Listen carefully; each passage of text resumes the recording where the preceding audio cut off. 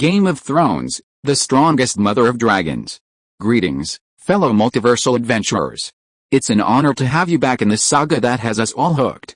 Official channel statement: this story is 100% epic fiction. So please don't attempt real magic, the results aren't guaranteed and insurance won't cover it. The rights to this masterpiece belong entirely to its brilliant original author. We are just a barge sharing it with you. Do you want to keep being part of this amazing community? Join our ninja army of subscribers on YouTube and give this content a like. And for true fans, our Patreon has exclusive ninjutsu waiting for you. Chapter 1. Oh my god, I've become the pregnant dragon mother. Good heavens, how did I, a perfectly healthy young woman, become a pregnant woman, the mother of dragons with a huge belly? A 26-year-old surgical medical school graduate woke up to find herself transmigrated into the body of a 14-year-old pregnant girl, Daenerys Targaryen. Her previous identity and name were irrelevant now. She had become the Queen of the Andals, the Rhoynar, and the First Men, Queen of the Seven Kingdoms, Protector of the Realm, Khaleesi of the Great Grass Sea, the Breaker of Chains Shackles, Queen of Meereen, Princess of Dragonstone, the Unburned, Mother of Dragons, Misa, the Silver-Haired Queen. Well, at this point, she had only two titles, Stormborn and Khaleesi of Drogo. Mother of Dragons was still a long way off. The most pressing issue was how to survive after Khal Drogo's death. Drogo was already terminally ill and afflicted with dark magic. Even a novice surgeon like Byant wouldn't be able to help him. Daenerys, now with a new soul, patted her heavy belly, clearing her mind of distractions, and began to focus on the environment of her new world. The golden sun scorched the earth like a furnace. Before her lay a patchwork of uneven, haphazardly planned fields, rye with stalks half green and half yellow, its thick, long ears beginning to fill with grain, low-lying, drooping soybeans, and interspersed vegetable patches of fruits and vegetables. A silver-maned mare walked by, occasionally letting out a crisp cracking sound of bean pods being crushed.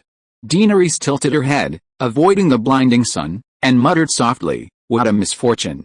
It's harvest time, and we have to run into these Dothraki."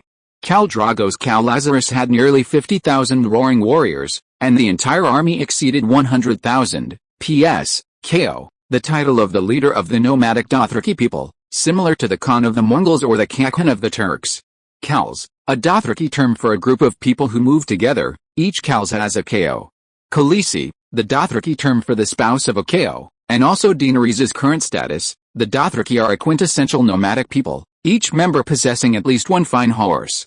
100,000 members represent over 100,000 horses traversing this land. The low, rumbling hoofbeats seem to loudly proclaim, this year, the land of the Laser people will suffer a complete crop failure. In fact, the Laser people, scornfully called sheep people, hadn't even considered their own harvest. Before the strongest horse king of the steppe, the Khals, their minds were already gripped by the fear of death. Turning her head, Daenerys saw for the umpteenth time a dilapidated farmhouse. The inhabitants watched them uneasily from behind the mud brick walls, their almond-shaped eyes, like the Dothrakis, flashing with immense fear and hidden, deep hatred. Located in the southern part of the Dothraki steppe, on the south bank of the Laser River, lived a small, weak tribe. They bore some resemblance to Daenerys' current people, bronze skin, almond-shaped eyes, but compared to the tall, sturdy Dothraki, the agricultural Laser were shorter, with flatter faces, and a gentler, more timid nature. Clop clop clop, the sound of hooves came from behind.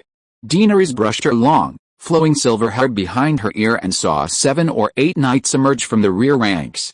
The centaur knights resembled Jurchen warriors from ancient China, with thick, long, dark braids. However, the Dothraki didn't have crescent moons on their foreheads, and their braids were adorned with a string of bells symbolizing victory, jingling crisply with each leap of their horses.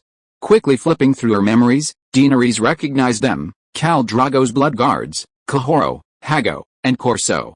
The remaining few were like Liko, Jakik, and Bonnik, all under Drogo's command, blood guards, Khal's personal guards, companions, and brothers, of my blood. They share everything with him except his horse, including his wife. Well, in the Dothraki, a wife is less than a horse. Fortunately, Drogo had no intention of sharing his wife, and Daenerys escaped unscathed. Chief of the Khars. A large nomadic group is called a Khals, and a Khals is often composed of many smaller groups called Khals. The leader of a Khar is Khal's second in command. They ignored Daenerys and approached Drogo. Jacket pointed to Mudbrick Manor and asked first, Khal, there's a tribe of foemen gathered around. Shouldn't we go and take them down? They had come to ask Drogo to participate in the hunt. The Dothraki are nomadic people, lacking industry, handicrafts, and manufacturing. Everything they need is obtained through plunder. Over countless generations, they have developed the most savage and ruthless genes for plunder. Drogo's head was spinning, his consciousness almost fading. He raised his head, struggling to recognize the person before him. His cracked lips parted, and his voice was barely audible. Yes, I. Daenerys felt a bitter pang. According to the plot, this cheap husband was dying, and she was about to become a widow after just transmigrating. It wasn't that she was attached to this newly met husband, the problem was that the Dothraki system was too absurd. The Dothraki Khal was not inherited through bloodline, the strongest warrior in the tribe became Khal, and the process of vying for the Khal was often incredibly bloody. After the Khal's death, Khaleesi had to go to the Dothraki capital to become a sorceress. As for Khaleesi's unborn child, survival under the new Khal would be difficult. Can't you see Khal is sick? Daenerys patted her horse's belly, quickened her pace, ignoring the cold stares of the blood guards in Casco, and shouted, these are just small villages around, nothing of value, not worth attacking. At least, Khal doesn't need to personally intervene. The tall and imposing Hago looked cruelly at Daenerys. Khaleesi, you have no right to speak here. Crack. Daenerys raised her hand and lashed out with her whip, the tip of the whip cutting through the air with a crisp, loud sound, but her bulky body made her movements too slow, and Hago leaned back on his horse, easily dodging the whip. You dare hit me? With a whoosh, Hago drew his arak scimitar from his waist, his eyes bloodshot as he stared at Daenerys. Daenerys merely sneered, meeting his gaze without the slightest fear, and spoke in the Dothraki language she inherited from her predecessor. I am Khaleesi of Khal Drogo, from the noble Targaryen family. Do you dare draw your sword against me? She wasn't recklessly bold. Through a brief reading of her predecessor's memories, Daenerys discovered that the Dothraki responded to force, not gentleness. The more forceful and ruthless you were, the more they would treat you as a human being. Indeed, cowards and weak peoples were not considered human in the eyes of the centaurs. For example, Daenerys' brother, Viserys, and the Rezzer, who were wantonly plundered, were called goatmen. Of course, being forceful wasn't reckless. As a blood-sworn guard of Drogo, Hago would never harm Khaleesi, who was pregnant with Drogo's child, in front of Drogo. Moreover, Daenerys wasn't alone. Sure enough, within moments, her guards arrived on horseback. Jorah Mormont, the Great Bear, skillfully maneuvered his horse, arriving before Daenerys in a few strides. He drew his sword and sternly surveyed Hago and the others. Behind Daenerys, her caste followers also drew their bows, arrows nocked, and pointed them at Hago expressionlessly. Drogo possessed the entire caste, a caste composed of numerous caste tribes. Fortunately, the Khaleesi also had their own caste. Daenerys was a Khaleesi, and thus a caste. Well, her caste was small, only a couple hundred people, mainly responsible for her safety and attending to her daily needs. Khal, with his graying hair and face crisscrossed with hideous scars, coldly glanced at Daenerys and said, "Put away your weapons. Hago, you will fight for the blood of my blood. Remember, you must reap the most heads." Drogo was 30 years old, Hago and Kosa were close in age, only Khal was the oldest, though despite his youthful physique, he was actually over 50. When Drogo was young, his father's enemies kidnapped him, and Khal risked his life to rescue the young stallion. In a sense, Khal was practically a father figure to Drogo. Drogo's own caste was managed by Khal. This meant Khal was also a Korok. Therefore, he held the highest position and prestige among the Blood Guard. Hearing Khajo's words, Hago blushed, spat angrily on the ground, turned his horse, and trotted away. Khal and the other Koroks glanced at Daenerys with wolf-like eyes and followed suit. Only after the neighing of war horses faded into the distance did Khal say calmly, "As the leader of the caste, Khal Drogo must lead the charge against the enemy and be the first to scale the walls of the foul. This is his duty and his honor." Daenerys was grateful. She understood that old Khal was explaining something to her. Of Drogo's 3 blood-sworn guards, only he was kind to Daenerys, or rather, only he treated her as Drogo's wife. The other Dothraki merely saw her as a noble breeding tool that Drogo had purchased from Illyrio. The Dragonstone Princess, the Stormborn Targaryen, these meant nothing to the centaurs. Daenerys forced a stiff smile and said, "I'm worried about Khal's condition." Khal raised his hand to interrupt her, You should be worried about the Khals starting their raids without Khal's permission. Although your worries are useless. Daenerys watched him ride away bitterly. Soon, the shouts of warriors and the cries of foemen, mingled with the stench of blood and fire, reached Daenerys' ears. Standing on a hill, the lush wild grass brushed against her horsehair gaiters, tickling her soft skin like a baby's lick. Turning around, she could see plumes of smoke rising from the nearby laser estates, like fingers piercing the sky. Daenerys, cradling her large belly, closed her eyes sadly, trying to suppress the thought of how many pregnant women like herself would be slaughtered today, and how many children and women would be enslaved by Drogo's Khals. This is a cruel world, she murmured. Daenerys' little Khals were bustling about. Some were leveling the soil on the hills to make way for stakes and tents, while others stood on wagons, unloading large chests containing Drogo and Daenerys' blankets and belongings. The Khals' camp was located in the heart of Khals, centered on the hills Daenerys had chosen. Yurts, like mushrooms after rain, quickly filled the fields. The centaurs preferred tents to earthen houses. The scene of over 100,000 people working together was vibrant, giving Daenerys, who had been depressed since arriving in this strange world, a glimmer of hope. Sir Jorah, come with me on a journey. Jorah Mormont, nicknamed the Great Bear, is a man from the north of Westeros, originally the Earl of Bear Island, son of Lord Bear, Lord Commander of the Night's Watch, and uncle of Lorry Bear Island in Game of Thrones. For selling slaves, he was to be beheaded by Eddard Stark, the Warden of the North, and fled to Essos across the Channel. When Daenerys married Drogo, he swore allegiance to Viserys. After Drogo crowned Viserys with molten gold, the Great Bear became Daenerys' sworn knight. When he first joined Drogo's forces, the Great Bear was dressed in standard Westeros knighthood, woolen sweater, woolen trousers, undershirt, leather armor, and plate armor. After nearly a year living on the Great Plains, he began to adapt to centaur attire, leather sandals, main leggings, a Dothraki sleeveless painted leather vest, and a bronze medallion belt. Kalish, aren't you going to check on Drogo's injuries? Jorah and Daenerys' mare walked side by side, followed by 4 young Dothraki knights. More than a dozen hairless people are surrounding him, it's too crowded. Wait until they leave, then you can come with me to check on him again. There were 2 types of people in Khaleesi who specialized in medicine, infertile women and slave eunuchs. Herbalists healed wounds with potions and spells, while eunuchs used sharp knives, needles, thread, and fire. They were collectively known as hairless people among the centaurs. Between the tents that almost covered the earth, slaves and women huddled together firewood, the mournful cries of slaughtered livestock filled the air. People drew water from wells and rivers with buckets, others took out whetstones to carefully sharpen the scimitars of warriors after battle. Long-haired Dothraki warriors gave orders, and barefoot children ran and played among the crowd. The stench of sweat, horse manure, and blood, mixed with the aroma of roasting meat, tormented Daenerys' nose. Passing a yurt, in a clearing where firewood was being piled, a large group of knights were laughing and joking around a dozen naked women, engaging in wanton acts. Even with Daenerys on her silver horse, they made no attempt to conceal themselves. Drogo's cars weren't just home to brown-skinned Dothraki. Besides warriors, there were many more slaves serving them. There were white people like Daenerys, milkmen even whiter than white people, red-skinned eunuchs, black people from the Summer Isles, and the assassins of the Shadowlands, all with dark skin. With her limited memory, Daenerys could hardly distinguish their races. Even the Dothraki weren't all the same. Centaurs roamed the continent of Essos, enslaving many different races. Lacking a concept of marriage and prone to indiscriminate sexual activity driven by desire, their racial bloodlines were already mixed. The only thing they all shared was almond-shaped eyes. Kalish, something seems to have happened to you? Jorah had sensed something was off about Daenerys since the afternoon.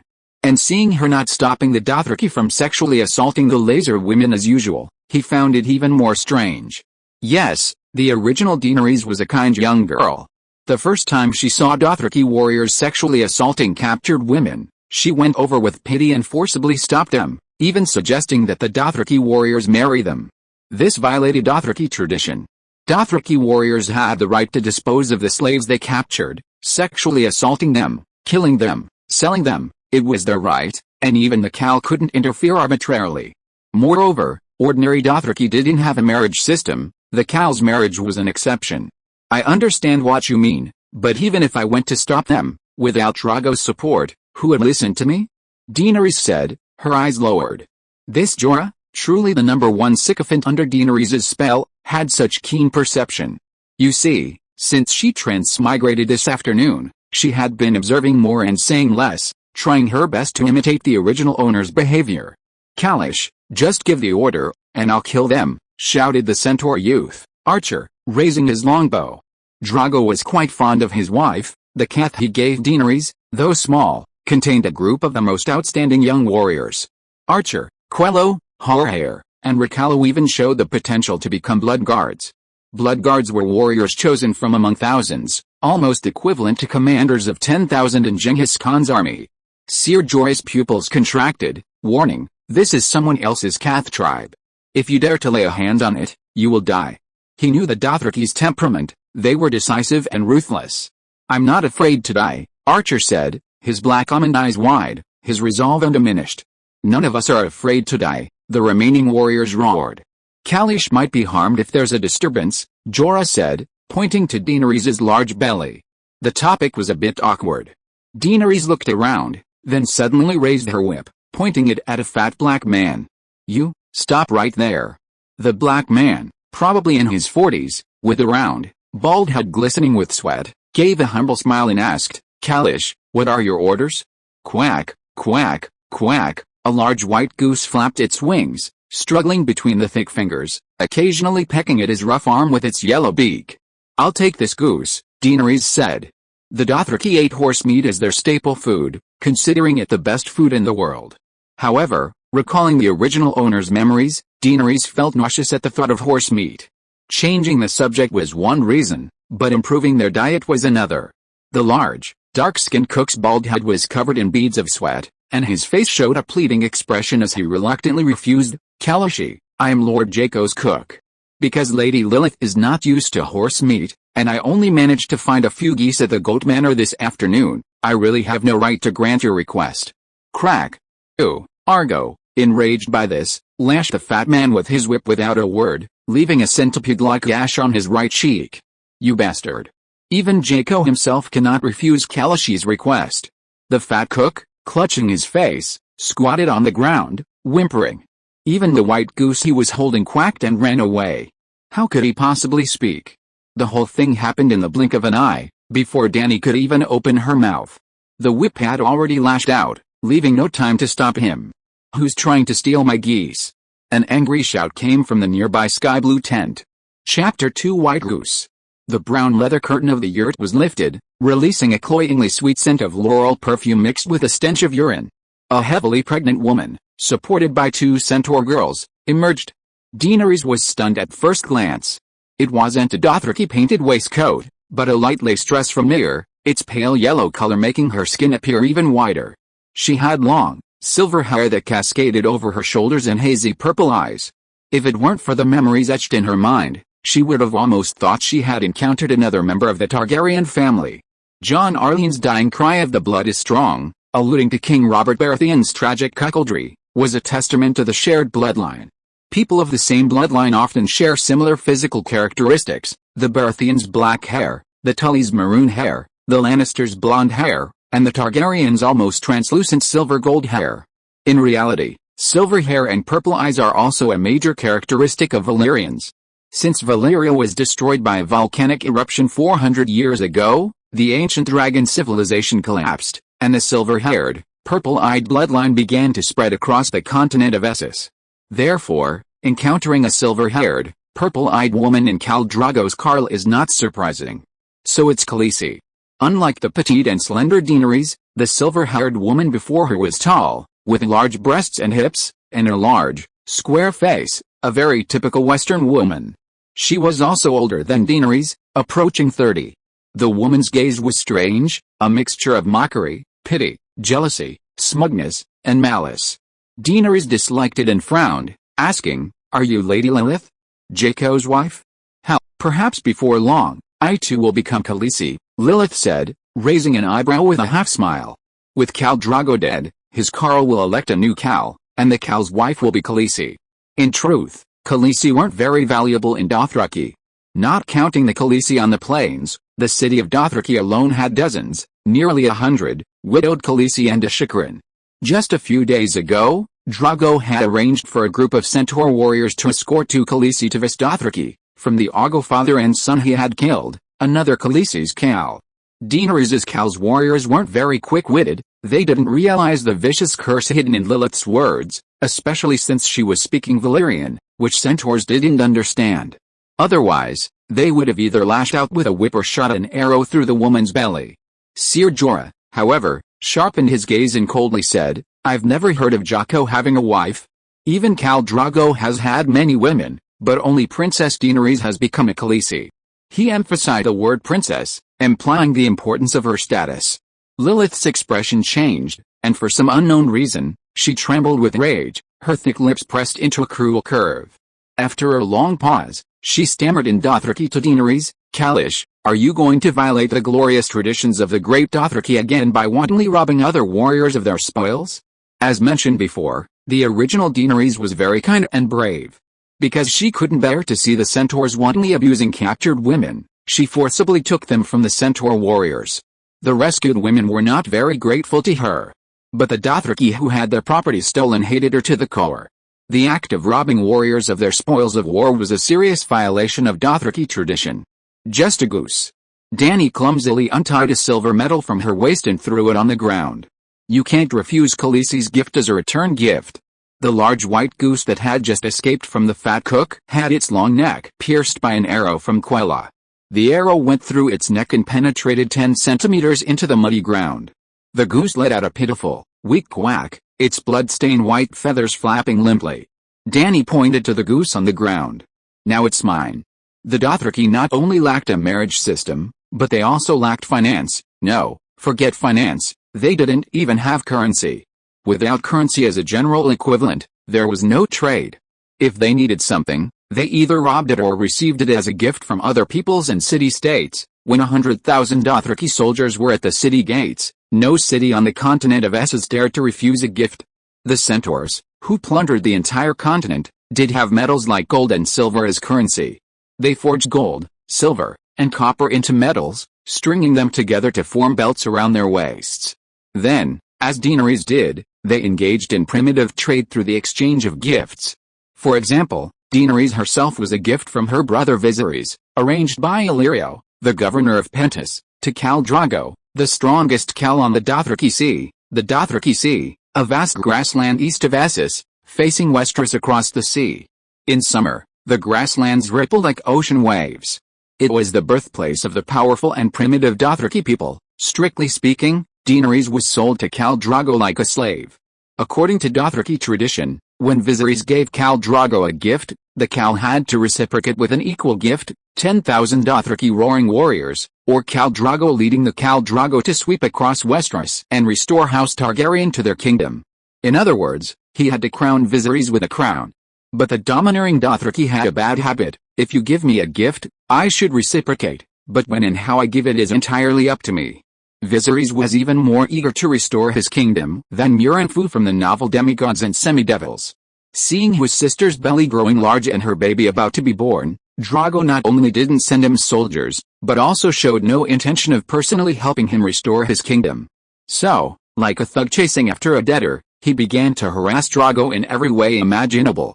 He threw paint on him, robbed and sold his property, made harassing phone calls, threatened the safety of his family, stood at his doorstep shouting insults, and even beat him. Of course, there's no paint or telephone in the world of A Song of Ice and Fire, but Viserys imitated almost every one of these behaviors in a similar way. He assaulted and verbally abused Drogo's wife, his own sister, publicly accusing Drogo of betrayal and taking advantage of her. Drogo didn't speak Dothraki and used the common language of Westeros, which Drogo couldn't understand. The others, out of respect for Daenerys' status, didn't translate for him. Leaving aside the petty matter of stealing dragon eggs to sell, Daenerys, upon hearing of this, even planned to give him her 3 dragon eggs. Even more outrageous, Viserys brought weapons into Dothraki Place resembling the Hall of the White Tiger, where Drogo was dining with several Khals. In front of countless people, he pointed his sword at Daenerys' pregnant belly and threatened Drogo, "If you don't help me restore my kingdom, I'll kill your wife and son." Unfortunately, Viserys possessed the ruthlessness of a lone shark, but lacked the background and gang power of one. Drogo, far from being a timid, ordinary deadbeat, In fact, Drogo didn't intend to be one. It was simply Dothraki custom to nomadize the Dothraki Sea with the changing seasons, returning annually to Dothraki City to consult a Drashikaran, similar to a priest or sage, for the coming year's fortune. Viserys' fate was tragic. Drogo's belt, strung with gold medals, was directly melted down in an iron pot. Want a crown? He got molten gold poured over his head, nearly burning his skull, a truly miserable sight. That's how absurd and cruel the Dothraki's gift trade was. Therefore, faced with Khaleesi's silver medal, Lilith couldn't refuse. The white goose went to Daenerys. Before leaving Jaqo's territory, Daenerys reined in her mare, put her right hand on her hip, and turned to Lilith, who was gritting her teeth, saying, "You've been in Khal's land of Drogo for quite some time now, haven't you? Since we're talking about tradition, you should understand that there's never a Khaleesi in Dothraki who can't ride a horse. Even if she's pregnant." With that, she hopped off on her silver pony. Every Dothraki has a horse and must know how to ride. Daenerys, as Drogo's Khaleesi, didn't learn the language of the Dothraki first. She adapted to life on horseback. The vast land of Khal certainly had carriages, but they weren't for ordinary people, much less for the noble. In Dothraki, only eunuchs, the disabled, pregnant women, and the elderly and children rode in carriages. Daenerys was almost 10 months pregnant, yet she still rode. Drogo's wound was infected, and he was under a dark spell, his consciousness blurred, yet he still rode on instinct. The higher one's status, the less one could leave the horse. When Daenerys first saw the Dothraki Sea, she was captivated by the vast, wave-like plains and ordered her Cath tribe to rest. Viserys, however, couldn't bear being ordered around. As Daenerys' dependent, his registration was nominally under her Cath tribe, and thus awakened the wrath of the sleeping dragon, intending to vent his anger by whipping his sister, just as he had done many times before over the past decade. P.S. Wrath of the sleeping dragon. Viserys considers himself a true dragon and often uses this term when angry. A beggar prince of a fallen dynasty, he can only vent his anger on his young sister. Daenerys has long served as Viserys' punching bag and stress reliever. Although Daenerys was sold to Drogo like merchandise, she immediately gained control of her own Cath tribe after marriage. How could Drogo and his people allow Khaleesi to be beaten? On that occasion, Viserys was stripped of his riding rights by Daenerys. Seeing him walk back to Khaleesi, the Dothraki sarcastically nicknamed him Remarkeo, the king of sour legs. The next day, Khal Drogo suggested Viserys ride in a carriage, and the guy happily agreed, thinking Drogo was apologizing for Daenerys' rudeness. Then Viserys received his second insulting nickname, Khal Lagat, meaning carriage king. This shows how much discrimination one faces in Khal's lair for not being able to ride a horse. Looking at the silver medal lying in the mud, and then at Daenerys triumphantly riding away, Lilith almost bit her thick lips until they bled. "Prepare a horse for me before Khal's lair breaks camp tomorrow, a silver mare like that bitches," she roared, shouting to the female slave beside her. "One update the day before signing the contract. I'll also collect some drafts. 2 updates guaranteed after signing. It's too short, you can add it to your favorites first. Thank you for your support." Chapter 3 Wild Dogs. Beyond the camp of Jaqo'cus, Daenerys, accompanied by Jorah and 5 knights, arrived at the outskirts of Khaleesi. A group of women dressed in Dothraki painted vests were weaving straw mats. Their rough, cracked fingers were remarkably nimble. They plucked the top ears of wheat from a stalk, tossed them into a winnowing basket, and then, as if knitting a sweater, wove the remaining half-green, half-yellow stalks into long mats. Dothraki yurts were mostly constructed of straw mats, even cloth for clothing was scarce. They wore leather vests and overcoats, and most of the horsemen didn't even have cloth for tents. Upon Khaleesi's arrival, the women and the children beside her remained expressionless, offering neither a respectful greeting nor a venomous glance. "These are all slaves captured from Khaleesi," Jorah whispered. The Dothraki ecological environment was extremely harsh. About a month ago, in Vistathrak, the city of the Horse Kings, when the elderly Dashikrin prophesied that Daenerys would give birth to the horse that rides the world, Khal was drinking and playing with Drogo in a tent, like the closest of brothers. About 9 days ago, thousands of miles from Vistathrak, on the banks of the Laser River, the two met again. At that time, Khal was leading his Khals to besiege the Laser town, and Khal Drogo happened to be passing by. Without hesitation, Drogo led his roaring warriors to join the battle immediately. Not to help Og in the siege, but to take advantage of Og's preoccupation with the attack and strike at the rear of his army. After sweeping through Og's tribe, Drogo then conquered the crumbling town of Lazer.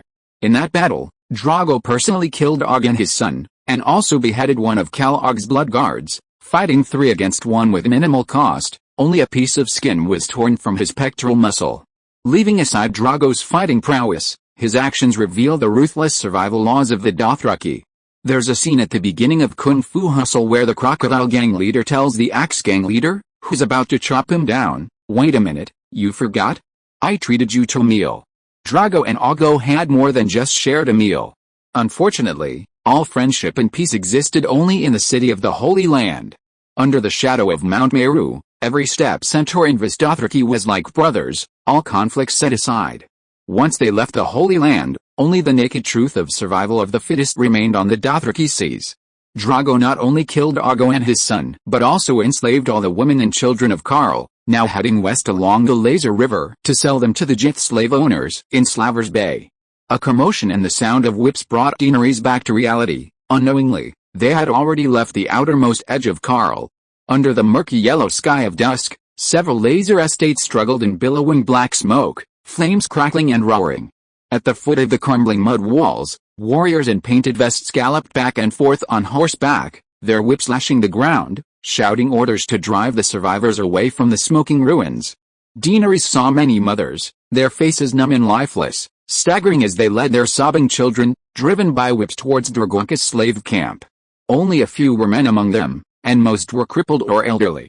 Almost all the adult men were dead.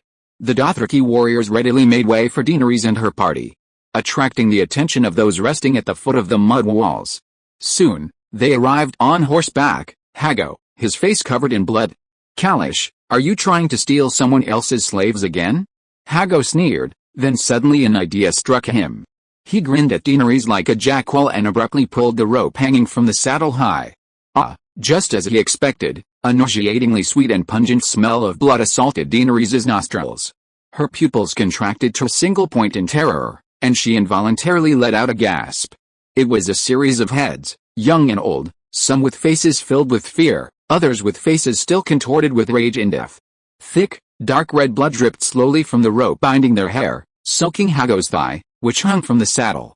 Some heads were cleanly severed in two, while others had jagged necks, as if they had been chopped off several times. Daenerys even saw one head, its neck a blood-stained mess, with a section of white spine hanging from it. Had Hago, with a blade bent, forcibly pulled the half-severed head from its shoulder? Their eyes were wide open, their mouths agape, and Daenerys seemed to hear cries of accusation and curses. Seeing such a cruel scene for the first time, Daenerys was unsurprisingly terrified, almost to the point of madness. Good heavens, just this morning she was in the sunny medical school square, receiving her Master of Surgery degree. Ser Jorah quickly rode to Daenerys' side, supporting her to prevent her from falling, helping her catch her breath, and pouring water into her mouth. Daenerys, like a ragdoll, endured Jorah and Aegon's antics for a while before finally recovering and regaining her senses.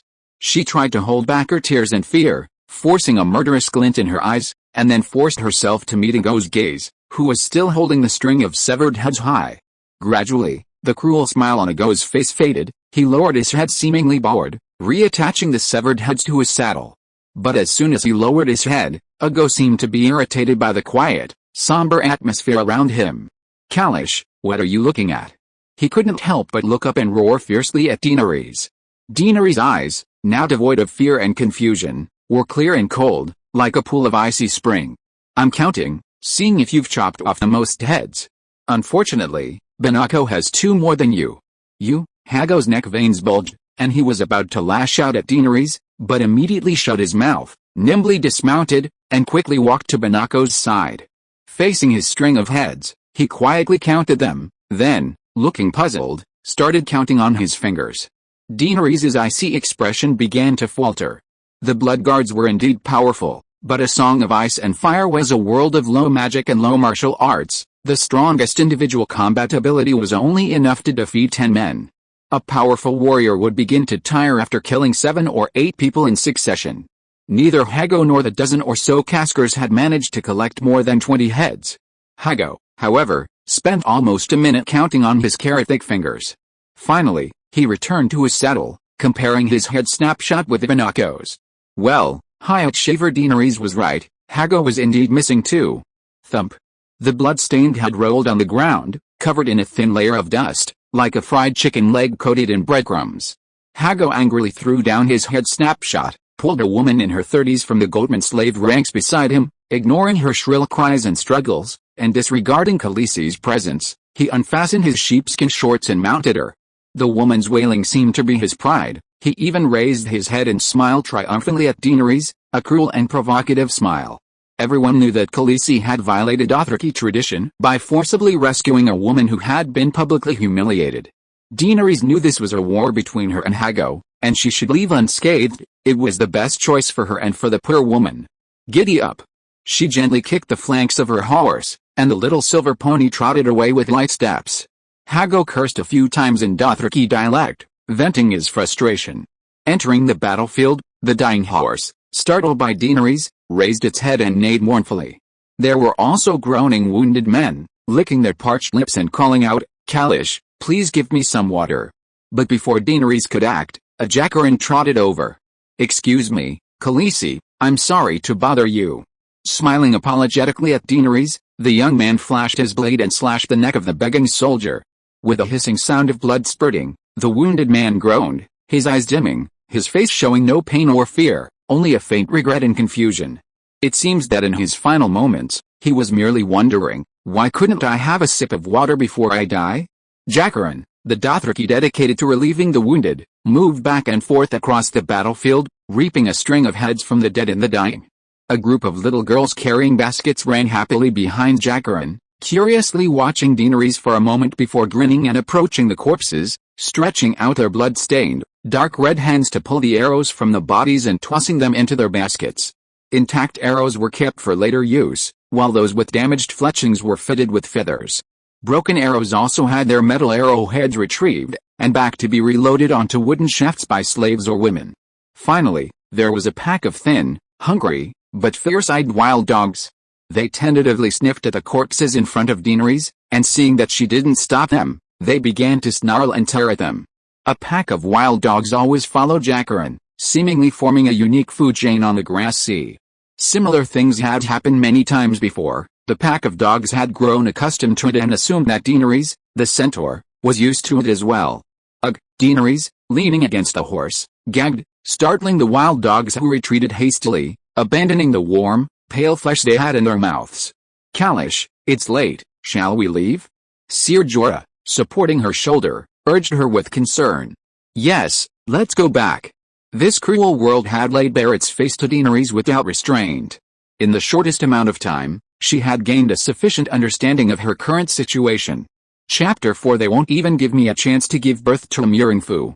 When Daenerys returned to her tent, the hairless man who had healed Drogo was still there. Several women with goosebumps and terrifying appearances, their withered, root-like legs spread wide, their disheveled, graying hair swaying with a ritual dance. Their gaping mouths, riddled with missing teeth, sang ancient Dothraki songs, their voices shrill and piercing. They sang and danced around the naked man on the bed, the flames of the campfire beside them leaping 2 meters high in orange flames to the rhythm of the songs, sometimes almost dying down, leaving only the flickering embers. Daenerys felt a chill run down her spine, her legs frozen like steel pillars at the doorway, unable to move an inch. "It's just a Dothraki witch doctor's dance, nothing serious," she told herself. "You're the mother of dragons, it's just flickering flames, maybe it's the wind."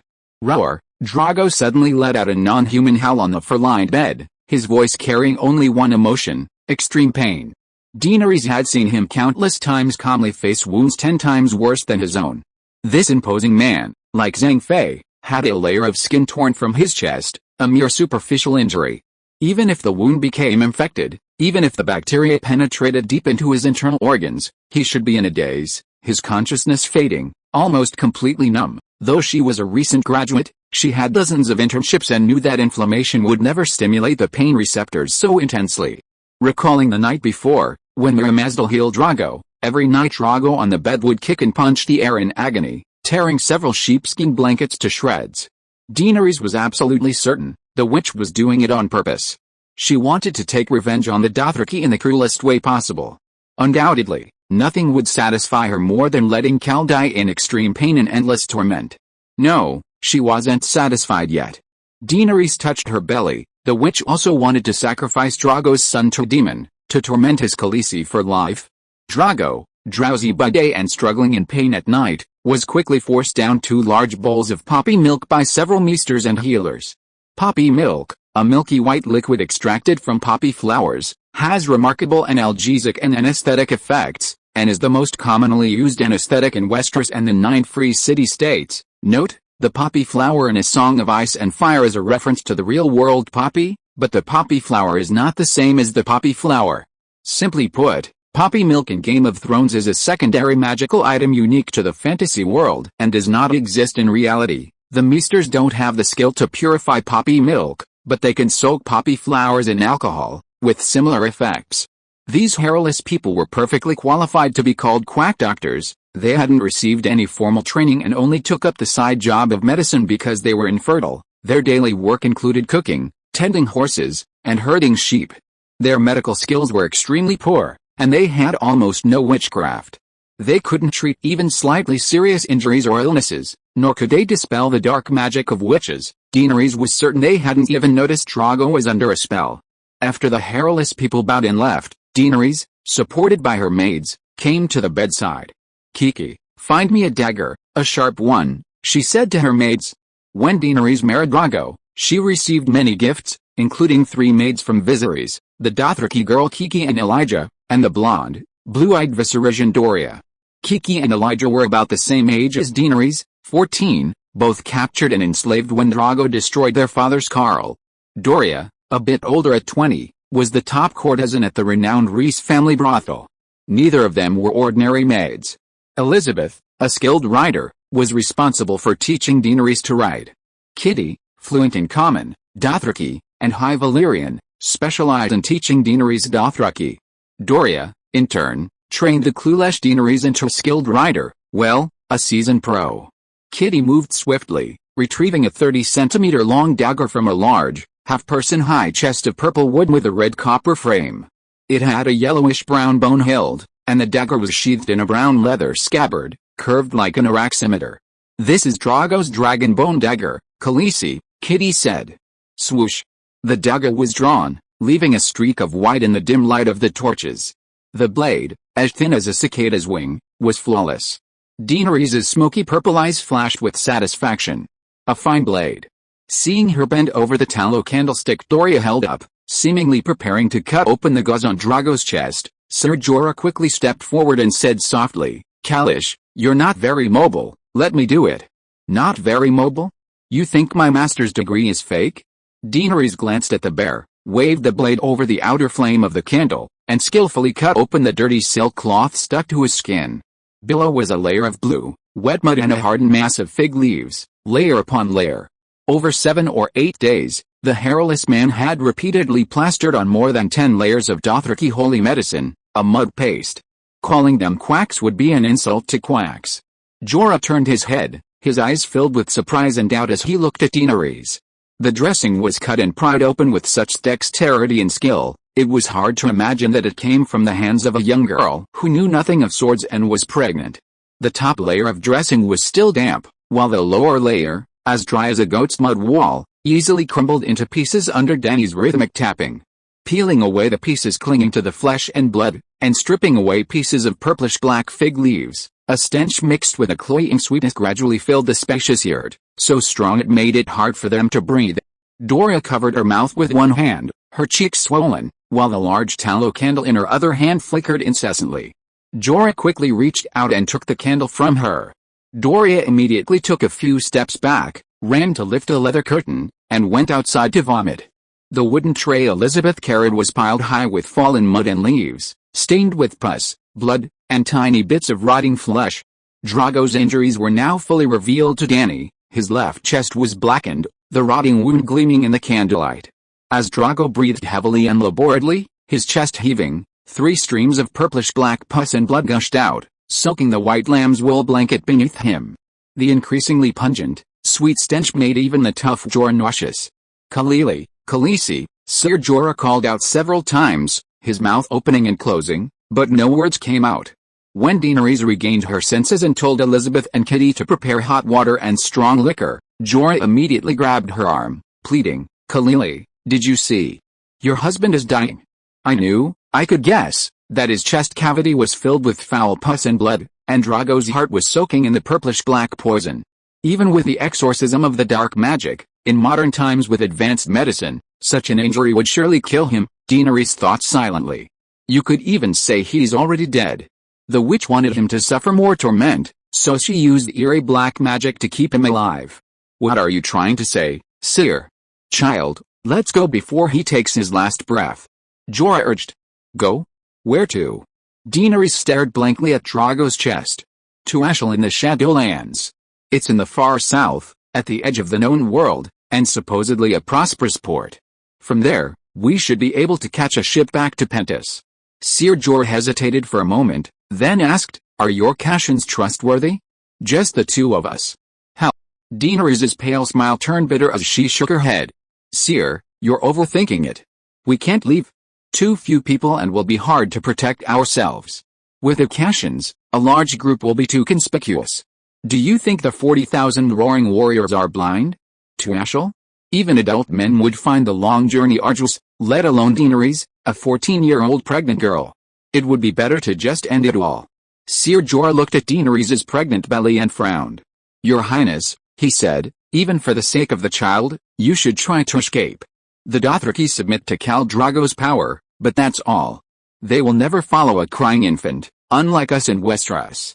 Once Drogo is dead, Jaqo, Bono, and a dozen other Khal will immediately begin vying for the Khal's throne. Drogo's Khal will crumble, fighting amongst themselves until a final victory emerges." "And then?" Daenerys asked blankly. Ser Jorah hesitated, his heart aching, and whispered, "The new Khal will not spare his opponents. Your child will be taken away as soon as he is born, fed to the dogs, just as Drogo did to Algo and his son." This Daenerys was stronger than Jorah had imagined. Aside from her paler face, she hadn't succumbed to hysterical despair. If I have about a week, about 7 days left until my due date, if Drogo dies before that, and my child isn't born yet, will they let me leave?" Daenerys hesitated. "I am a Khaleesi, and according to Dothraki tradition, no one can harm a widowed Khaleesi. At most." Daenerys gritted her teeth, managing to say the last sentence with difficulty, "At most, they can send me back to Vestarasco, to become one of the Dashikrin." Ser Jorah's expression changed drastically, and he said incredulously, "Do you really want to die immortal in Dothraki?" Then, he shook his head painfully. "It's no use. Haven't you noticed that the Dashikrin in Dothraki have no children? In all these years, hasn't a single Khaleesi lost her Khal while pregnant, like you? Just a baby who has lost its tribe."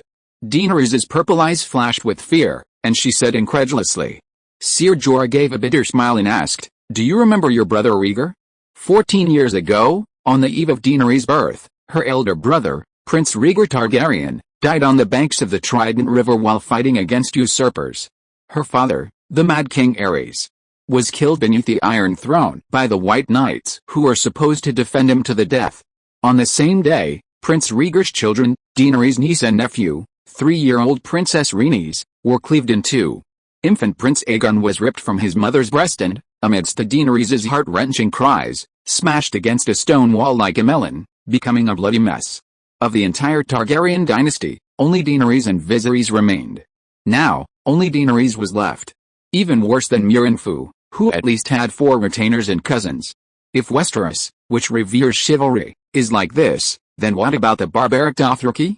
Jorah paused before continuing, "And another thing, at the foot of Mount Santa, Dashikrin prophesied that your child would become a steed that rides the world, and his future achievements would be enough to terrify any enemy. No one would risk letting you leave if he grew up and returned to seek revenge." Chapter 5. Have you ever roasted yourselves? The Song of Ice and Fire contains many prophecies, over 90% of which have come true, including the Dothraki old woman's prophecy to Daenerys, her children would ride the finest horses of the world. This fine horse didn't actually foretell she would give birth to a horse. The Dothraki held a unique affection and reverence for horses. They drank mare's milk at birth, ate horse meat and drank mare's milk wine as adults, rode spirited steeds in life, and even killed their best horses to be buried with them. The fine horse was a Dothraki metaphor for a strong boy. Unfortunately, the prophecy was misunderstood. Daenerys didn't give birth to a child, or rather, her children weren't boys, but 3 dragons. Dragons, the pinnacle of power in the world, are indeed riding the finest horses of the world. Having watched the hit series Game of Thrones, the second Daenerys naturally understood the old woman's prophecy better than Jorah Mormont, and better than anyone else at the time. But she couldn't say this to anyone, nor dared she. Saying it might mean losing the previously inconspicuous dragon egg, or even her own life. Even a fool knows that dragons are far more dangerous than any powerful Khal. Damn it, with such an accurate prophecy, how come they didn't know how to prevent black magic? The witches of Malfoy City are too unbalanced. Okay, Drogo's death was a relief for the second generation, but the problem was, her timing was terrible. If Daenerys had quickly erased the dark thoughts from her mind, now that she was here and knew the witch's wicked schemes, she would never have allowed the child to miscarry, much less sacrifice it to the devil. Losing the baby might save Khaleesi's life, and the child wasn't hers anymore. She was determined to protect this child. Daenerys made her decision, once again rejecting Jorah's plan to elope with her. Going with him would be a dead end. They'd probably never even leave the plains. When Elizabeth brought hot water and red wine, Dany tried to clean Drogo's wounds with the wine, but it was almost useless. Dark purple pus and blood kept flowing as she cleaned. After half an hour of this, Dany had no choice but to boil silk in poppy milk and then wrap it tightly around Drogo's chest several times. It wouldn't cure the wound, but it would numb it and ease his pain. She instructed Elizabeth to clean Drogo's body with cotton cloth, and then directed Doria to move out a box. It was a cedarwood box, 30 centimeters wide, 1 meter high, and decorated with bronze. Doria, make my bed here, Dany said, pointing to the campfire in the center of the yurt. Kale's yurt was very large, about 200 square meters, with an open roof in the center and a fireplace made of iron plates on the ground below, where a roaring fire brought warmth to the cool night. Won't it be too hot to be so close? Doria hesitated. I'm not afraid of the heat. This was the truth.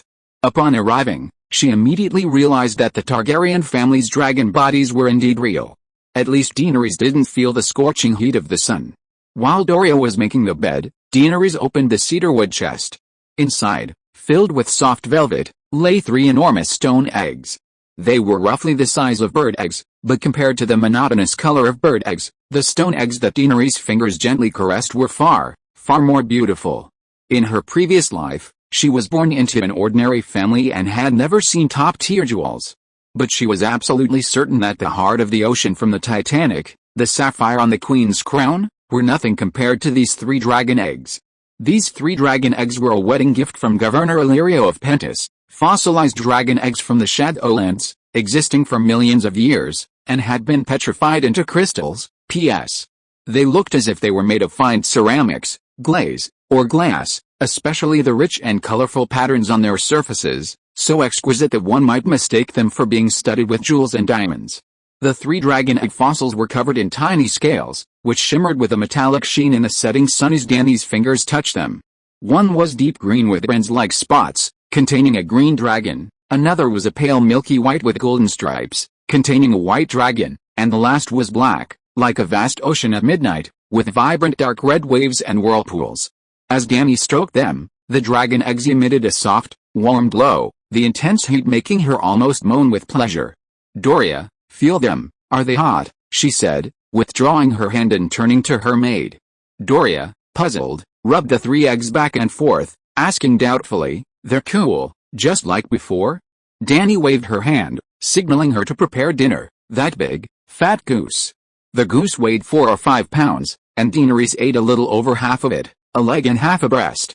The goose meat was stewed with turnips and apples, and surprisingly, it was delicious. Daenerys dipped black bread in the broth and unknowingly ate almost 3 pounds of food. This little girl's constitution is unbelievably good, she's so resilient and hardy. Could it be because of her dragon bloodline? Hiccup, Doria, give the rest of the goose meat to Ser Jorah. Elizabeth, Kitty, help me wash up, Daenerys said wearily, letting out a burp. Elizabeth and Kitty were Dothraki and preferred roasted horse meat. Doria had a small appetite and was full after just half a bowl of soup. Ser Jorah, however, like Daenerys, was a foreigner and didn't like the food of the Dothraki. After bathing and watching Elizabeth feed the sleeping Drogo a large bag of thick mare's milk, Daenerys prepared to sleep. The silent, empty tent housed only 3 people. Not far away, Drogo, his pain receptors stimulated by dark magic, twitched intermittently, emitting soft, hoarse groans. Daenerys slept on the side of her bed closest to the campfire, sharing a bed with Elizabeth outside. Each night, the 3 handmaids took turns sleeping with her to tend to her needs. The centaur girl was remarkably carefree. Even with her Cadhon nearly dead, she simply covered herself with a feather blanket and drifted off to sleep. Daenerys lay naked, pressing 3 dragon eggs tightly against her skin, seemingly drawing energy from the force and life itself. This was not an illusion. The dragon eggs truly possessed healing properties. Daenerys was a princess of a fallen kingdom. Months before her birth, her father and brother's thrones were usurped by Robert Baratheon. Had it not been for a loyal old knight who led her and Viserys to Bravos, she would likely have suffered the same fate as her nephew, smashing against a wall, shattering into a pool of red and white flesh. Before the age of 5, under the care of an old knight, she enjoyed a few years of comfortable life as a commoner. After the old knight died, her younger brother and young Daenerys began their wanderings through the 9 Commonwealth. From age 5 to 13, to evade assassins of the usurper, they traveled tens of thousands of miles, no exaggeration, tens of thousands of miles. The 2 silver-haired Targaryens could be seen in the narrow streets and alleys of several city-states on the western continent of Essos. Initially, the governors, high lords, and wealthy merchants who ruled the free trading cities were happy to welcome the Targaryen descendants. However, as Robert Baratheon's grip on the Iron Throne grew stronger, the doors that had been opened to them closed one by one, and the siblings' lives became increasingly difficult. Over the years, they pawned all their jewels and ornaments, even their mother's crown. The money they earned was quickly spent, and penniless, they became the laughingstock of those in the know. In the taverns and alleys of Pentos, people nicknamed Viserys the Beggar King. As for Daenerys, she was too cowardly and timid to even inquire about what others called her. Consequently, Daenerys, lacking food and clothing, suffered from stunted growth from a young age, growing like a bean sprout, flat-chested and lacking curves. Living in constant fear of Viserys' sleeping dragon's wrath, she also appeared timid and hunched over like a little old woman. If it weren't for the fact that she possessed the most beautiful bloodline in the world of A Song of Ice and Fire, even Drogo probably wouldn't have taken a liking to her. Viserys had initially worried that he wouldn't be able to sell his sister. Yes, every Targaryen is handsome or beautiful. Their family has a genetic inheritance of good looks and charisma. She didn't start menstruating until she was 13, and had never ridden a horse before, traveling long distances by horseback during the day. In the early stages, the harsh nomadic life almost became unbearable for her, and Daenerys seriously considered suicide as a way out. In the world of A Song of Ice and Fire, Daenerys is arguably the most tragic figure. Compared to her, the Starks are mere child's play. The loss of her father, mother, and brother, and the loss of her country, the North, that's bad enough? Daenerys has already endured much more. Putting aside national and personal grievances, her personal history is starving and difficult. She finally met Drogo, who truly cared for her, only to lose her lover, her protector, and her son within days. Her future is destined to be even more tragic. While the Starks have a chance to rise again, she continues her descent into an abyss, never ceasing. Who can be more miserable than me? Okay, I digress. On that day, Daenerys was physically and mentally wounded, on the verge of death, and almost committed suicide. What changed her physical and mental state was a dragon egg. Through a spiritual communion with the dragon within the egg during her sleep, her injuries healed overnight. From body to soul, she was rejuvenated, revitalized, and reborn. This is a fantasy world, with dragons and magic. Daenerys' bloodline was extraordinary. Little baby, give mommy strength, little dragon, give mommy strength, Daenerys murmured softly, holding the black dragon egg. She was speaking Chinese. Aside from the continuous waves of heat, the dragon egg showed no other abnormalities. Daenerys placed the egg beside her feather pillow, turning to the side, her eyes shifting as she watched the nearby flames. Having taken over someone else's body, I must do everything in my power to protect their child. To survive, I have to try. Gritting her teeth, Daenerys reached her hand towards the flickering flames. Back in modern times, she often saw videos on TikTok challenging the limits of grilling popsicles, grilling air, and so on. Today, she wanted to ask loudly, who among you has ever grilled yourself alive? Daenerys was going to grill human flesh, yes, her own flesh. P.S. Regarding the origin of Daenerys' eggs, because of George R.R. Martin's release of the A Song of Ice and Fire prequel, Blood and Fire, last year, many people believe that Alyssa, who can be considered a knockoff Arya, stole them from Daenerys Targaryen and sold them to Aquaman. Actually, to answer this question, understanding Martin's writing timeline is sufficient. In 1991, A Song of Ice and Fire, Game of Thrones was already completed. In 2018, because the sixth book, The Winds of the Cold, was repeatedly delayed, for 7 or 8 years in a row, he couldn't wrap up the previous installments, so he finally produced Blood and Fire. Personally, I feel the content is terrible and has little reading value. It's mainly a flat narrative. The core content has already appeared in A Song of Ice and Fire. The story's conflict and character development are far inferior to A Song of Ice and Fire. When George R.R. Martin first wrote A Song of Ice and Fire in 1991, he didn't expect his book to become such a massive hit. In fact, A Song of Ice and Fire only began to gain popularity after Game of Thrones became a sensation. The initial setting clearly stated in writing that the dragon eggs were fossils from millions of years ago. They definitely weren't from dragon eggs from 100 years ago, because at that time he hadn't even developed a detailed storyline for Princess Rhea.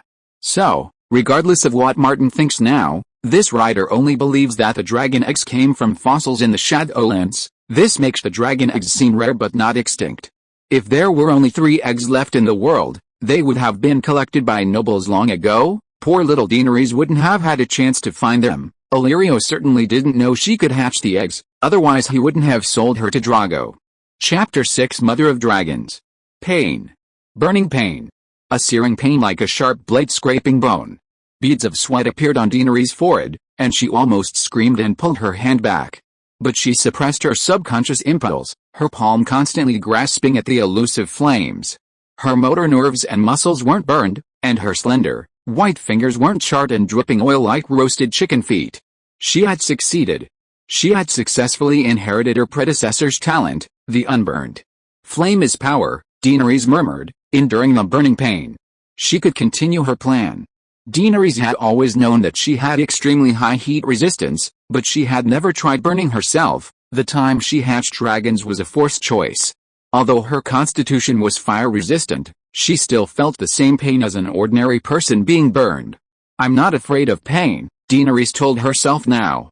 She buried her hands in the glowing embers of the charcoal, as if roasting sweet potatoes, muttering I'm not afraid of pain, hoping to hypnotize herself by counting sheep. Sweat soaked her hair, dripping onto the pillow and blanket. After a half night and a daze, she licked her parched lips, withdrew her charcoal-roasted jade hands, and nudged Elizabeth, who had rolled off the bed like a dead pig. The blanket was on the floor near the fire, and Elizabeth was too hot, unconsciously rolling away from the flames. Khaleesi? Elizabeth was a deep sleeper but also a quick awakener. She was a good candidate for a maid. Get me some water, Dany said hoarsely. Should we go to the river to fetch water? Elizabeth hesitated. Dany paused, then realized that the Mere people rarely stored water and drank raw water. Tea was practically non-existent. Never mind, just get me 2 bags of mare's milk. The Mere people rarely drank water, nomadic and without a fixed, safe water source. Drinking raw water was always a life-threatening adventure. If possible, they preferred to quench their thirst with milk and mare's milk wine. In the Middle Ages, European nobles, who hadn't yet tasted tea, often used low-proof wine to quench their thirst because tap water contained bacteria. For the Dothraki, mare's milk was no more valuable than safe tap water. P.S. For example, in Europe and America, supermarket milk is less expensive than bottled water. Daenerys gulped down nearly a liter of mare's milk, which had a strong horsey smell, and felt rejuvenated, extremely comfortable. Ellie, add a few more bundles of firewood, she said, lying on her pillow and pointing to the pile of firewood in the corner. Khaleesi, your hair is all sweaty, isn't it too hot? Ellie hesitated. It's all right, sweating makes me feel better, she waved her hand. Watching the flames begin to lick the tower-shaped pile of firewood, Daenerys was pleased and, in a moment of kindness, gave Ellie a blanket so she could find a comfortable place to lie down. Once Elizabeth was fast asleep, Daenerys simply lay down on the wool blanket, her 2 slender, white feet propped up on the wood pile. At first, the flames hissed as they burned her, but she soon drifted off to sleep. In her dream, Daenerys found herself in a strange place, surrounded by 4 pillars of fire, a sea of flames filling the sky. She wandered through it with a mixture of pain and joy. After an unknown amount of time, a dark shadow loomed over the sky above her. Looking up, she was stunned. A colossal dragon with black scales stared down at her with eyes as large as pools of lava. Its form was immense, its head like a mountain peak, its eyes the size of swimming pools, its wingspan blotting out the sun. Unlike her predecessor, who passively accepted the dragon dream, the former Daenerys would feel uneasy about dragon eggs. This Daenerys was more mature and purposeful. She held the dragon egg close to her skin, constantly roasting herself with flames, not only to train her tolerance to fire but also for a more important purpose, to achieve a spiritual connection with the dragon. She wanted to be, absolutely had to be, the dragon mother. Having transmigrated to this messed up world, she could barely survive without dragons. So, after only a moment of shock, she excitedly opened her arms as if to embrace them, shamelessly shouting, "Are you a black dragon? I'm your mother. Remember me, contact me every day, and give me any benefits I don't know about. By the way, where are your brothers? The white dragon and the green dragon, where are they?" Boom, the black dragon opened its mouth, wide enough to fit a carriage, and a torrent of crimson flames, thick with black smoke, shot out, completely engulfing Daenerys below. She felt her skin scorching black, chunks of necrotic flesh peeling away, the blood in her veins boiling and evaporating. But unlike the pain of being burned by firewood, there was no pain whatsoever. Instead, she felt a cleansing, a tempering sensation. She felt her body strong and resilient, as if reborn. At the same time, some information inexplicably appeared in her mind's eye regarding the Mother of Dragons' talents, roughly 3 points. 1. Unburned. Ordinary flames might cause varying degrees of burning pain, but flames are the Mother of Dragons' companions. They will not harm her body. 2. Dragon hatching. Imbuing dragon eggs with flames and spiritual energy, allowing fossilized dragon eggs that retain their soul essence, dead dragon eggs, and healthy dragon eggs to hatch into young dragons. 3.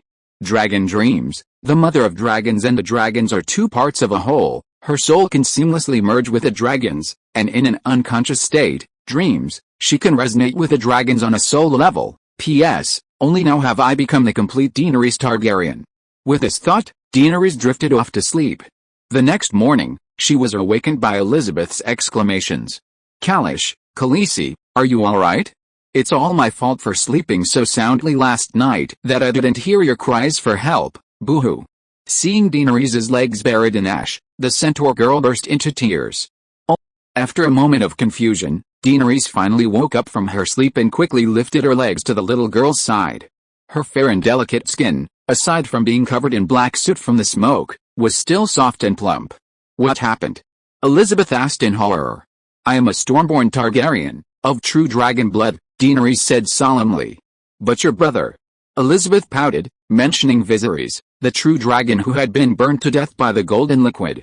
"You'll understand later. I want to help you change your clothes. P.S. I can't fit this in the author's note. This is a public chapter, free, so I won't make it a separate chapter. If it becomes a paid chapter, I won't put the PS in the main text. Thank you for your understanding." Regarding Daenerys' dragon mother talent, it's not exaggerated. Basically a summary and conjecture from the original Song of Ice and Fire. Well, regarding the dragon hatching skill, some parts are personal conjecture. I won't mention the unburned. Daenerys was burned in a fire all night and was fine. Also, during the Meereen turmoil, when Drogon's dragonfire washed her face, she only got a small blister. Dragonfire is a stronger flame than wildfire. According to Martin's setting, in the words of Pyraminsters, earth fire, dragonfire, and heavenly fire, the sun, are stronger than wildfire. Dragon hatching will be discussed later in the book when Daenerys hatches dragons, and finally dragon dreams. Like the Stark's wolf dream, Daenerys' dragon dream appeared many times, but she was oblivious and passively accepted it. Although the dragon dream helped her many times, she never actively developed this skill. According to Bran's Green Prophet awakening process, shapeshifters, wolf spirits, and wolf dreams can all be developed and gradually improved until fully mastered. Indeed, both Bran and Jon Snow can use their wolf dreams to investigate the situation of their siblings thousands of miles away. Jon Snow's wolf spirit talent even made the Six from Varamir wary, but unfortunately, he neither developed nor valued it, even deliberately avoiding his instincts. How strong is Varamir? He can possess humans while at low health. Yes, possession, incredibly powerful. Jon Snow's talent is even stronger than Varamir's. Besides Bran, Jon Snow and Arya, who awakened their wolf spirits, like Daenerys, never actively developed the skill. Of course, this was also because no one taught them. Bran was lucky to have 2 teachers in succession, Key and the Green Prophet. By the way, Rickon Stark, because of his young age and fearlessness, or perhaps because of the simplicity of a child's mind, seems to have been constantly trying to merge with his direwolf. His wolf spirit and wolf dream abilities are actually more mature and powerful than those of his older siblings. In short, although the author gave Daenerys a power-up, making her stronger than the original Daenerys, her power is all traceable in the original work. It won't be excessively exaggerated, nor will it exceed the limits of the world's power system. Chapter 7 Nomadic Herdsmen. Unlike modern people who often stay up past midnight, the Stark people sleep after dusk and wake before dawn. By the time Daenerys got up, dressed, and stepped out of her tent, Drogo's Khal was already in an uproar. Women called to their children, warriors shouted orders to pull up the tents, and horses neighed and trotted. The gray smoke and steaming pots blurred Daenerys' vision. The bubbling horse meat in the hot water, the fresh, warm horse manure outside the tents, and the broken grass under the horses' hooves created a strange yet vibrant atmosphere. Judging from the egg-yolk red sun just peeking over the horizon in the distance, Daenerys guessed it was no later than 5 in the morning. Well, she didn't know if she was right, because she didn't even know what season it was. The world of A Song of Ice and Fire doesn't have fixed seasons. The Stark family's proverb, "Winter is coming," is not a joke, but the most severe warning. Here, several years can pass in a single season. If the cold, fruitless winter lasts too long, humans will either freeze to death or starve. Every long winter kills more than half the population of Westeros North. If things go even worse, the long night could wipe out 90% of the continent's population. Breakfast was mutton soup, barley, onions, carrots, turnips, and mutton, seasoned with pepper, saffron, and other spices, simmered for over an hour. Her handmaids had started cooking long before Daenerys got up. Daenerys ate a large bowl of grass, the size of a canteen lunchbox, and was surprised by her own appetite. Or perhaps it was because of the awakening of her mother of dragons physique and the soul-resonating experience with a black dragon in her dream last night. She wasn't sure if her physique had improved, but she woke up feeling refreshed and full of energy. Following behind Drogo's black steed, Daenerys looked down at the black dragon egg in her arms, lost in thought. Less than half an hour after breakfast, bathed in the golden-red morning light, the massive Falcon moved slowly forward like a dark cloud, leaving a trail of devastation behind it, like a brown stain smeared on a green curtain. The direction Falcon's hooves pointed was the direction of its advance. Drogo was even more groggy than the day before. He didn't even recognize Dany when he woke up. He hadn't drunk much mare's milk, let alone mutton porridge. His once robust and muscular body was visibly shriveled, barely held together by his bony frame. By midday, the lush green meadows and wheat fields gradually thinned out, eventually disappearing completely, replaced by low hills and yellowish-brown gravel. The relentless sun, like a nouveau riche, blazed with light and heat. The ground before them distorted into folds of air, and sweat trickled down Dany's chest like thin streams. The only sounds remaining in the world were the firm clatter of hooves, the rhythmic tinkling of the bells in Drogo's hair, and the hushed conversations behind him. Drogo, his mind clouded, lost his way, straying from the Lazar River basin and gradually venturing deeper into the red wasteland further south. The direction the Cacao's horse head pointed indicated the direction the horsemen would take. The horsemen only ate breakfast and dinner. When hungry at midday, they would gnaw on jerky on their horses. The reddish-brown jerky was thin and light, each muscle fiber clearly visible, completely natural. A delicacy that even wealth couldn't buy in her past life, yet it was so hard it almost tore Daenerys' mouth. She could only suckle some mare's milk, puffing out her cheeks, waiting for the meat strips soaking inside to slowly soften. Finally, she tasted a strange sweetness. Clatter, clatter, clatter, the sound of hooves grew closer. Daenerys looked up. Ago's warhorse had left a trail of reddish-brown dust as it galloped from afar to Drogo's side. Kalashi, ahead lies a desolate wasteland, devoid of human habitation and danger, but we seem to be going the wrong way. Adger hesitated, glancing at Drogo before speaking to Daenerys. The Khalifa weren't blindly following Khal. Scouts were constantly scattered, probing the surroundings and preventing attacks from other Khalifa. Daenerys rode up to Drogo, about to remind him to change course, when suddenly her pupils contracted sharply. She pulled on the reins, urging her little silver horse to spur into a small circle. Surveying the surroundings, the horsemen were struggling across a dark red desert. An idea immediately formed in her mind. Don't ask anything, keep going. Find a suitable place to camp ahead. After Roger left, Daenerys looked worriedly at Khal Khalifa beside her. Their conversation had been quite loud, yet he hadn't reacted at all. Swarms of bloodflies hovered slowly around Drogo, their buzzing echoing in Daenerys' ears. Bloodflies, as large as bees, heavy and slightly purplish, gleam with a sticky, repulsive sheen. They inhabit swamps and stagnant pools, feeding on the blood of men and horses, and laying their eggs on rotting corpses or dying animals. Drogo had once hated them intensely. Whenever a fly approached, he would swiftly seize it, never missing a beat.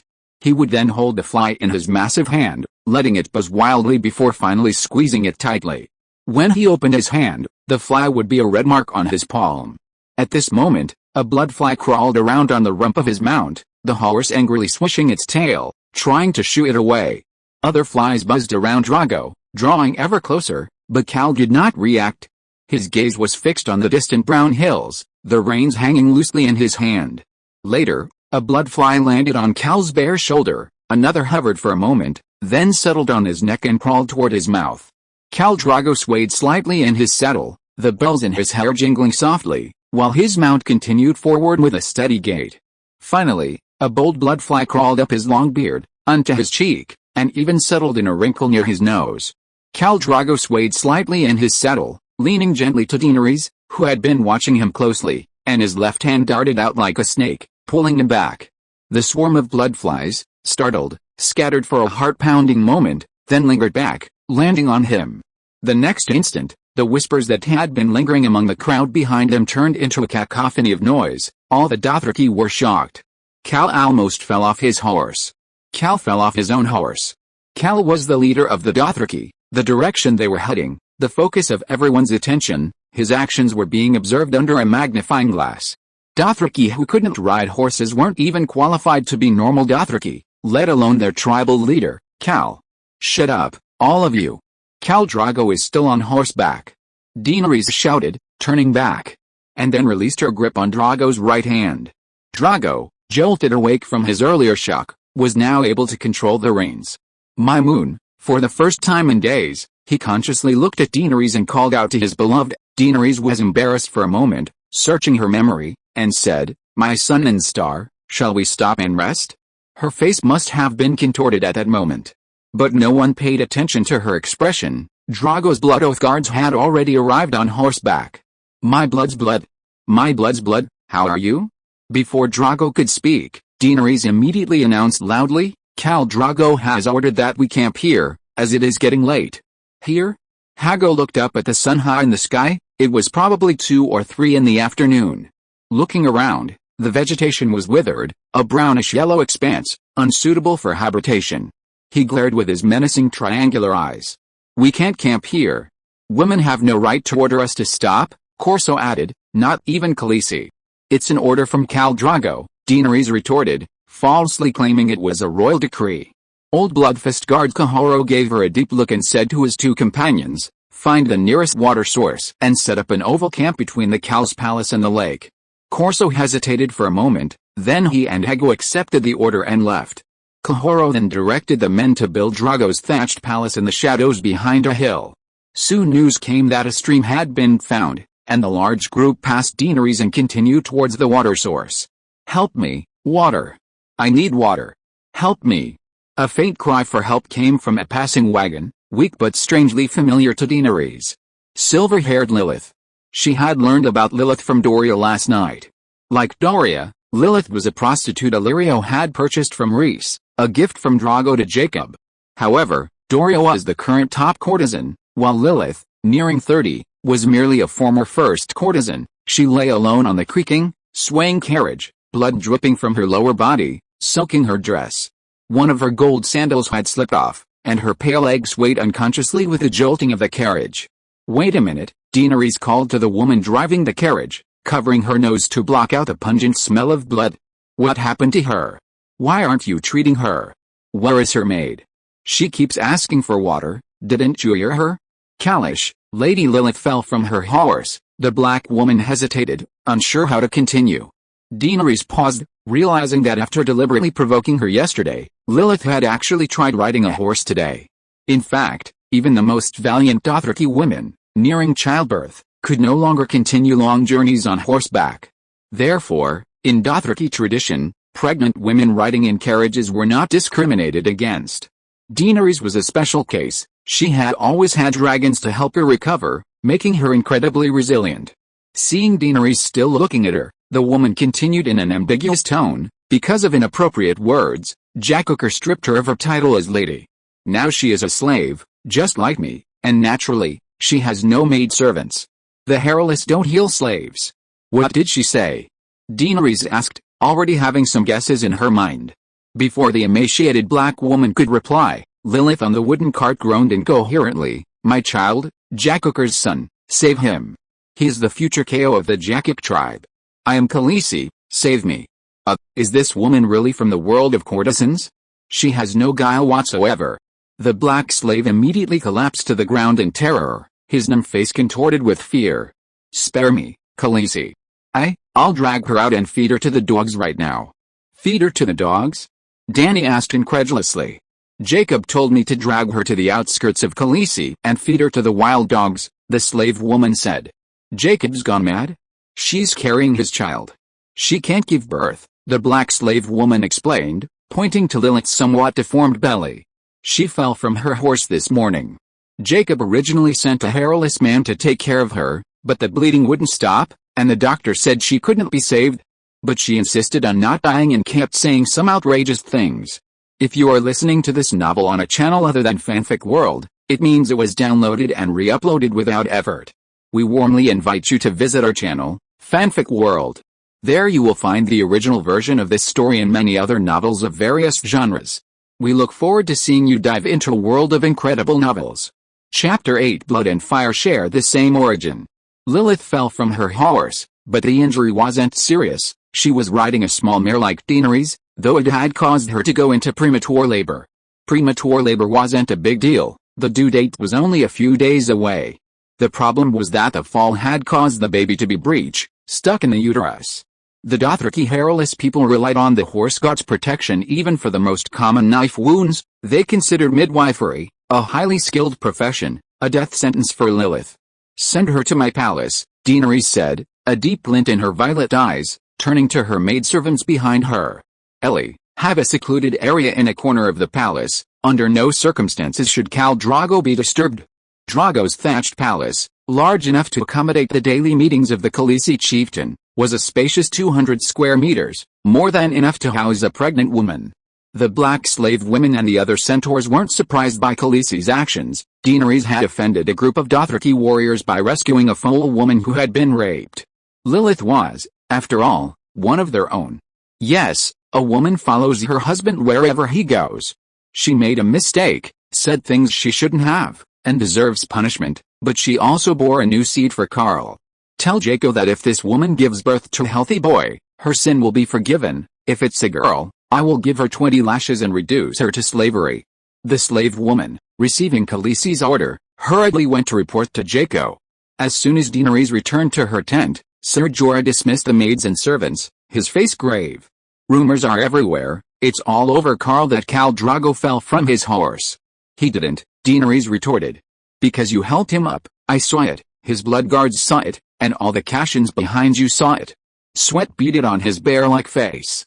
"You know his condition better than I do.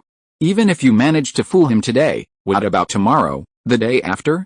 Soon he won't even be able to mount a horse, and then a Khal unable to ride will be powerless to rule, and even Khaleesi's lively energy and brilliant wisdom will be useless. I have made my decision.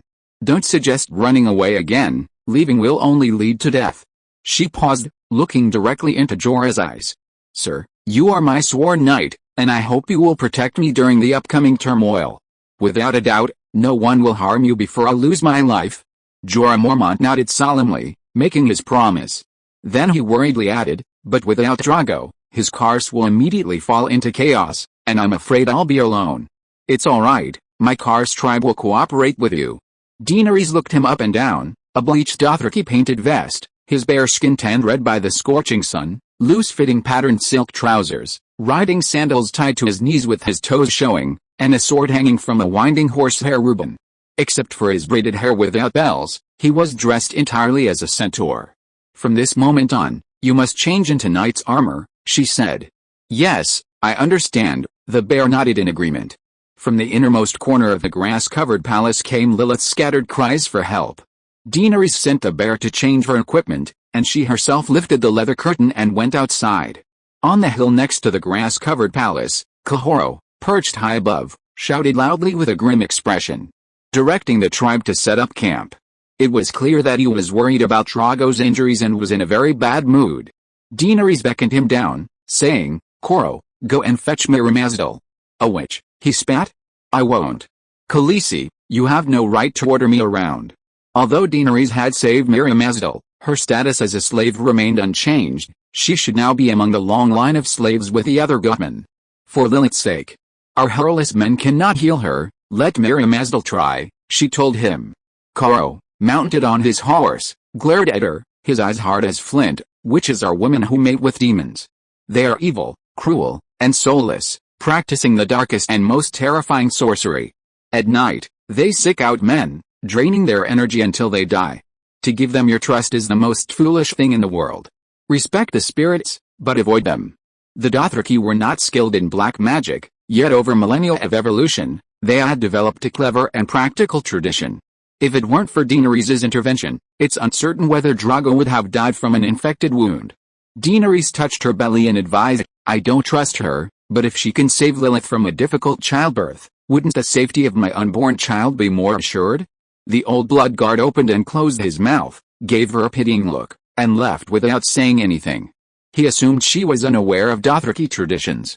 Daenerys' eyes were deep as she watched the old man's figure disappear into the cluster of yurts, then turned and called for Arroy, the first woman Daenerys had rescued outside the mud walls of the Foreman town, a shy fox girl.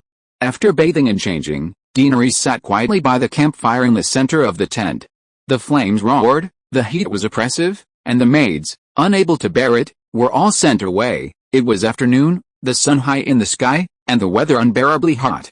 A moment later, Khal carried the short fox girl in his arms and strode inside.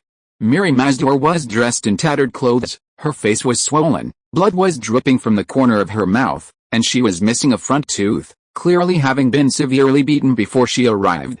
After instructing Ser Jorah not to let anyone in, she handed Mirri Maz a cup of mare's milk and asked, "You said before that you were skilled in childbirth?" Mirri Maz wiped the blood from the corner of her mouth, took the horn cup, and gulped it down before panting, "Lady Silver, my mother was a priestess.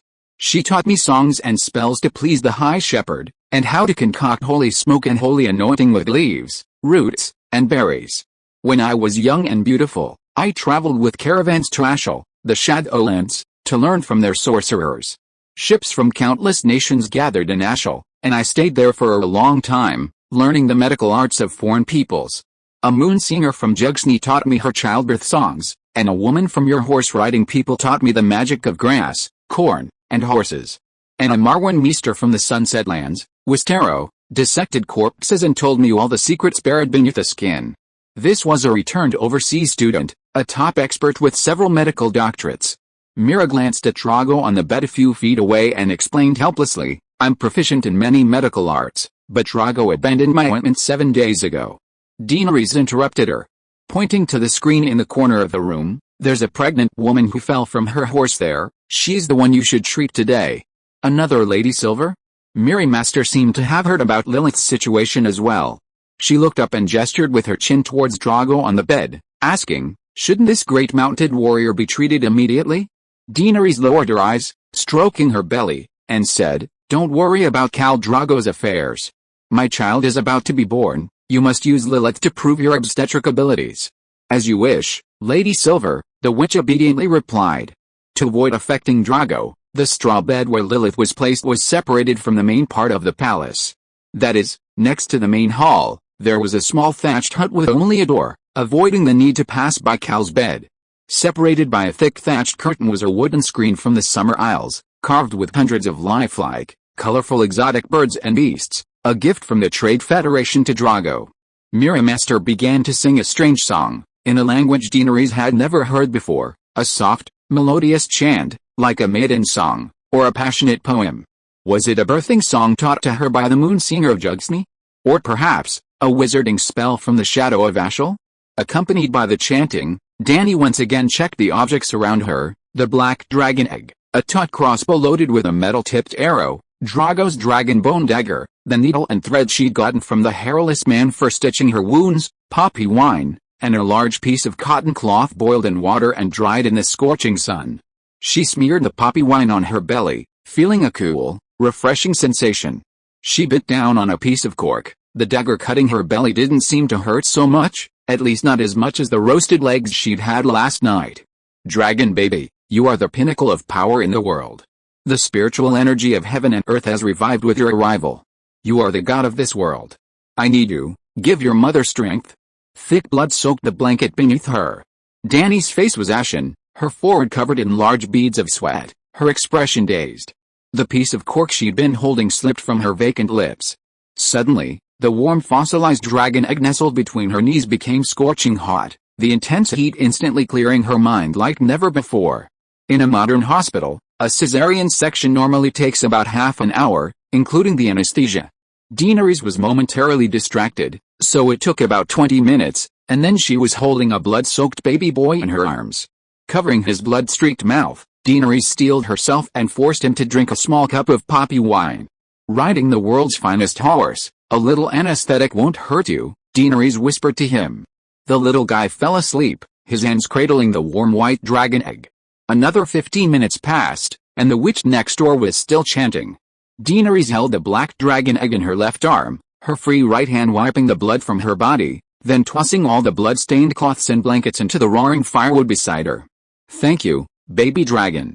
Daenerys lovingly stroked the fine scales of the dragon egg, her heart filled with gratitude and tenderness, just as Bran Stark could always sense Summers, his direwolf's name, emotions. She too, on the verge of death, forged the closest spiritual bond with the black dragon. Daenerys is now able to control the process of entering the dragon dream. Chapter 9 Bronn and the True Sun. A commotion erupted outside the tent. Daenerys, who had been sitting cross-legged in the flames, burning herself while clutching the black dragon egg, opened her eyes in annoyance. She was disinfecting herself. The temperature of over 1,000 degrees was more effective than any antibiotic or penicillin, and cleaner, with no side effects. Clenching her fist, Daenerys felt surprisingly lighter and stronger than before. Stepping out of the fire, she washed away the grime with boiling water and picked up her pre-prepared down bundle, a modified duck feather pillow.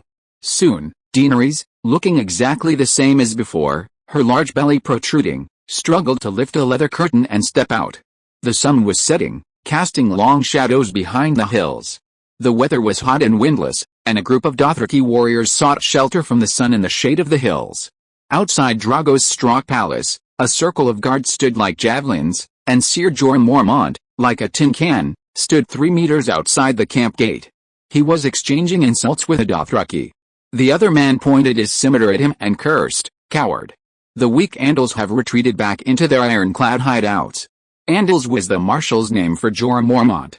The story of A Song of Ice and Fire has 3 main storylines: the wall in the north of Westeros, the biting winds and the threat of the White Walkers to all of humanity, King's Landing, the capital of Westeros, the Game of Thrones, and Essos, the 9 free city-states, and Daenerys' path to the liberation of slaves.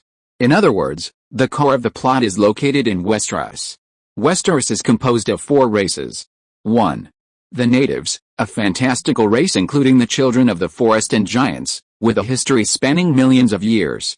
They possess magic, use stone tools, and are entirely primitive, now mostly residing north of the wall. 2. The first men, natives who migrated from Essos 12,000 years ago, possessing a Bronze Age civilization. They were the first invaders, and the north and north of the wall are largely inhabited by their descendants. 3. The Andals, invaders from Essos 8,000 years ago, bringing with them Iron Age civilization and the belief in the 7 gods. 4. The Rhoynar, who fled across the sea 1,000 years ago to escape the dragon and magical civilization of Valyria, a super civilization, similar to Atlantis. Lacking a higher level of civilization, They could not invade Westeros, which had developed a knightly civilization, and could only choose to assimilate, specifically into the relatively desolate Dorne, the southernmost part of Westeros, a desert and wasteland. Therefore, the title of the King of Westeros is King of the Andals, the Rhoynar, and the First Men. Jorah Mormont, Earl of Bear Island in the north, should belong to the First Men, not the Andals. However, the chivalric civilization was pioneered by the Andals, and knights are almost a primary image other peoples have of warriors on the Sunset Continent, and Jorah is dressed in knightly attire. Well, Jorah might not even be a knight. Knighthood originates from a belief: the 7 gods baptize one with holy oil and swear an oath by another regular knight. Jorah Mormont, Earl of the North, First Men, worships the old gods, not the 7 gods. He received full knightly training, has a set of knightly armor, and a warhorse, but he isn't necessarily a knight. For example, the Stark family of Winterfell, from Lord Ned Stark down, has no regular knights. The primitive tribe on horseback, the Dothraki, consider those who wear iron armor cowards. Wearing iron armor equals fear of death equals cowardly coward, that's probably their logic. The centaur, seeing Daenerys emerge from the tent, not only didn't restrain himself but instead mocked her even more fiercely. Jorah's left hand rested on his sword, while his right hand pointed and jabbed at the Dothraki warrior, retorting without restraint, "You primitive tribal trash, you horse-riding bastard, you know nothing. This suit of plate armor of mine can be worth 100 of your dog heads." He switched between Dothraki, specifically targeting the centaur warrior, and Westeros's common language with a northern accent, venting his resentment towards the entire Dothraki people, spewing out all sorts of vulgarities, most of which were incomprehensible to the others. Having been constantly vigilant, Jorah immediately noticed the change in the centaur warrior's gaze. He glanced back at Daenerys, roughly guessing that his guard duty for the day was complete, and with a whoosh, drew his knight's two-handed sword and charged towards the centaur. The centaur warrior had been waiting for him. He hadn't acted before because this was Khal's camp, and trespassing would immediately result in him being riddled with arrows by the guards. The centaur, whom Daenerys initially mistook for a common soldier, moved with such speed that her eyes couldn't keep up. His arachnid scimitar practically formed a curtain of silver blades. Jorah, clad in full armor of dark gray steel, had his visor pulled down to reveal only slits around his eyes, followed by a throat guard, knee guards, gauntlets, and boots, all gleaming with metallic sheen.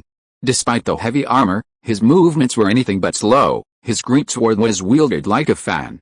Clang, clang, clang. The two exchanged blows, the sounds of their blades clashing as dense as a downpour, a raindrop symphony on banana leaves outside a window. Yellow sparks could be seen flickering between the blades and on Ser Jorah's armor, like fireflies dancing around him. The whole process, though lengthy to describe, was actually quite swift. Jorah staggered back 3 steps, bracing himself on his sword, his heavy, rapid breathing reaching Daenerys' ears from beneath his visor. The centaur warrior collapsed onto the red sandy ground, limbs flailing, groaning in agony. Dark red blood, barely flowing from his chest, was swallowed by the parched earth, like a ravenous demon. Daenerys estimated the fight to have lasted 4 or 5 seconds. Jorah had taken at least 3 blows, yet seemed unharmed, perhaps bearing fresh dents on his steel breastplate. The centaur warrior had held the upper hands until the very last moment, when, perhaps a moment too slow to catch his breath, he was struck in the chest. Kalish. Jorah and her cast guards greeted her one by one. The centaurs in the shadows pointed and whispered among themselves at Daenerys, their expressions relaxed. They had also mocked the Andal's cowardice. Now, their companion lay on the ground, struggling, about to bleed to death, and they seemed to think he deserved it, showing no concern or sympathy for his fate. Kalish, you left the witch alone in the Khal's palace? Kahoro rode up, angrily accusing him.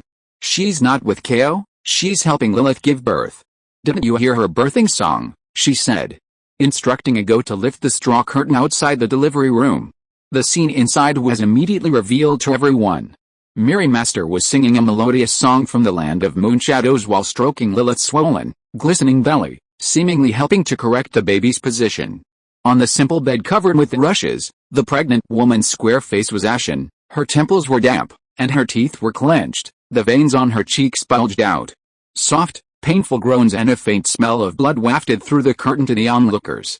A cesarean section takes more than half an hour, and a normal delivery, especially in the case of a difficult labor, can easily take 4 or 5 hours.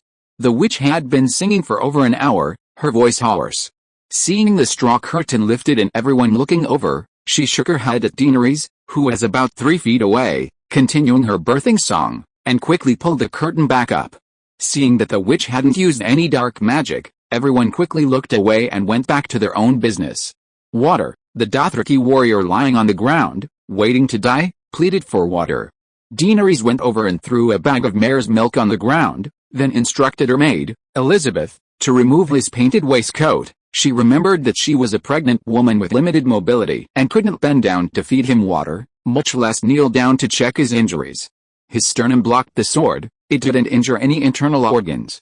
Daenerys examined him and instructed, Ellie, go get that cloth and press it against the wound to stop the bleeding. Quello, go and call the hairless man to stitch up his wound. Quello spoke in Dothraki, Kalish, he failed in his challenge against the Andals and should accept his fate. Don't move him, and don't treat him. Everyone knows his life or death is decided by the horse god in the sky. Everyone knows that, the maid Ellie replied. Everyone knows that, Jago agreed. Daenerys glared at Quello, annoyed, do you want everyone to know you disobeyed Khaleesi's orders? Quello widened his almond-shaped eyes. Seeing the determination in Daenerys' eyes, he muttered something unintelligible and rode away. The sun, like a wounded animal, cast a blood-red hue across the barren land, swaying and sinking below the horizon. Miramaster, who had studied in many countries and obtained numerous medical diplomas, truly impressed Daenerys. Before nightfall, her first child was born, a silver-haired boy with Dothraki brown skin, almond-shaped eyes, and pale purple pupils. Daenerys stepped over the beastwood screen, used her dagger to cut through the thick straw curtain, and took the naked infant from the witch's arms through the gap. Kalish, it's a twin. There's another one, Miramaster said in a hoarse voice. You continue. Daenerys hesitated for nearly 2 minutes before turning around the screen. Wash him with hot water. Once in the hall, she wrapped the baby in a wool blanket and handed him to Kitty. When the second child was born, Jacob also arrived at Drogo's straw curtain palace. Ha ha ha, a boy and a girl. The boy is large, the girl is petite, symbolizing the sun and the star. This is an auspicious sign bestowed upon me by the horse god in the sky. Jacob was excited, holding a baby in each hand. The boy in his left hand faced the western sun that was about to disappear below the horizon. The girl in his right hand faced the horse god's star adorning the dark purple sky in the east, the bells tied to his beard jingling ambitiously. Watching the joyful figures of Jacob and his men leaving with the children and Lilith, the witch, who had just finished washing herself in a small tent nearby, muttered in confusion, how did he see that the boy was larger? Aren't the two about the same size? These foolish centaurs are so strange. Shaking her head, Miri turned and walked towards Drogo's grass-curtained palace.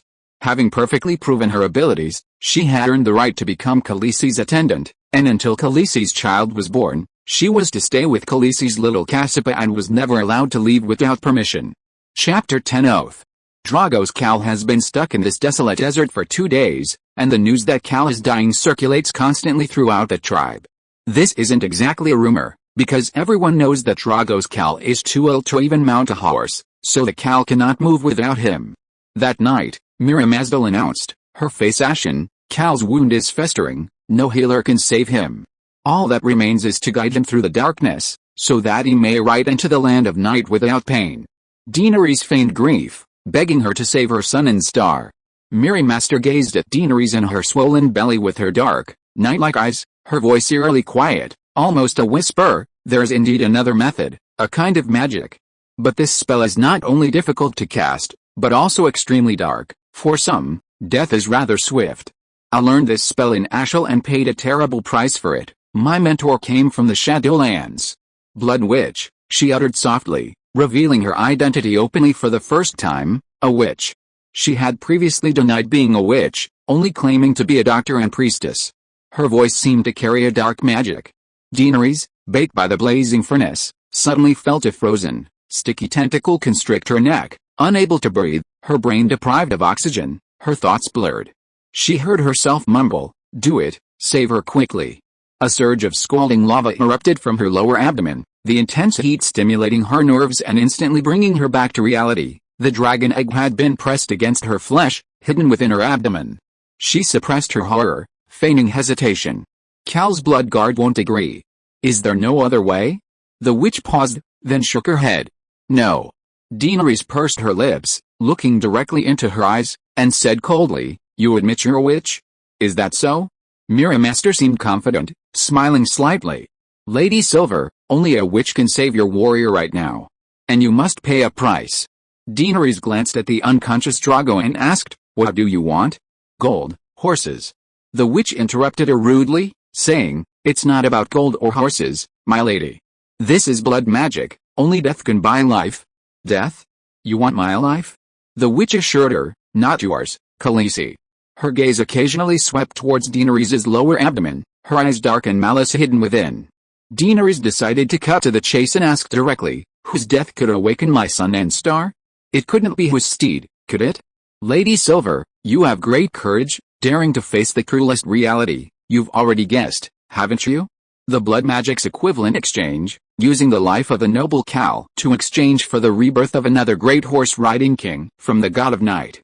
Miramaster smiled, pointing at Daenerys' belly like a demon eyeing food sacrificed to an unclean being. Khal Drogo is not only your son and star, he is also your guarantee of safety.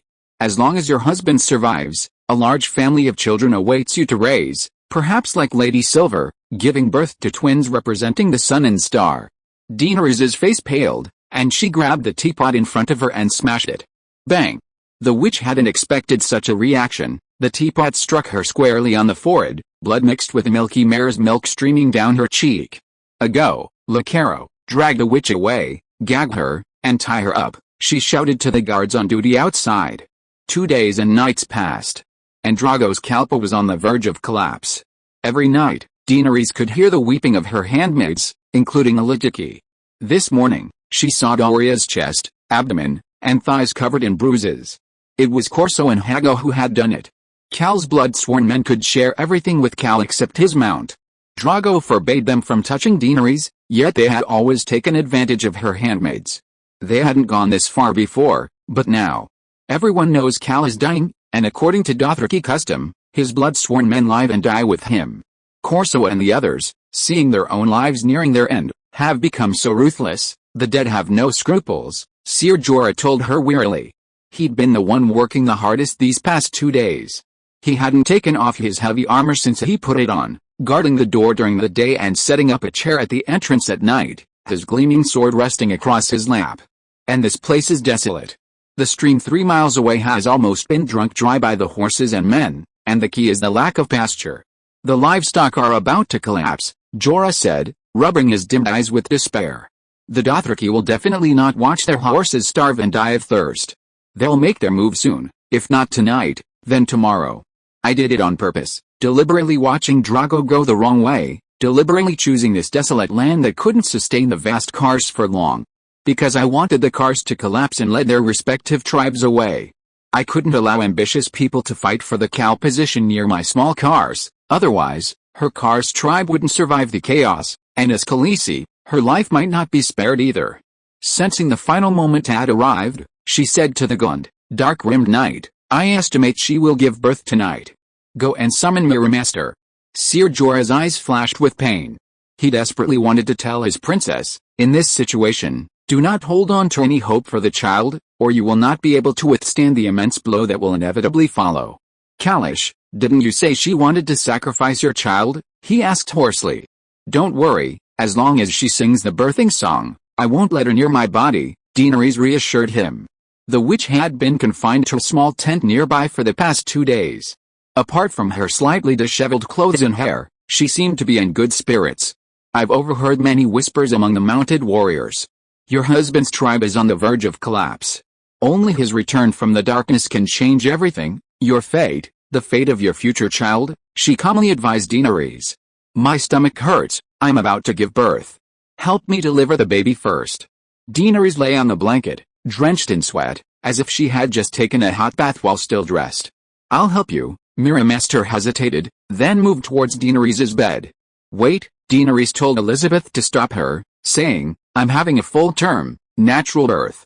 You just sing a birthing song from behind the screen. Then she said sternly to her maid, Elizabeth, you stand guard outside. If she shows any abnormality, shoot her dead with a crossbow immediately. You don't trust me? The witch's face darkened. Yes, at least until my son is safely born, I will not trust you again. You should know why. Daenerys glared at her. Miramaster pondered silently. Should she let her give birth? In any case, her son, prophesied to ride the world's steed, was doomed. He would die at the hands of the new centaur, or be sacrificed to the demons in the shadows. Why hadn't the silver-haired woman suffered a mental breakdown as expected? The seductive dark magic she'd used last time, mixed with words, hadn't worked. She was so unwilling to personally deliver the cruelest revenge. Regardless of her inner thoughts, facing the Dothraki maidservant beside her, bolt in hand, glaring menacingly, Miramaster could only obediently chant the birthing song. This delivery was unexpectedly smooth. Daenerys only howled for half an hour before the soft, weak cry of a newborn baby echoed from behind the wooden screen. "Don't move," Elizabeth shouted a warning. The witch stopped in her tracks behind the screen, turning to the maidservant, saying, "Your Khaleesi needs me. There's more complicated work to do after the child is born." Actually, she had no other thoughts at this moment. She only felt that today's delivery was very strange and wanted to see it for herself. "Stop, don't move," Elizabeth said, holding her crossbow unmoved. Dany weakly said from inside, "Ellie, let Kitty and Arya in. Miramaster has proven her loyalty. Take her back to the tent, and don't bind her anymore. Give her some food and drink. This is very strange, that silver-haired woman is up to something." The witch was absolutely certain, but she just couldn't understand what she had done or what she was going to do. Ellie, Kitty, and Arya had never given birth before, nor had they studied childbirth techniques. They only believed it was all due to the effects of Miramaster's magical childbirth song. Even Ser Jorah and the others outside shared this thought. After all, a few days ago, everyone had personally witnessed the witch help the near-death Lilith give birth to twins. Before that, all the hairless people were 100% certain that Lilith, who had fallen from her horse, was beyond saving. Therefore, Miramaster must be an extraordinary midwife. With her help, it was perfectly normal for Khaleesi to give birth to a son smoothly. When Ser Jorah brought the 3 blood guards, Kahoro, Corso, and Hago, into the Hermitage, they naturally assumed the frail infant in Daenerys' arms was their Khal's son. "My son and star, your blood of my blood, he's dying," Daenerys said casually, brushing aside the infant's sparse black hair. "Woman, the Dothraki are not like your Sunset Kingdom," the wise old Kahoro retorted sarcastically, convinced he saw through Daenerys' absurd ambition to rule from behind the curtain. Since the birth of the Malfoys at the Lake of the Womb, there has never been a Khal.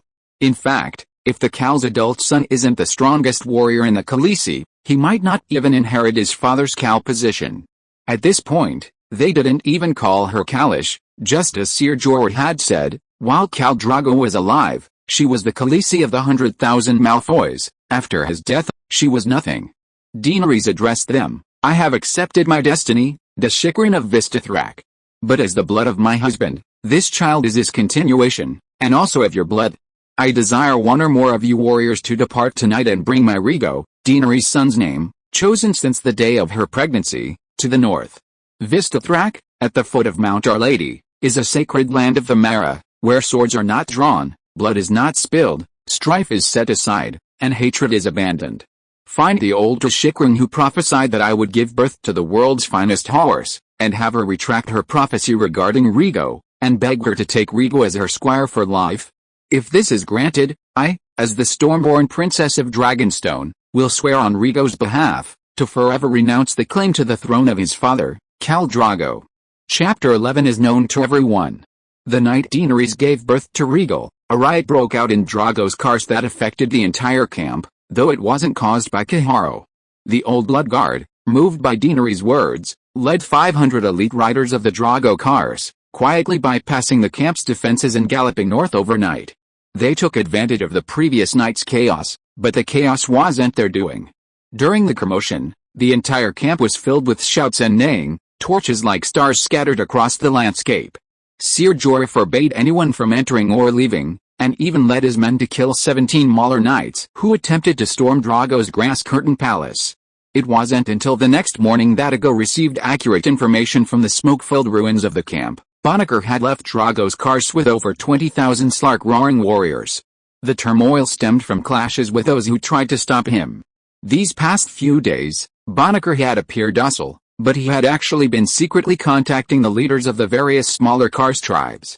While the other major raiders were still eyeing Drogo's grass curtain palace, he had already realized, no matter when Drogo died, the strongest army would always rule. Drogo's Khals were the most powerful in the entire Great Grass Sea, possessing over 40,000 roaring warriors, and with the addition of the youth knights, they had over 50,000 combat-ready troops. Bonacar took away 20,000 roaring warriors in one fell swoop, leaving the remaining 20,000 to be divided among a dozen or so raiders. In just one night, Bonacar Khal, became one of the strongest Khals in the Dothraki Sea. The turmoil caused by Bonacar's departure was only the beginning. The prelude to the collapse of Drogo's Khals had begun. In the following 2 days, more than 10 raiders successively divided up the remaining followers, wealth, slaves, and livestock. On the 4th day, Daenerys stood on the hill, surveying the surroundings. Khals, which had once resembled a brown carpet covering the red earth, was now folded repeatedly until only Daenerys' Khals remained, like a stain on the red floor. The Dothraki had to leave this land immediately, otherwise, they would die. Without water and fodder, the nomadic horsemen could not survive. Everything was as Daenerys had predicted. No, she had overlooked one thing. The Dothraki placed far greater importance on Deshikaran's prophecy than she had anticipated. Deshikaran, the widowed Khaleesi, the Dothraki wise woman, the administrator of the Horse King's city, and the mastermind behind the grand operation of the Great Grass Sea on Mount Our Lady. Clatter, clatter, clatter, at dusk on the 4th day, against a backdrop of a huge red sunset, 1,000 elite riders galloped in from afar, a long dragon of dust. It was Jackricker. Outside the wooden spiked fence of the grass curtain palace, Ser Jorah led over 100 Dothraki knights, their blades drawn, ready for battle. Hoo-hoo. Jackricker's warhorse reared up, the incoming dust making Jorah squint slightly. Why come back now that you've already left? Jorah's voice came muffledly from beneath his visor. Thump. Jocko didn't utter a word, only violently tossing a dark, blood-soaked head towards Daenerys. It rolled a few times at Daenerys' feet, revealing an aged, scarred face, eyes wide open, mouth agape, seemingly protesting the injustice of fate. No, Dothraki warriors don't protest. Even in the face of the most tragic fate, they will still roar in battle. Therefore, even in his final moments, Khal continued to shout defiantly. Thump thump thump. Horses and knights circled in an arc, expressionless, dropping blood-soaked heads before the tents. Soon, the heads piled up into a small mountain. 4 nights ago, Khal led away 500 elite cavalry. 4 days later, under the blood-red sunset, Jocko returned with 500 mangled, bloody heads. Where is my son? Daenerys asked, her voice hoarse, her gaze lowered. Jocko waved to a knight behind him, who handed him a 4-meter-long wooden pole. He held the pole high so everyone could see it. Ah! Elizabeth, Doria, and several of her handmaids cried out in despair. The pole was slender, with a small human head, about the size of a melon, strung on its tip. It had the brown skin of a Dothraki, the jet-black hair of Drogo, and almond-shaped eyes with pale purple irises. Why? Daenerys was pale and swaying, looking coldly at Jacobah. Did Khal tell you my oath? I only ask that this child live a peaceful life. Old Lady Deshikaran will witness my oath. He poses no threat to you. Jacobah grinned, a sinister smile on his face. Killing the son of a previous Khal is a tradition of the Malfoys. Everyone knows that. Everyone knows that, his followers responded in unison. Your oath, the agreement you made with Deshikaran. Khal told us all about it, but that's not our tradition. The great horse-riding people don't do that. Everyone knows that, Jacko said with a loud laugh. Everyone knows that, his men echoed again. We? Dany pondered for a moment, then asked, you're almost a day's ride behind Khal, at least 300 kilometers. There's no way you could catch him. Bono made his move. Note, the entire book of A Song of Ice and Fire uses imperial units of measurement, including miles, approximately 1.6 kilometers, and leagues, approximately 4.8 kilometers. Kilometers are not used, but they are easier to understand, so they will not be used hereafter. From now on, Lee will refer to kilometers. From beginning to end, Khajiro's group couldn't escape the pursuit of that cunning Bono. Later, we all joined in. But I was luckier, I happened to run into Khajiro's remnants, ha ha ha. Jacko laughed triumphantly, his pole swaying proudly from side to side like a victory banner. As expected of Drogo's strongest guard, 500 of them charged left and right, killing nearly 3,000 of us. In the end, I only encountered 13 riders left, and I personally beheaded a Blood Oath guard and a young Khal. He swept his braid from the back of his head to his chest, pointed to the bells on it, and frowned. Even though they were old, young, and weak, I still added 2 bells for myself. After all, I'm a Khal now, and a Khal should have long bells representing a series of victories. Like the Manchus of China, Dothraki people braid their hair from childhood. Whenever they were defeated in battle, they would cut off their braids as a sign of dishonor. In this way, the whole world would know their shame. When attending Dothraki banquets, the seating arrangement was determined by the length of one's braid. Warriors with long braids received more respect, were closest to the Khal, and had higher seats. Those with short braids could only sit against the wall on tattered seats on the ground. The long braids represented the honor of the Dothraki, and the number of bells tied to them commemorated their victories. Khal Drogo had never suffered a defeat in his life. His callus was the largest, and his braids were thick and long, reaching below his hips. His jet black braids were wrapped with jingling bells, and when there wasn't enough room, even his beard was braided and tied with a string of bells. At this moment, Khal Drogo considered Khal and the baby he guarded as 2 victories. You will regret what you did today, Daenerys thought, her anger reaching its peak, mentally sentencing Drogo to death. Drogo, I hope you live for at least the next 5 years. Now what are you going to do? Kill me? Or your former KO? She asked coldly. She didn't even cry? Drogo muttered to Margot, turning to her. What a wolf-like woman. We've all lost. 4 days earlier, when the callus crumbled, Margot had taken advantage of the chaos to abduct Daenerys' fawn maid, Arroi. He raped her a second time, then gave her to Jocko's new LS, cows of the Dothraki, to be ridden in turns. Finally, he beheaded the poor handmaiden and threw her head near Daenerys' camp. Because Arroi was forcibly taken from Maegor by Daenerys, he wanted revenge. More than half a month ago, during Drogo's raid on the full town, the young girl Arroi was captured by Maegor and publicly raped by the Dothraki. Daenerys Targaryen happened to be passing by.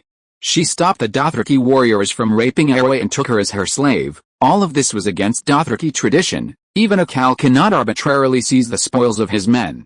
It was Drogo's prestige and power that allowed Daenerys to suppress the matter. Maegor is a powerful warrior, now a blood-sworn guard of Khal Drogo. The idea of hanging the baby boy's tiny head on a pole was his. He even made a bet with Drogo whether Daenerys would faint from fright. Daenerys didn't shed a tear, only staring at them with her alluring purple eyes as if they were dead. They hadn't expected this at all, and they lost completely. Woman, I swore an oath before the Virgin Mary that I would never harm my own Khal. Everyone knows that, Drogo shouted to Daenerys' cassock, taking a few small steps forward. Everyone knows that, Margot added. Everyone knows that, Drogo's men echoed in unison. Drogo continued, Khalish, having lost her Khal, will never be touched by any Dothraki. She will be sent to Visterthrak to become a Dashakaran. Everyone knows that. Everyone knows that, Margot shouted from the side. From Daenerys' cassock, Aggo stepped forward and shouted, after Khal's burial, we will escort Khaleesi back to Visterthrak. HMPH, my Khaleesi will be waiting for you on the north bank of the Laser River. Don't even think about escaping, Drogo said coldly. This place was on the edge of the Red Wasteland. Going north would lead back to the sparsely populated settlements of the Fat Folk, and across the Laser River lay the boundless Dothraki Sea. To the south lay over 1,000 kilometers of barren desert. He surveyed the small encampment, his right hand's whip cracking menacingly in the air. Now, hand over the property that belongs to the Khal but is no longer yours. Slaves, warriors, livestock, they've already plundered them all, Ser Jorah frowned. Iron Man, I want this palace, Drogo pointed with his whip at the thatched palace behind Daenerys. Only the Khals can live in the Khals' palaces, the Dashikaran don't need it. Jorah turned to Daenerys, his right hand on his sword hilt. His left hand suddenly pulling down the visor of his flat-topped iron helmet. Daenerys shook her head at him, then turned to Quello and ordered, have the women dismantle the tents. Chapter 12 The Silver Lady. Drogo's straw palace, though some walls were made of thick rush, had a roof and facade constructed of multiple layers of silk and coarse cotton fabric. Folded together, these layers would fill 10 carts. In modern society, they would be practically worthless, well, extremely valuable, as well as hanging dozens of animal hides, gleaming mink, thick bison hides, And the white lion hide, a rarity in the fantasy world, likely worth several apartments within the third ring road of Beijing, Shanghai, or Guangzhou. Okay, back to the world of ice and fire. The greatest Khal, of course, resides in the finest palace, and Drogo's Straw Palace is undoubtedly the premier palace in the Dothraki Sea. Khal, it's getting late, we'll probably have to camp here tonight, Mago said to Jocko. Jocko thought for a moment, then loudly called out to Quello and the others, you leave. Leave the palace to me. Tonight I'm hosting a banquet for the warriors of Khal. Also, I know Drogo has 10 chests of gold medals and 50 chests of silver medals. Hand them over, and they're all mine. The Dothraki have no monetary system, no money trade, but this world isn't just inhabited by centaurs. Centaurs aren't even the strongest race. When they arrive in the 9 heavily fortified free trading city-states, they still need to exchange gifts for necessities. Gold and silver are the hard currency of the ice and fire world, and the Dothraki need them too. They melt down gold, silver, and bronze into medals and badges, which can be fastened together to form belts. From time to time, Khal Drogo would untie a medal from his waist as a reward for those who have rendered meritorious service. The most powerful Drogo possesses the strongest Khal and the greatest wealth. In his over 200 square meter luxurious palace with its thatched curtains, a small portion of the space is filled with heavy wooden chests. Besides clothing and other daily necessities, gold and silver are the bulk of the contents. You're too late. You're not the only one coveting Khal Drogo's wealth. Jocko rudely interrupted her, not Khal, I am Khal Jocko. Daenerys' eyes were contemptuous as she continued, to prevent the mutinous soldiers from breaking into the camp, I had those things thrown out long ago. Anyway, Dothraki have the entire city of Khal Drogo to support us, I don't need gold or silver. Really? Jocko was somewhat annoyed, and also somewhat disbelieving, unwilling to believe it. We carried the chests out together, 60 chests, everyone knows that, Sir Jorah said. Everyone knows that, Aggo echoed. Everyone knows that, Daenerys' cast tribe said in a jumble.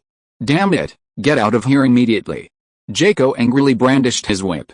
Khaleesi's dowry, the Khal's weapons, and horses, no one would forcibly take them. Yes, this was a tradition known to all Dothraki.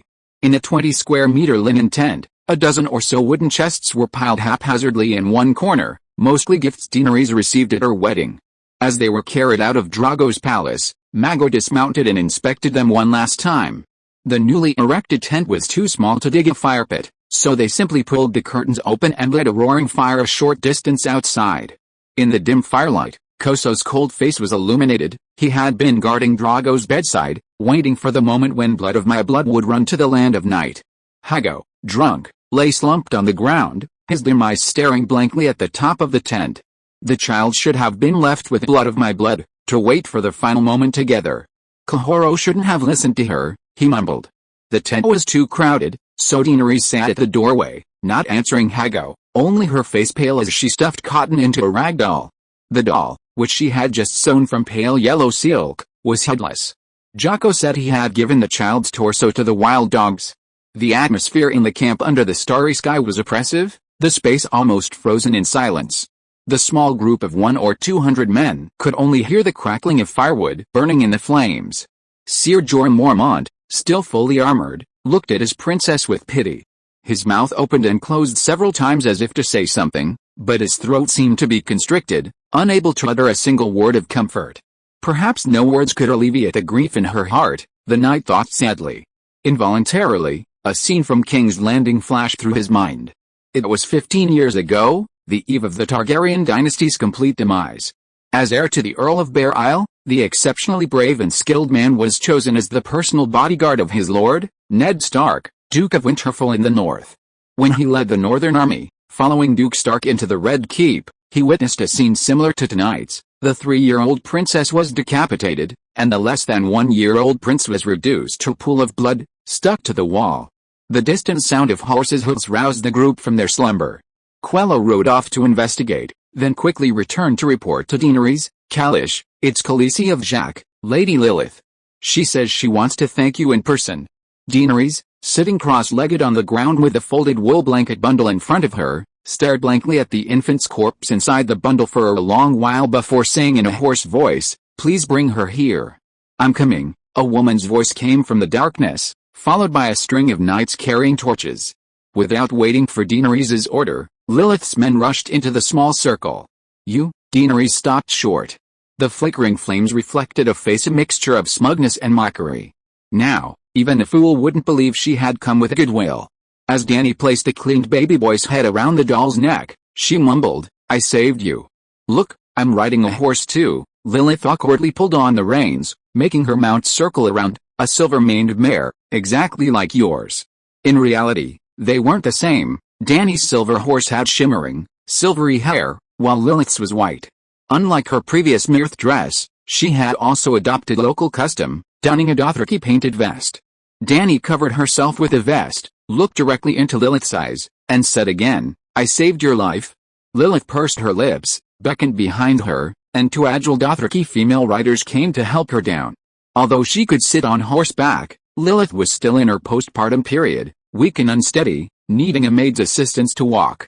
She was nothing like Dany, who spent her days cuddling the dragon egg, dreaming of dragons. Staggering over to Daenerys, Lilith sat cross-legged on the magic carpet spread on the floor, mimicking Daenerys' posture. She leaned close to Daenerys' ear, covering her mouth and whispering with a laugh, "I hate you." Obviously, Daenerys nodded earnestly. "Hey," she giggled. Placing her hands on either side of her, leaning back slightly, gazing at the glittering stars above. She sighed and said lightly, I'm Khaleesi now, with my own little silver horse, my own Caspianu, that's them. More importantly, I have a son as strong as a dragon." As she spoke, she exerted force, shifting from leaning back to leaning forward, and lifted the cloth covering Daenerys' head. Tisk tisk tisk, what a pitiful little thing, not even half the size of Django. Is the lower half made of cloth? Well, his original body was eaten by dogs. Hearing this, Daenerys felt inexplicably relieved. The heavy guilt that had weighed on her had made it hard to breathe. "Thank you," she said sincerely. "Thank you." Lilith was stunned. "What are you saying? Are you crazy?" Daenerys grinned, her voice dripping with malice. "Even though you're a disgusting slut, at least you thought to visit me. That far exceeds my expectations of you. How low were your expectations of me before?" Lilith paused for a moment before fully understanding her meaning, her face contorting in disgust.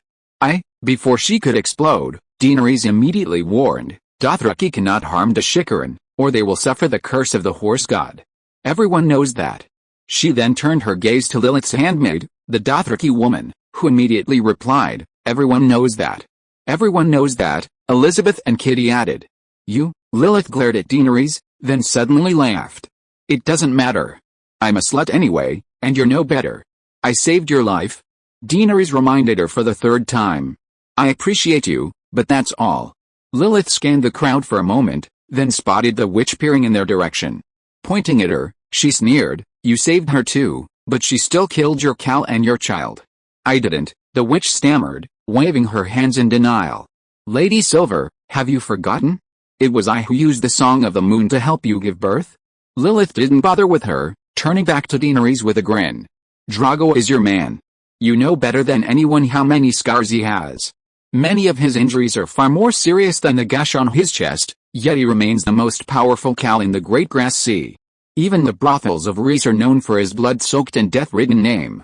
"I believe her," Daenerys said calmly. Then she asked, "Why do you hate me so much? Just out of jealousy? But Khaleesi isn't exactly an enviable status." Lilith stroked the silver hair hanging down her chest, her pale purple eyes glaring, and gritted her teeth, saying, "Because I absolutely hate being someone's substitute." "What do you mean?" Daenerys asked, puzzled. How many silver-haired, purple-eyed women were there on the western continent of Essos? Even Drogo's Khaleesi had dozens of such female slaves. "I originally belonged to Illyrio. He wanted to sleep with you but couldn't break the hymen that belonged to Drogo, so he bought me from the Lys brothel." Lilith whispered in Daenerys' ear with a venomous tone, "That fat pig kept calling your name loudly while he was having sex with me. That's it?" Daenerys' eyebrows twitched, seemingly unconcerned. In modern society, which beautiful woman hasn't been fantasized about? When men masturbate, do they always stare at themselves in the mirror? House Targaryen is blessed with good looks, all its members are handsome men and beautiful women. Take Daenerys' dead brother, for example. His character was utterly despicable, and his appearance, well, appearance and character are two extremes. Daenerys' beauty is naturally top-notch, but perhaps more importantly, she possesses the added advantage of being the last princess of the ancient Valyrian royal family. Just thinking about it is exciting. Seeing that she hadn't provoked Daenerys, Lilith was somewhat displeased. Gritting her teeth, she continued, "I am of lowly status, and Illyrio treated me with utmost respect, often using me to entertain others. The night before you married Drogo, your beggar king brother, Viserys, tried to sneak into your bedroom. It was Illyrio who stopped him, telling him, angering Drogo would not only prevent him from restoring his kingdom with the help of the Khal's roaring warriors, but also cost you and your sister your lives.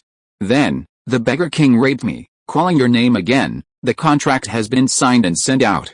Starting today, there will be 2 updates per day. Please vote with your recommendation tickets. Thank you." Chapter 13 Eugenics in Another World. Is consanguineous marriage good or bad? The general public believes that couples who marry close relatives are more likely to have children with genetic defects, which is very detrimental to eugenics. This is a scientific fact. Since the primitive era of humankind, the harsh natural environment has eliminated most genes associated with dominant diseases. Millions of years later, when humans developed relatively advanced civilizations, genetic diseases were mostly recessive. Only if both parents carry the same recessive gene for a disease will their child have about a 1 in 4 chance of inheriting it. Note that it must be the same recessive gene for the disease. Closely related relatives, because their genes originate from the same ancestor, are obviously more likely to carry the same recessive gene, and their children are more likely to have intellectual disabilities or birth defects. However, if consanguineous marriage continues for dozens, hundreds, or thousands of generations, all the recessive defective genes in that bloodline will be expressed, and then the children carrying the paired recessive defective genes will be discarded, and the remaining children will inevitably have fewer recessive defective genes than the previous generation. In other words, through a cruel selection process, consanguineous marriage helps reduce defective genes, a form of genetic optimization. Of course, genetic optimization has 2 aspects: reducing inferior genes and increasing superior genes, more practical hybridization. Here, we only discuss the issue of reducing inferior genes through inbreeding. To achieve genetic optimization through inbreeding, it requires the efforts of at least several dozen generations. If new bloodlines are introduced along the way, bringing new defective genes, all previous efforts are wasted, and it must all start from scratch. Without thousands of years of direct bloodline intermarriage, the plan for noble bloodlines is out of the question. And the great celestial empire has no absolute aristocratic families with thousands of years of history, the kind that can refuse royal intermarriage. Therefore, for the Chinese nation, inbreeding is always a taboo to be avoided. Even looking at the history of the earth for tens of thousands of years, only the pharaoh family of ancient Egypt achieved this, but they later perished due to the system of inbreeding because inferior mixed blood was introduced, and everything had to be started over. But if they kept producing freaks and mentally challenged heirs, they could not maintain the increasingly collapsing dynasty's rule. Would the noble pharaoh intermarry with other families if the ruling power did not decline? Ultimately, the ancient pharaohs were nearly wiped out. Perhaps not all of them died, but their dynasties and the institutions they established were rendered obsolete. Ancient European nobles shared similar ideas with the pharaohs, but their fate was far worse. For example, the hemophilia that brought European royalty to its knees. The main problem was the inability to achieve complete direct line reproduction. Fresh blood was constantly being added along the way. But what Earthlings couldn't do, many families on the continent of ice and fire accomplished. They were true royalty. The Targaryen family, for example. In fact, a great inbreeding clan once existed on Essos, the ancient Valyrian freehold, of which the Targaryens were just a small branch. How strong was the Valyrian bloodline? Just look at Daenerys Targaryen today. Besides the Valyrian remnants, the ducal families of Westeros, former royalty, demoted to dukes after Aegon Targaryen's invasion and unification of the 8 kingdoms, were, to varying degrees, only secondary inbreeding, and they also intermarried with other families. This world can achieve genetic optimization through inbreeding mainly because their history is so long. For example, the Stark family, the main protagonist's family, has at least 8,000 years of family history.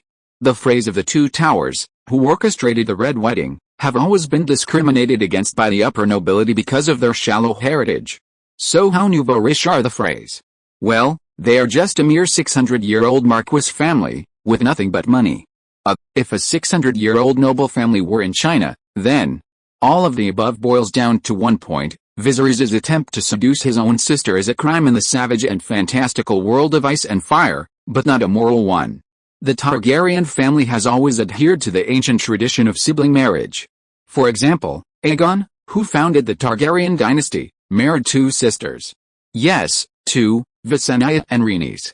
King's Landing is comprised of three hills: Aegon's Hill, Rhaenys Hill, and Visenya Hill, in honor of the three founders of the dynasty.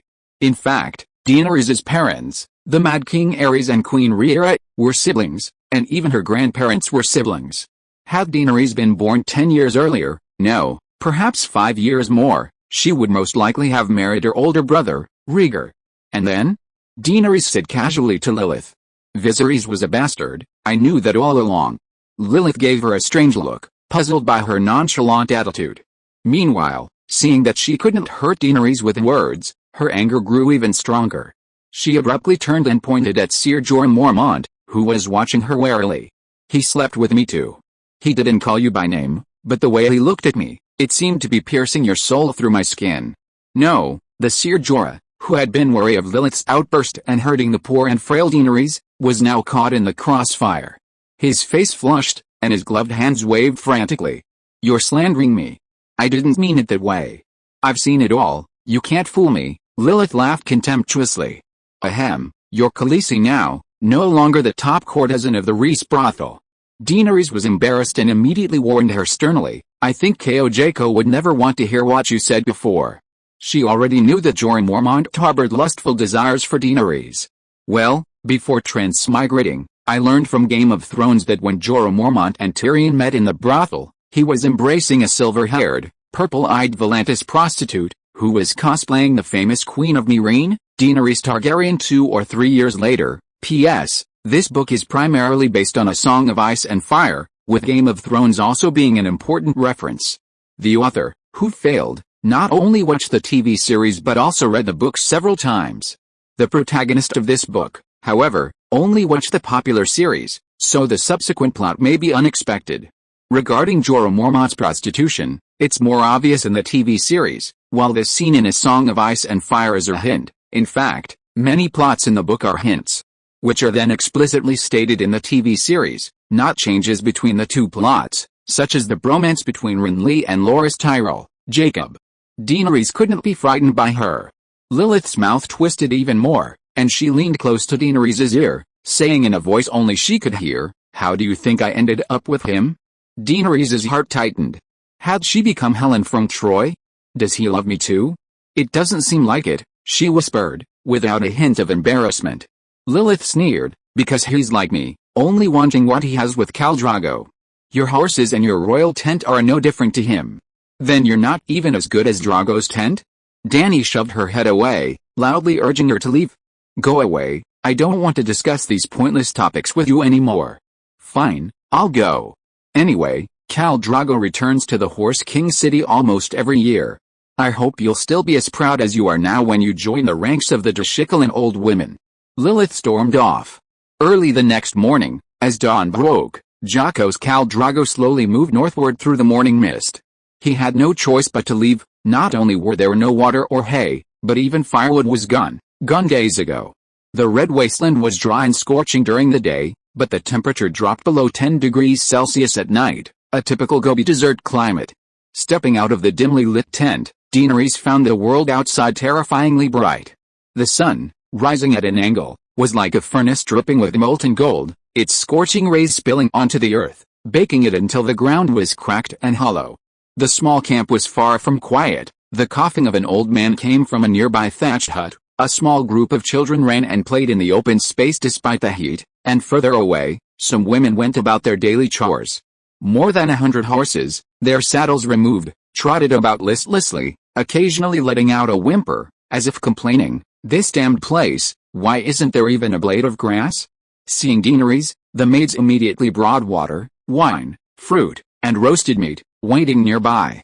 After wiping her face, Daenerys ate a little something and then had to go, and the others moved the cast back to the original location of the thatched palace. Although it was also desolate there, at least the nearby hills provided some shelter from the sun and sandstorms.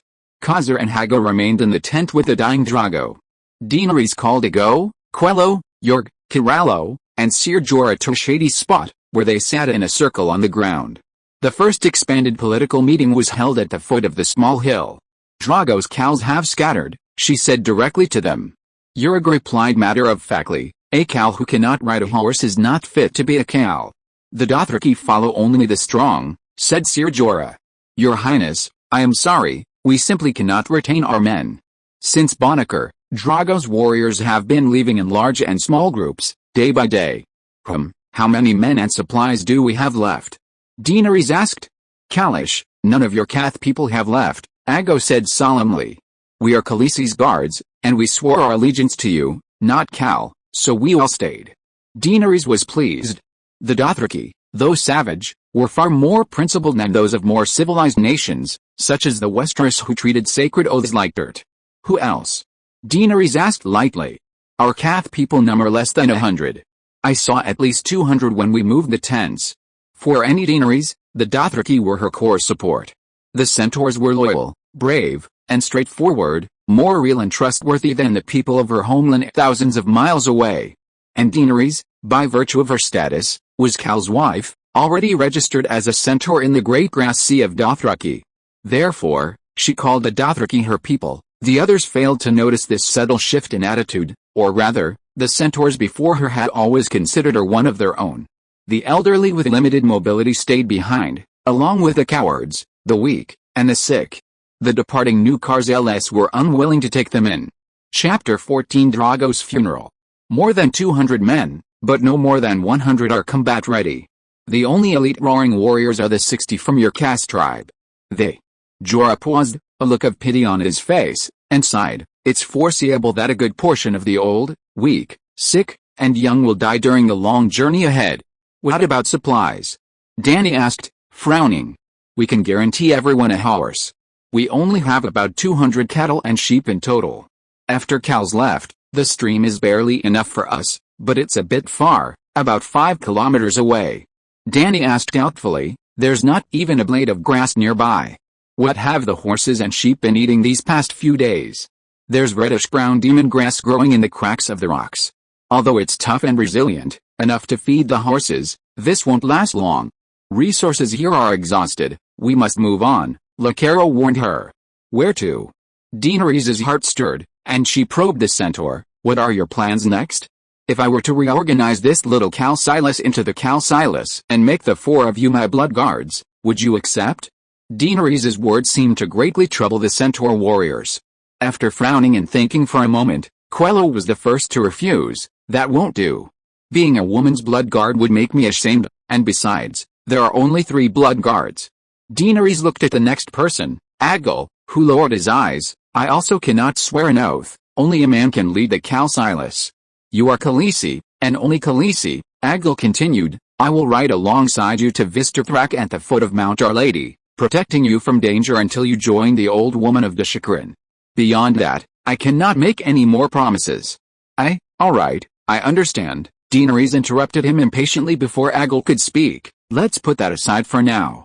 Our first priority now is to send the great Khal Drogo back to the Land of Night. Ser Jorah Mormont abruptly rose from his cross-legged position, drawing his sword with a swift motion, its gleaming blade dazzling Daenerys. Then, Jorah Mormont knelt on one knee, placing the sword at Daenerys' feet. Your Highness, he said, I swear to serve you, to obey your every command, even at the cost of my life. He glanced at the 4 centaurs beside him and declared firmly, I swear by the sword in my hand and by the sigil of my family's bears, no one will take you back to Visterthrak unless you consent. You have no need to join the Deshikrin. The 4 centaurs exchanged glances, their almond-shaped black eyes filled with confusion and unease. It seemed that even in the morally corrupt Westeros, there were still noble and loyal subjects. Although Ser Jorah's motives were not pure, and his loyalty stemmed more from unrequited love, Daenerys was still very happy. According to Dothraki tradition, Khal will ride his steed back to the embrace of the horse god amidst flames, so I command you to lead the knights to gather all combustible firewood, dry grass, and vines. This was a harsh, uninhabitable place, and Daenerys had to leave as soon as possible. Hearing that Daenerys intended to cremate Drogo, the two blood guards, who had been despondent, once again left Drogo's bedside. They too needed to prepare their own belongings. "You go out first, I want to end his suffering and humiliation," Daenerys said to her maids. Drogo had been unconscious for 4 days, half his chest blackened and rotting, yet he still had a faint breath. This was both agonizing torment and a profound disgrace for him. A great mounted warrior should not remain bedridden. Daenerys spent 3 minutes using a feather pillow to relieve him, then cut open his rotting flesh, cleared away the pus and blood, and filled his chest cavity with a thick, fragrant balm.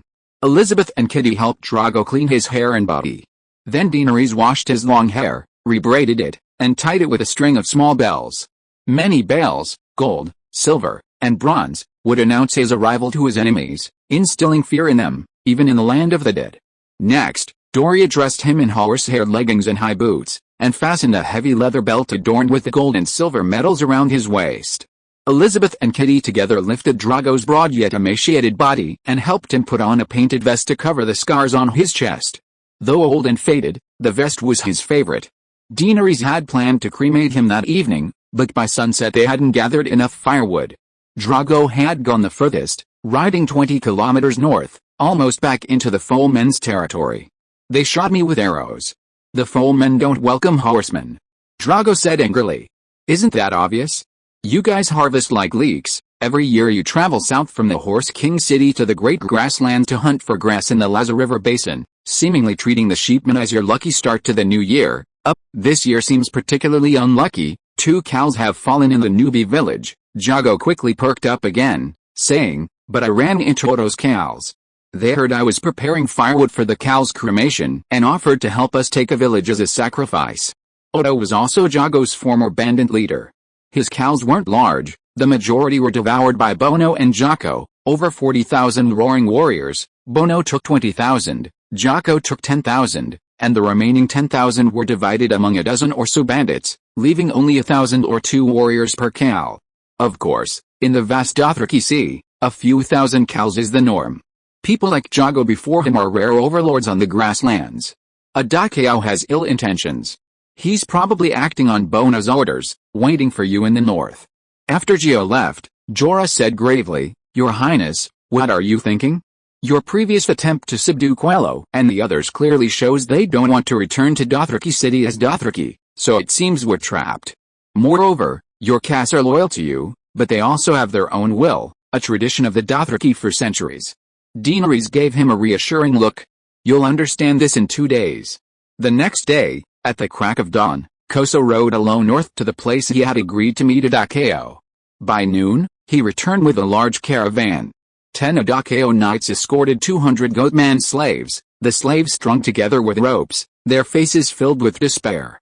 There were also about 10 slaves driving more than 10 wagons. The wagons were piled high with the bundles of chopped firewood and castor oil. "These slaves will accompany us on our night's journey," Khoso said coldly. Daenerys wore loose silk trousers and knee-high sandals, and a Dothraki painted vest similar to Drogo's.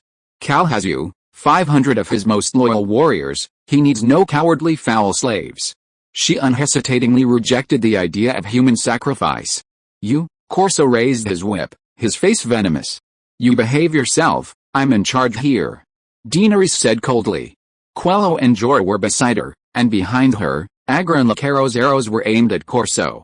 Hundreds of men had worked all afternoon, and before sunset, the firewood was piled into a square 5 meters long and wide, 4 meters high, hollowed out and stuffed with straw, shrubs, bark scraps, and hay. This was Khal's master bedroom.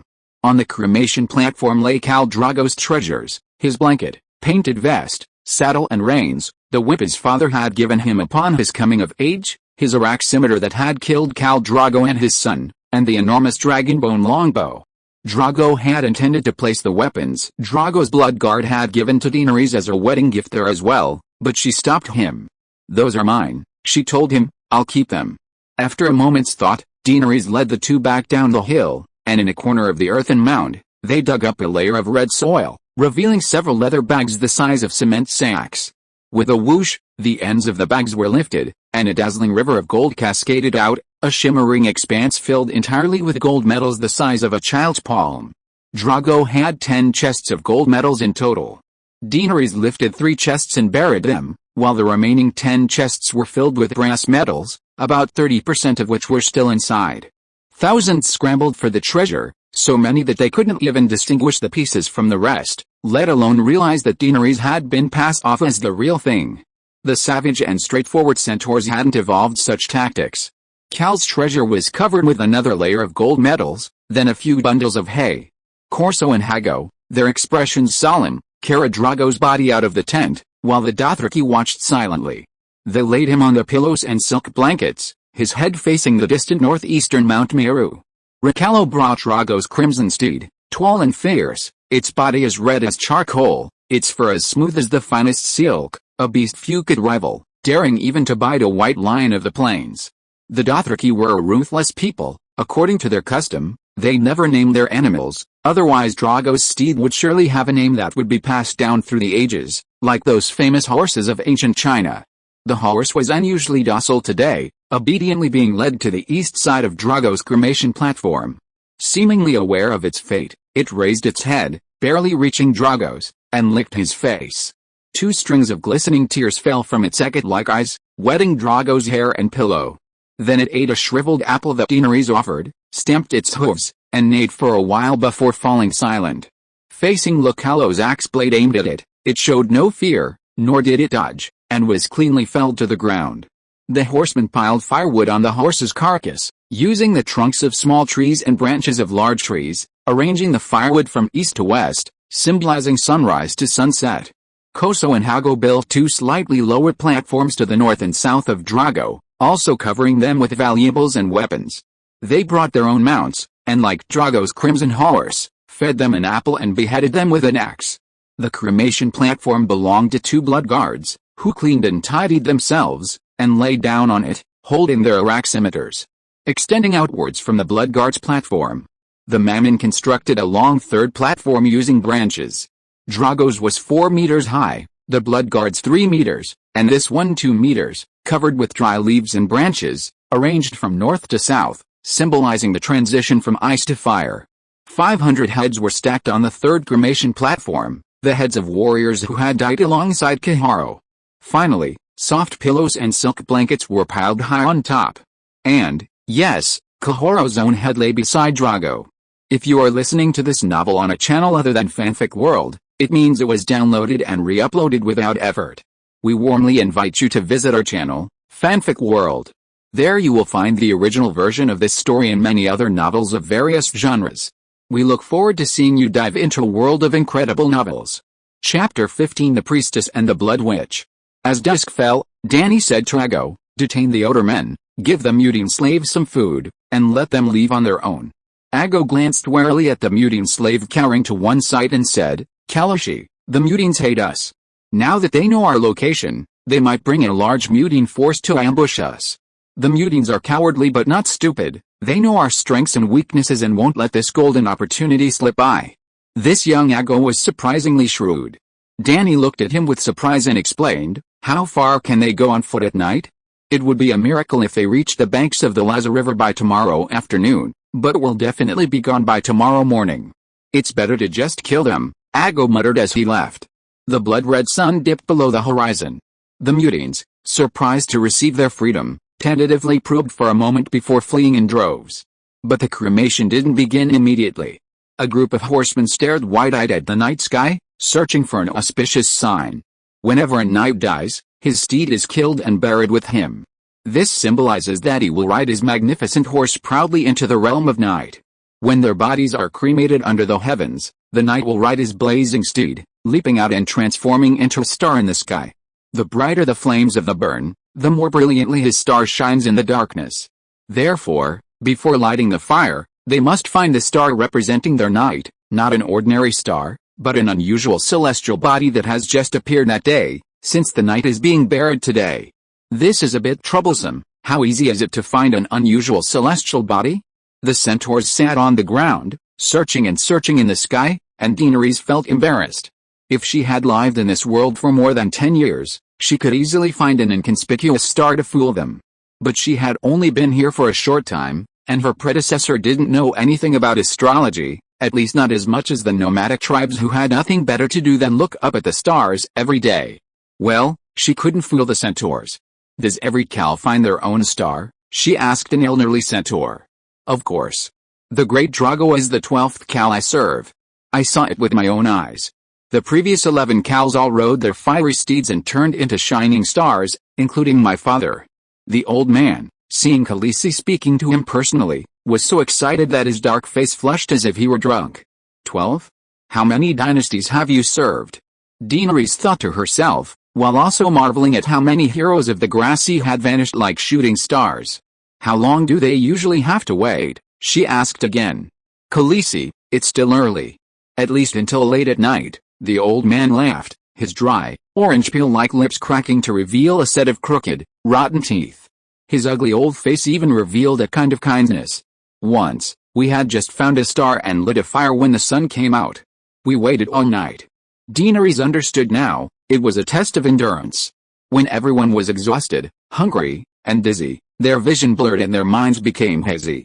Even the moon might be mistaken for Khal's alien planet. Found it. There it is, came an excited voice.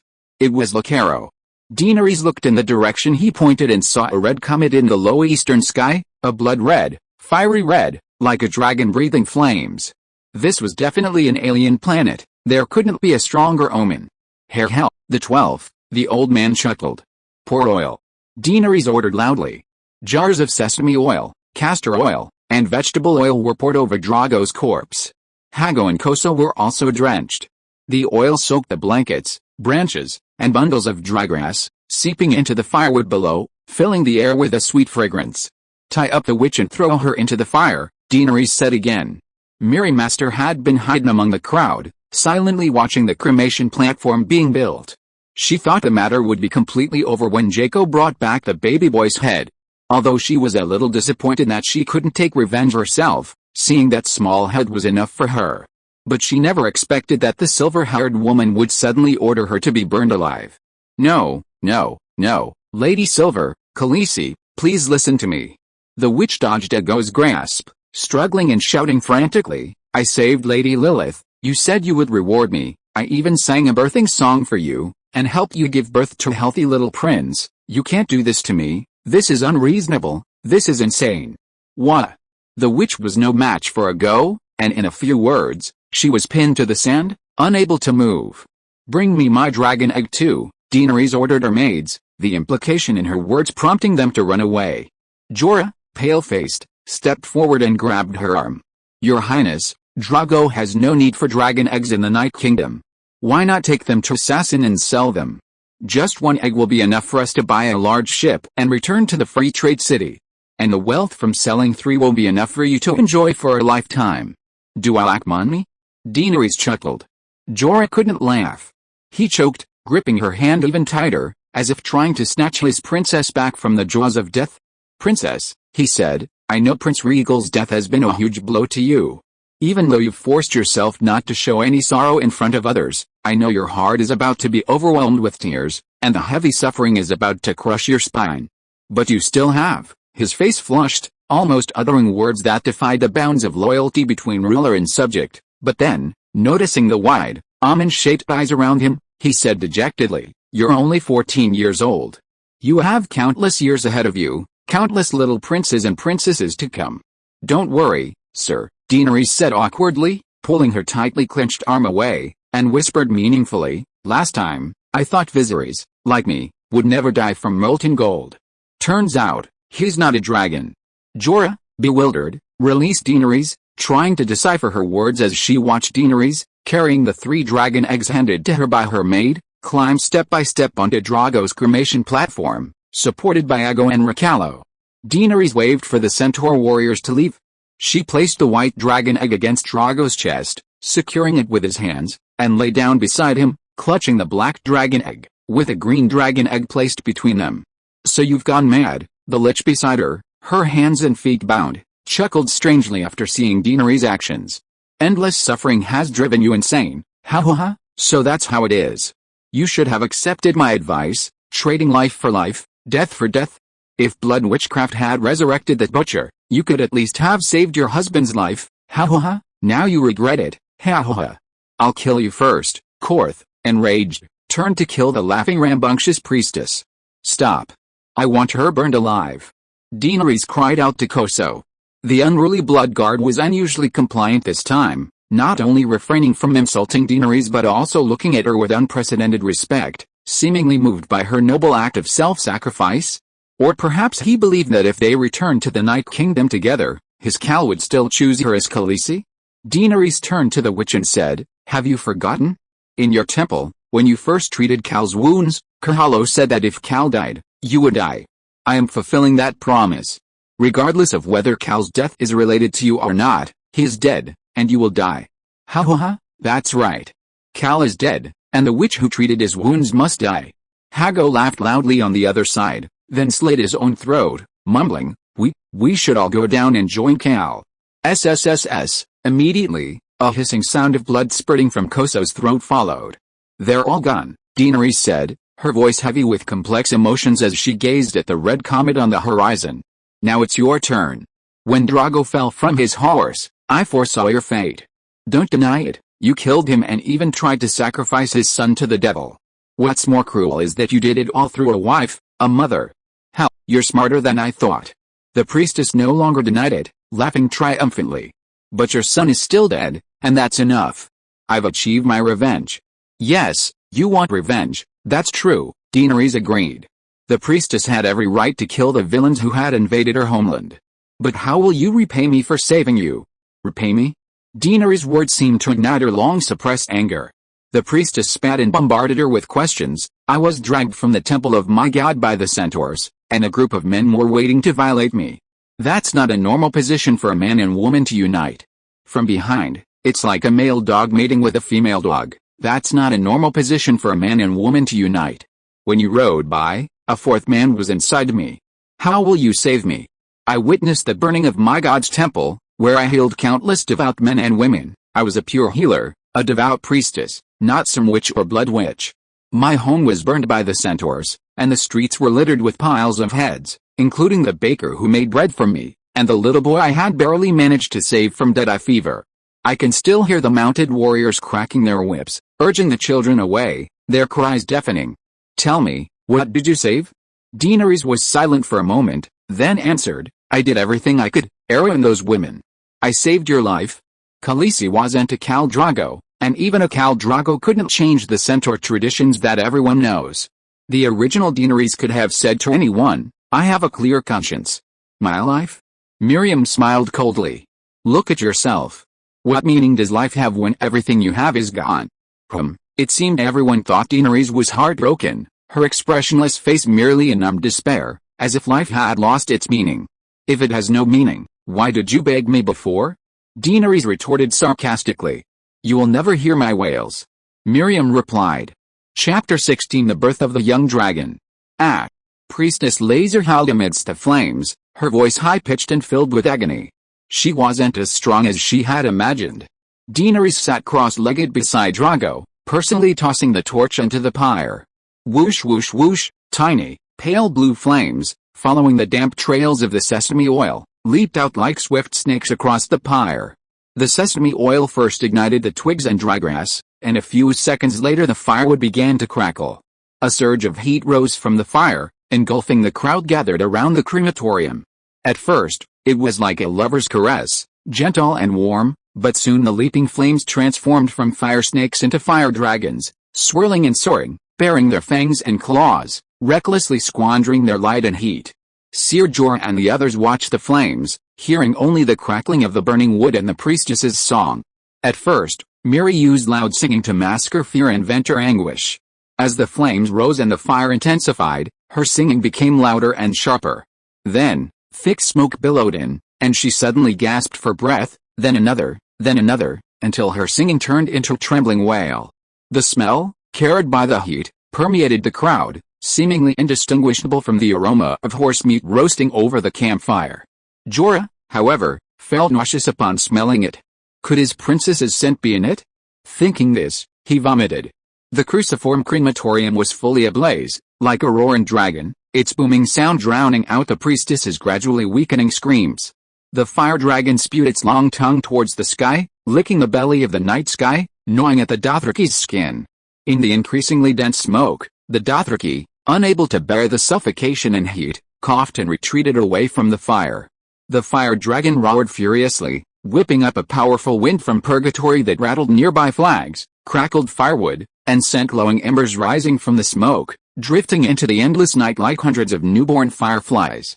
Meanwhile, Daenerys, amidst the flames, seemed to have entered a strange world. As her painted vest, silk trousers, and sandals burned and smoked, Daenerys inwardly mocked the priestess Miri for masking her wails with song, but her attention was quickly drawn to the black dragon egg in her hand.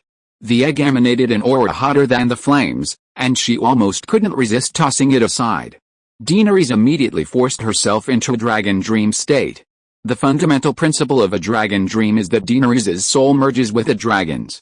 Her own soul is a complete one, and the black dragon's soul plus Daenerys' soul still equals one, an even more complete one. Note, Martin didn't elaborate on dragon dreams. This explanation references wolf dreams and wolf spirits. In a dragon dream state, she possesses the black dragon's perspective and perception. She found herself in a blood-red inferno, her black dragon before her, as before, blotting out the sky. The dragon roared, its mouth agape, and countless tiny, firefly-like colored lights from the heavens converged into a river flowing into its throat. Gold, silver, green, purple, bright red, the colors of the lights were too numerous for Dany to count. This is. Dany suddenly had a flash of inspiration, hatching dragons. She immediately connected it to her magical artifact, finding in her character panel that, aside from the unburnt one and dragon dream, the dragon mother's bloodline talent also included the peculiar ability of hatching dragons, imbuing dragon eggs with flames and spiritual essence, allowing fossilized dragon eggs that retain their soul essence, dead dragon eggs, and healthy dragon eggs to hatch into young dragons. What is spiritual essence? The thought had barely formed when a piece of information flowed into her consciousness, and Dany inexplicably gained a more fundamental understanding of the dragon mother's hatching dragons talent. Spiritual essence, the essence of a living soul, exists in the world where life exists, within the souls of living beings. In a world without a cycle of reincarnation and an underworld, it is the aggregation of spiritual energy that gives birth to the miracle of life in organic matter. For example, a newborn infant is composed of a soul and a body. The body is inherited from the parents, while the soul originates from the accumulation of spiritual energy within the body. The 3 dragon eggs that Governor Illyrio of Pentos gave to Daenerys, due to the vicissitudes of millennia, had become fossils. Theoretically, they were like diamonds and gemstones, beautiful but lifeless objects. However, these fossilized dragon eggs encountered Daenerys Targaryen, whose bloodline was so rare, almost the ultimate achievement of Valyrian dragon magic civilization. Not to mention the Targaryen family, perhaps even Valyria throughout its millennia-long history had almost never seen a mother of dragons like her. Perhaps Daenerys was a variant. Her mother of dragons talent allowed her to unconsciously imbue dragon eggs with the spiritual energy of heaven and earth. The fossilized dragon eggs gaining new life is indeed a miracle, but dragons themselves are magical life forms representing miracles and cannot be judged by common sense. Originally, Dany only subconsciously hoped that her dragon eggs would hatch into baby dragons. She had hardly actively developed her dragon dreams or innate talent for hatching dragons. This newcomer, however, understood that at this crucial moment, she had to do something. "Big Black, I'll help you," she called to the black dragon above her. The next moment, her position changed, from the blazing ground to the head of the dragon with its black jade scales. She rode on the back of its neck. Seemingly in her destined place, Dany experienced something different. She and the dragon became one, and together they were reborn in the flames. Instantly, the spiritual light spots atop the black dragon's head became increasingly dense, gradually forming a 7-colored vortex above its open mouth, making it look like the activation of a tailed beast ball. Roar, roar. After an unknown amount of time, Dany sensed dragons other than the black dragon for the first time, a white dragon and a green dragon. Even when holding the dragon egg, she couldn't form the same dragon dream connection with the white and green dragons as she did with the black dragon. But at this moment, she clearly saw the white and green dragons flying towards her. She rode the black dragon, the white and green dragons circling around her like wingmen. The 4 of them roamed freely in the 7-colored ocean. They were so happy, so proud, the sky seemed beneath her feet. She was the mother of dragons, a dragon mother destined by blood. Perhaps fate arranged her birth. But her talents had nothing to do with any other god or thing. Only deathkin by life came from the witch's mouth, spoken as a servant of the demons in the shadows. The Lord of the Shadows was an evil god, a demon, and also another identity of Arheller, forming the complete deity Arheller together with the Lord of Light. The Targaryens belonged to the ancient Valyrian people, who had their own gods, Balerion, Miracis, and Vargal. There was no Arheller, the Lord of Light. In the Valyrian era, the civilization of dragons and magic had reached its peak, and Arheller had absolutely no involvement. The Lord of Light might have also coveted dragons, but he had no connection with them. Daenerys' birth of dragons was also unrelated to the Lord of Light. Her dragon mother constitution originated from Valyria's supreme blood magic. By midnight, the fire had weakened to the point where the flames were no longer visible, but the glowing embers beneath the ashes still scorched the earth and air. Until the cold night mist was dispelled by the morning light, Jorah Mormont, who had endured a grueling night, could finally bear the scorching ground. He found Daenerys in the center of the cross-shaped ashes. She was half-crouched on the ground, surrounded by charred embers, glowing embers, and the charred bones of men and horses.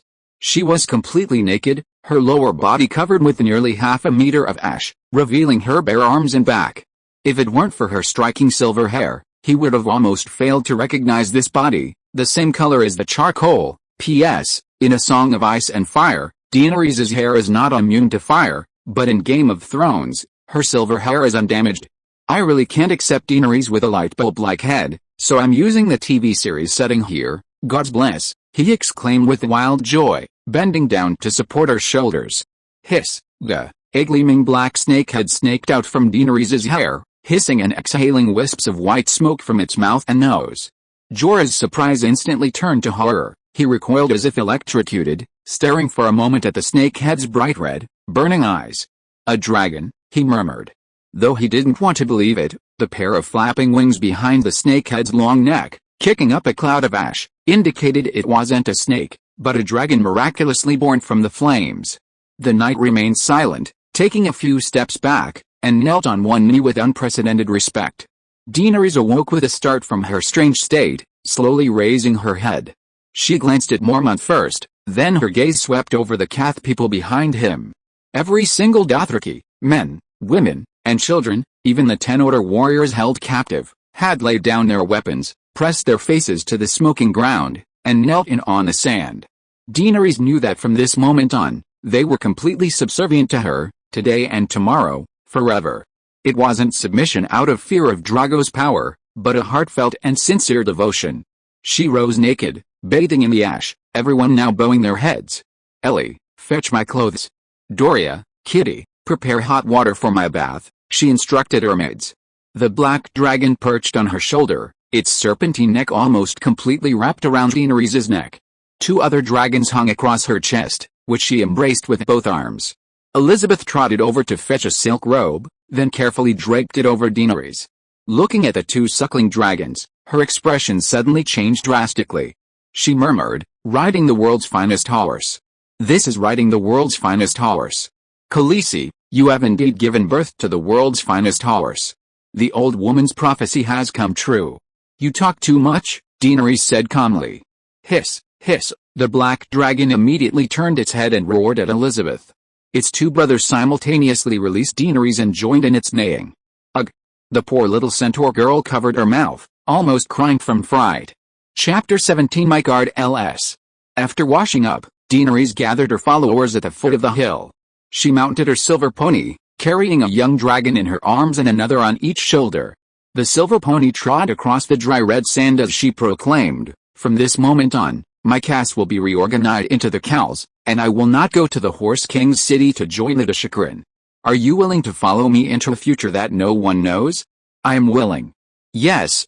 We are all willing." A chaotic but loud response rang out from her caste good. Daenerys nodded in satisfaction and called out again to the crowd, "Georgia, Agar, Lucero." The 3 seemed to anticipate what was to come. Their faces showed no hesitation or resistance, but rather excitement and undisguised joy. Quiro, who wasn't called out, looked dejected and ashen-faced. At this moment, he particularly hated the tradition of the everyone knows 3-man blood oath guard. As expected, Daenerys dismounted and walked to the three centaur youths, handing Jagger the silver-handled whip hanging from her saddle. "This silver-handled whip is my wedding gift. I present it to you, appointing you as my knight, and demanding that you swear an oath to be my blood, to live and die with me, to fight alongside me, and to protect me from danger." Jagger solemnly accepted the whip and hung it at his waist. Then, with a whoosh, he drew his Arak scimitar, kneeling on one knee, holding the scimitar with both hands at forehead level. "My blood," he proclaimed. Like a promise. Daenerys took his scimitar, then personally helped Jagger up, sheathing the scimitar. "My blood," she replied in the Dothraki way. Next, Jagger and Khal were presented with a double-arched longbow and a gilded Arak scimitar, respectively. All three weapons were Daenerys' wedding gifts, given to her by Drogo's blood guards at their wedding. Hago gave her a riding crop, the scimitar came from Kahoro, and the longbow, taller than Daenerys herself, was a gift from Kotho. It had all happened just a year ago, yet the objects remained while the person was gone. The three new blood guards left the crowd and stood behind Daenerys. She looked at Quello. Meeting his gaze, which held a flicker of hope amidst the darkness, she said, "Quello, I have an important mission for you. Do you see my dragon?"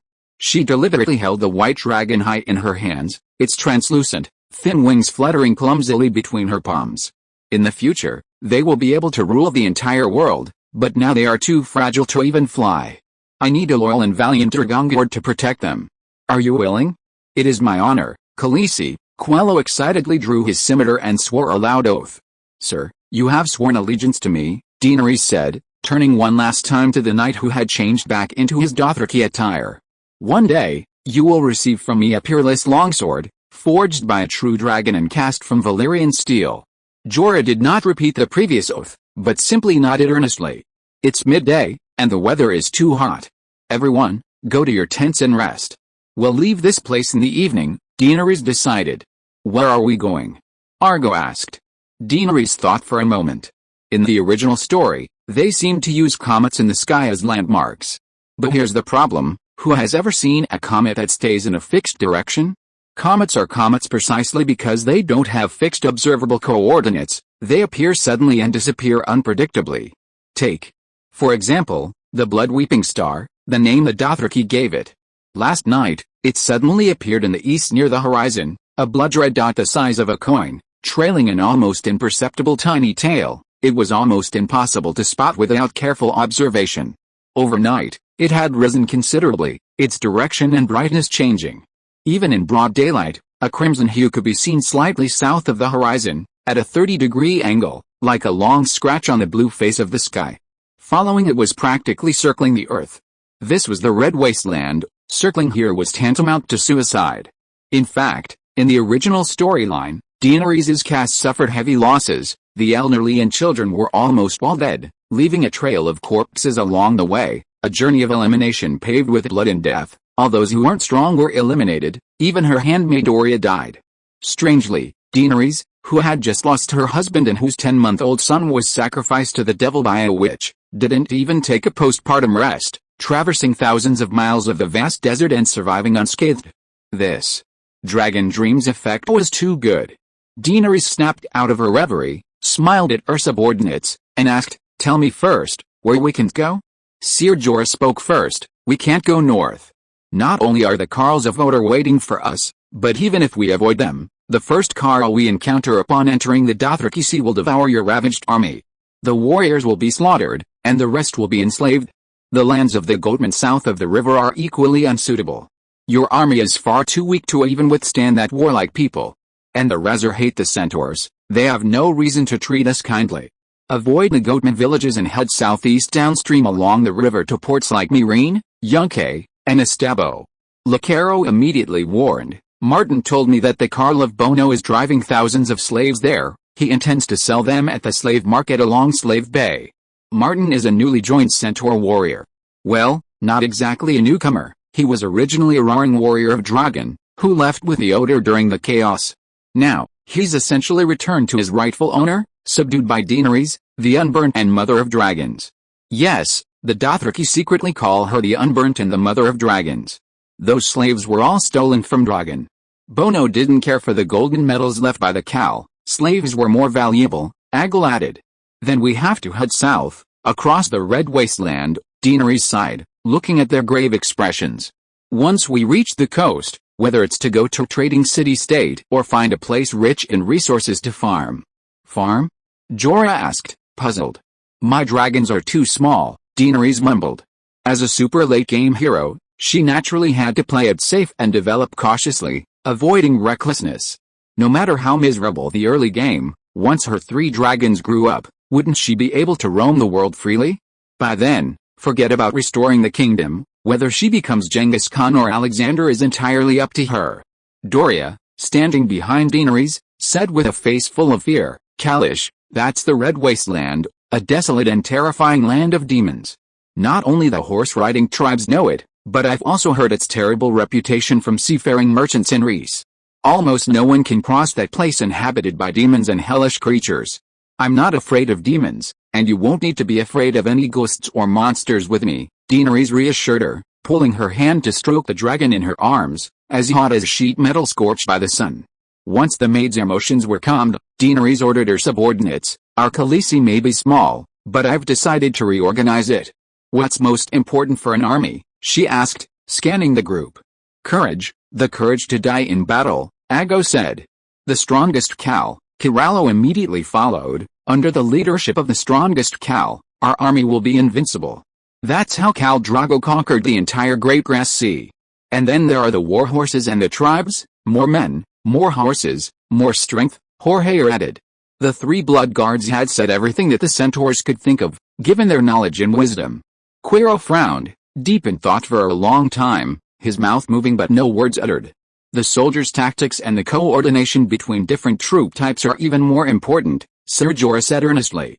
In Westeros, every knight receives training from a young age. Martial arts instructors teach them swordsmanship, horsemanship, spearmanship, and archery. Maesters teach young noble children arithmetic, literature, astronomy, geography, and the genealogies of the various noble families. The art of troop deployment is taught by their fathers, brothers, or lords. Undoubtedly, this conversation revealed that the barbaric centaurs were far inferior to the knightly civilization. Do you have the command skills for large-scale warfare? She asked curiously. There is an ancient Chinese saying, 1,000 soldiers are easy to find, but a good general is hard to come by. Daenerys' small army only has a few dozen warriors, so it doesn't need a skilled general to lead it. But what about the future? The most I've ever commanded was a force of 2,000 men, and that was when. His expression changed, and he stopped speaking. That was when I helped Eddard Stark, Duke of the North, overthrow my father's dynasty? Daenerys said calmly. I'm sorry, Your Highness, Jorah said, bowing his head. No need to apologize. You're serving your lord, and there's nothing wrong with that. Daenerys waved her hand and continued the previous topic. I think the most important thing for an army is a sound system. What system? Adger asked, puzzled. First, establish a sergeant major system, and then improve it step by step. Daenerys smiled at the marauder's questioning gaze. From today onwards, all the Dothraki warriors under my command will abandon all the previous chaotic flags and uniformly raise the dragon banner. Men aged 14 and above will automatically be enlisted in the warrior ranks. This couldn't be blamed on Daenerys being cruel. She herself was only 14 years old. Her handmaids and blood guards were all marauder boys and girls of similar age, deliberately chosen by Drogo. If she made everyone 18 to form an army, she'd have no one left to command. Of course, this was just a temporary measure. Once she was strong enough, she would significantly increase the age limit for enlistment. 10 men form a squad, with the strongest chosen as captain. 5 squads combine to form a battalion, with one captain selected as commander based on merit. 5 battalions. Dany paused, noticing her 4 centaur underlings looking completely bewildered. Their expressions were as if they were listening to gibberish.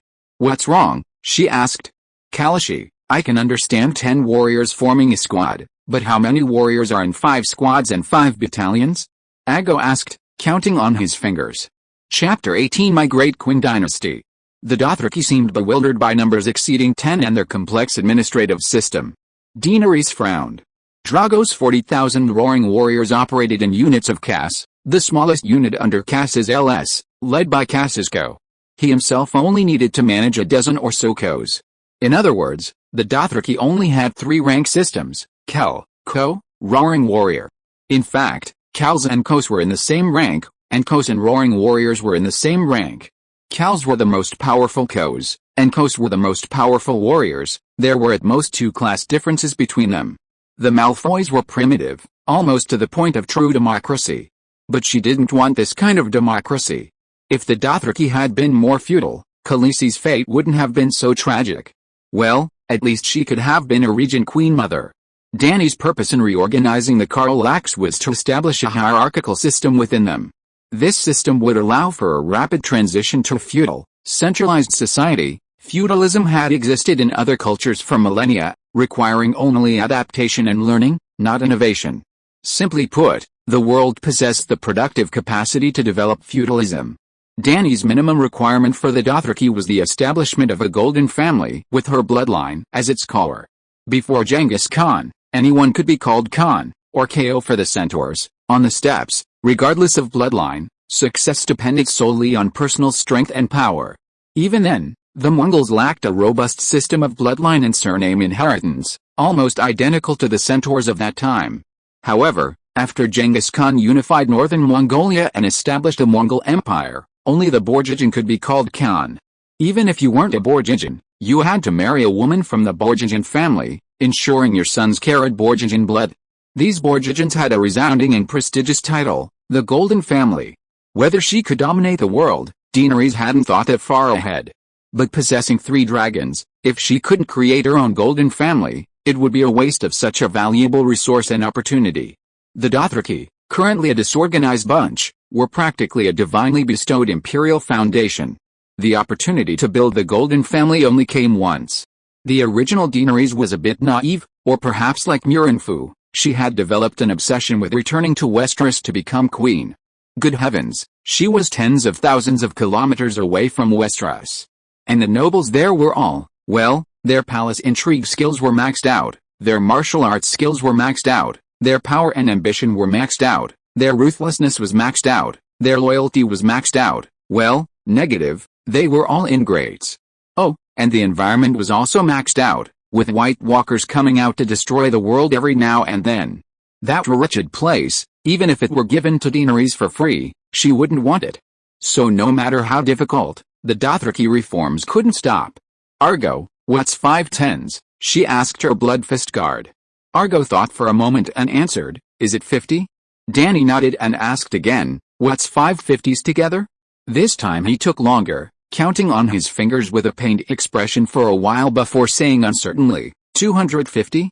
You got it right. Dany encouraged him, spreading her hands. But didn't you say there are captains and commanders? If we remove them, how many knights are left? He asked. Why remove them? If you're a commander, all 249 others are your warriors, Dany told him. But, Argo looked conflicted, are captains also the commander's warriors? Isn't the captain Go? Ko serves Go, but he doesn't count. Argo was clumsy with the words, unable to express his thoughts perfectly, gesturing excitedly but unable to utter a complete sentence. But Dany understood his problem. It was the same old story, the horsemen weren't used to a multi-tiered hierarchy. This is a new rule, everyone will get used to it gradually. She could only use her authority to force them to adapt. Jorah understood Daenerys' thoughts and offered advice, Kalish, don't use obscure terms like squad or corps, the Malfoys have their own unit divisions. Corps and squad were Dothraki terms Daenerys had translated from the Common Tongues unit organization. Jorah recognized them, but Jago and the others were hearing them for the first time. Really? Daenerys asked, puzzled. I don't know what they are. Do you know Neru and Galhu? Jorah recited 2 Dothraki terms. Neru is a hunting party, Galhu is a banner, Daenerys repeated, then looked at the knights, confused. These are unit organization? It sounded like the Manchus, and the Dothraki's cues and barbaric ways resembled the wild Manchus of the prehistoric era, just waiting for a Nurhulsi to reform the military system. In fact, the original author of A Song of Ice and Fire referenced many real-world events, terrains, geography, and ethnicities when writing the book. The Dothraki were a mixture of Manchus and Mongols. If one day Daenerys were to unify the Dothraki, then ride a dragon and lead the centaurs to conquer the world, it would be tantamount to bringing a knockoff version of China's Qing dynasty to some foreigner in another world. Jorah smiled and said, It's a centaur tradition that hunting parties are usually in groups of 10. Too few people can't handle beasts like lions, and too many people won't have enough prey to go around. 10 is just right. Actually, in Westeros, when our nobles go hunting, a large group gathers before entering the forest, but once inside the hunting grounds, everyone splits up, usually in small groups of about 10. I see, Daenerys said thoughtfully. Still not grounded enough, she needs to understand the people more deeply in the future, she thought to herself. As for the Quackalacy, you know that scouts are always scattered before each Quackalacy's expedition, right? Jorah asked again.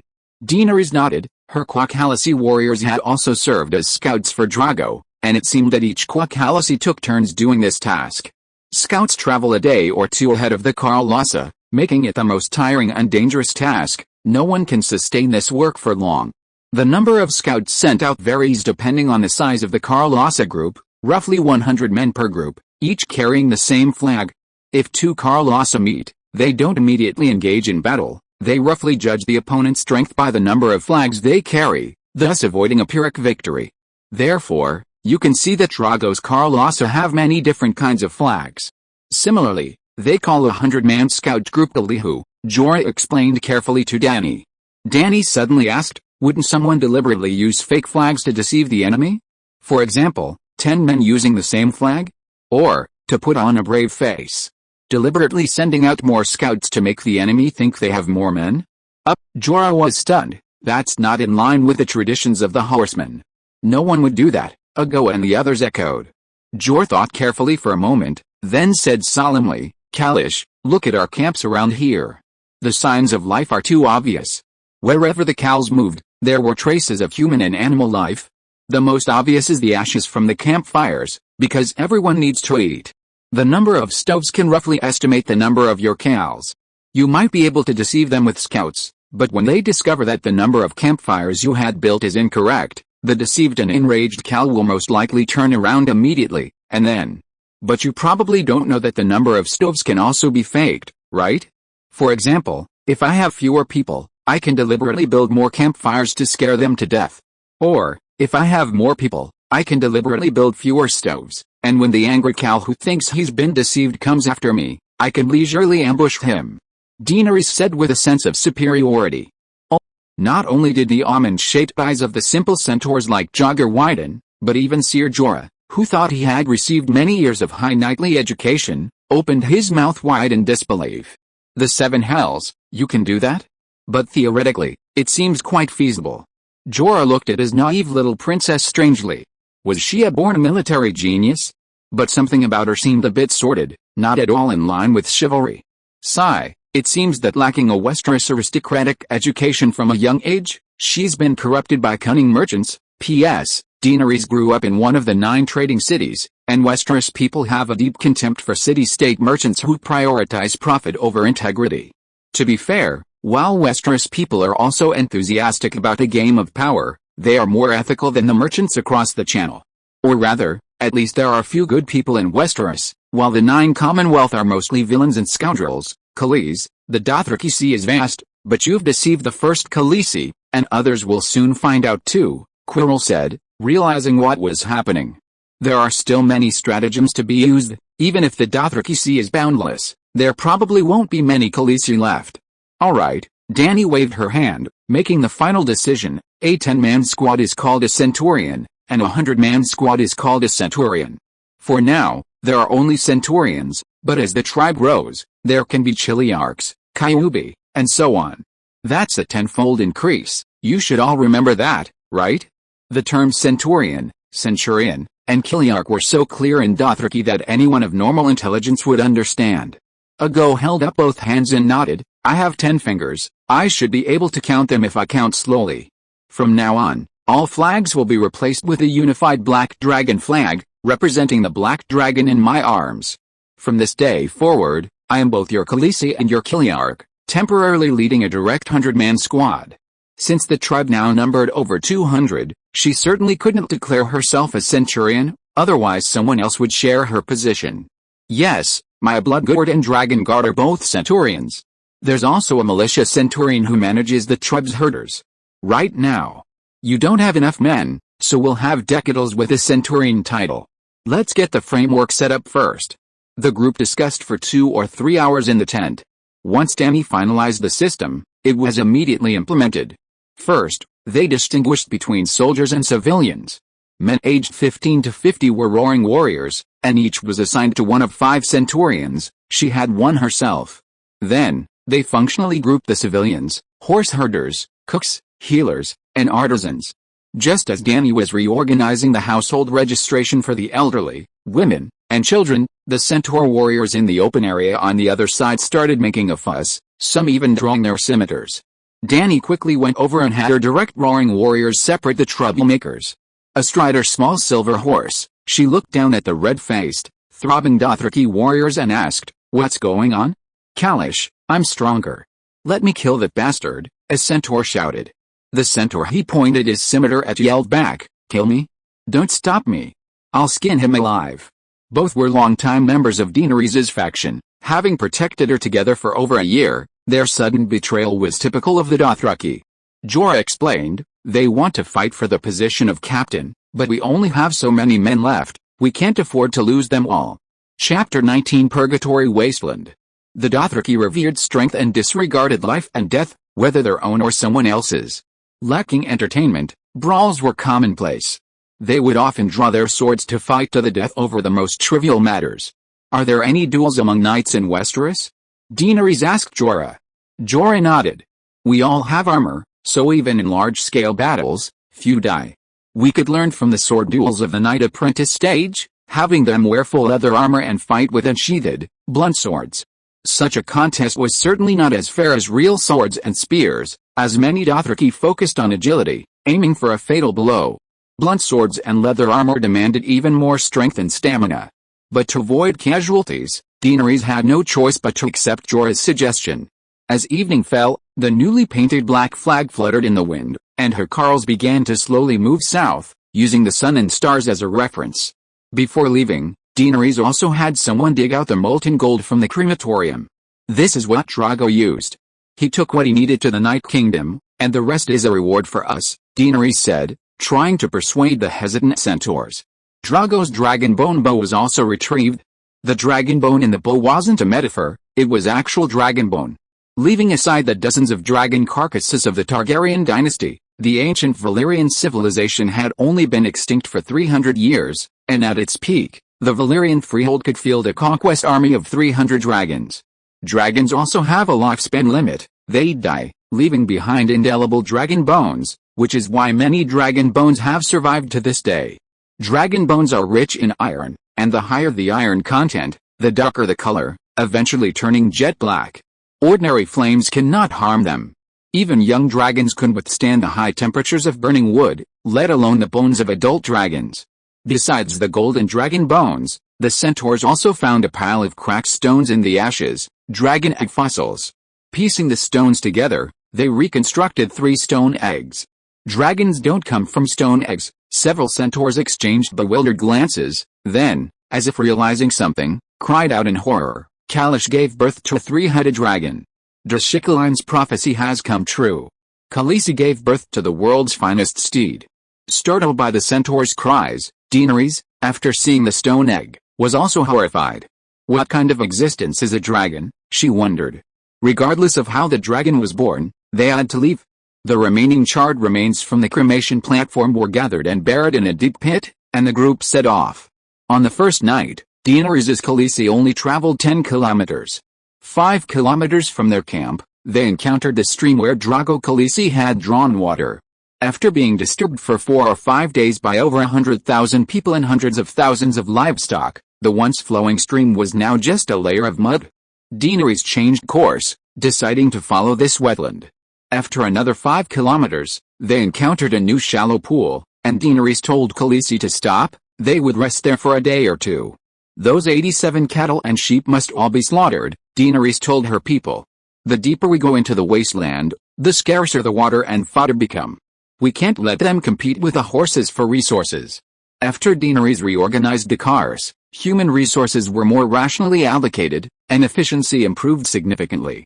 The mutton was made into jerky, and the sheepskins, even without processing the outer wool, were dried in the shade by the Mathan women and sewn into hooded cloaks. The wasteland was too hot. Wearing cloaks could shield them from the sun during the day, reducing moisture evaporation, and provide warmth at night. The Dothraki were indeed nomadic, but even nomadic people couldn't guarantee everyone had fur coats and cloaks. Daenerys' original 100 or so Kars followers naturally had no shortage of clothing.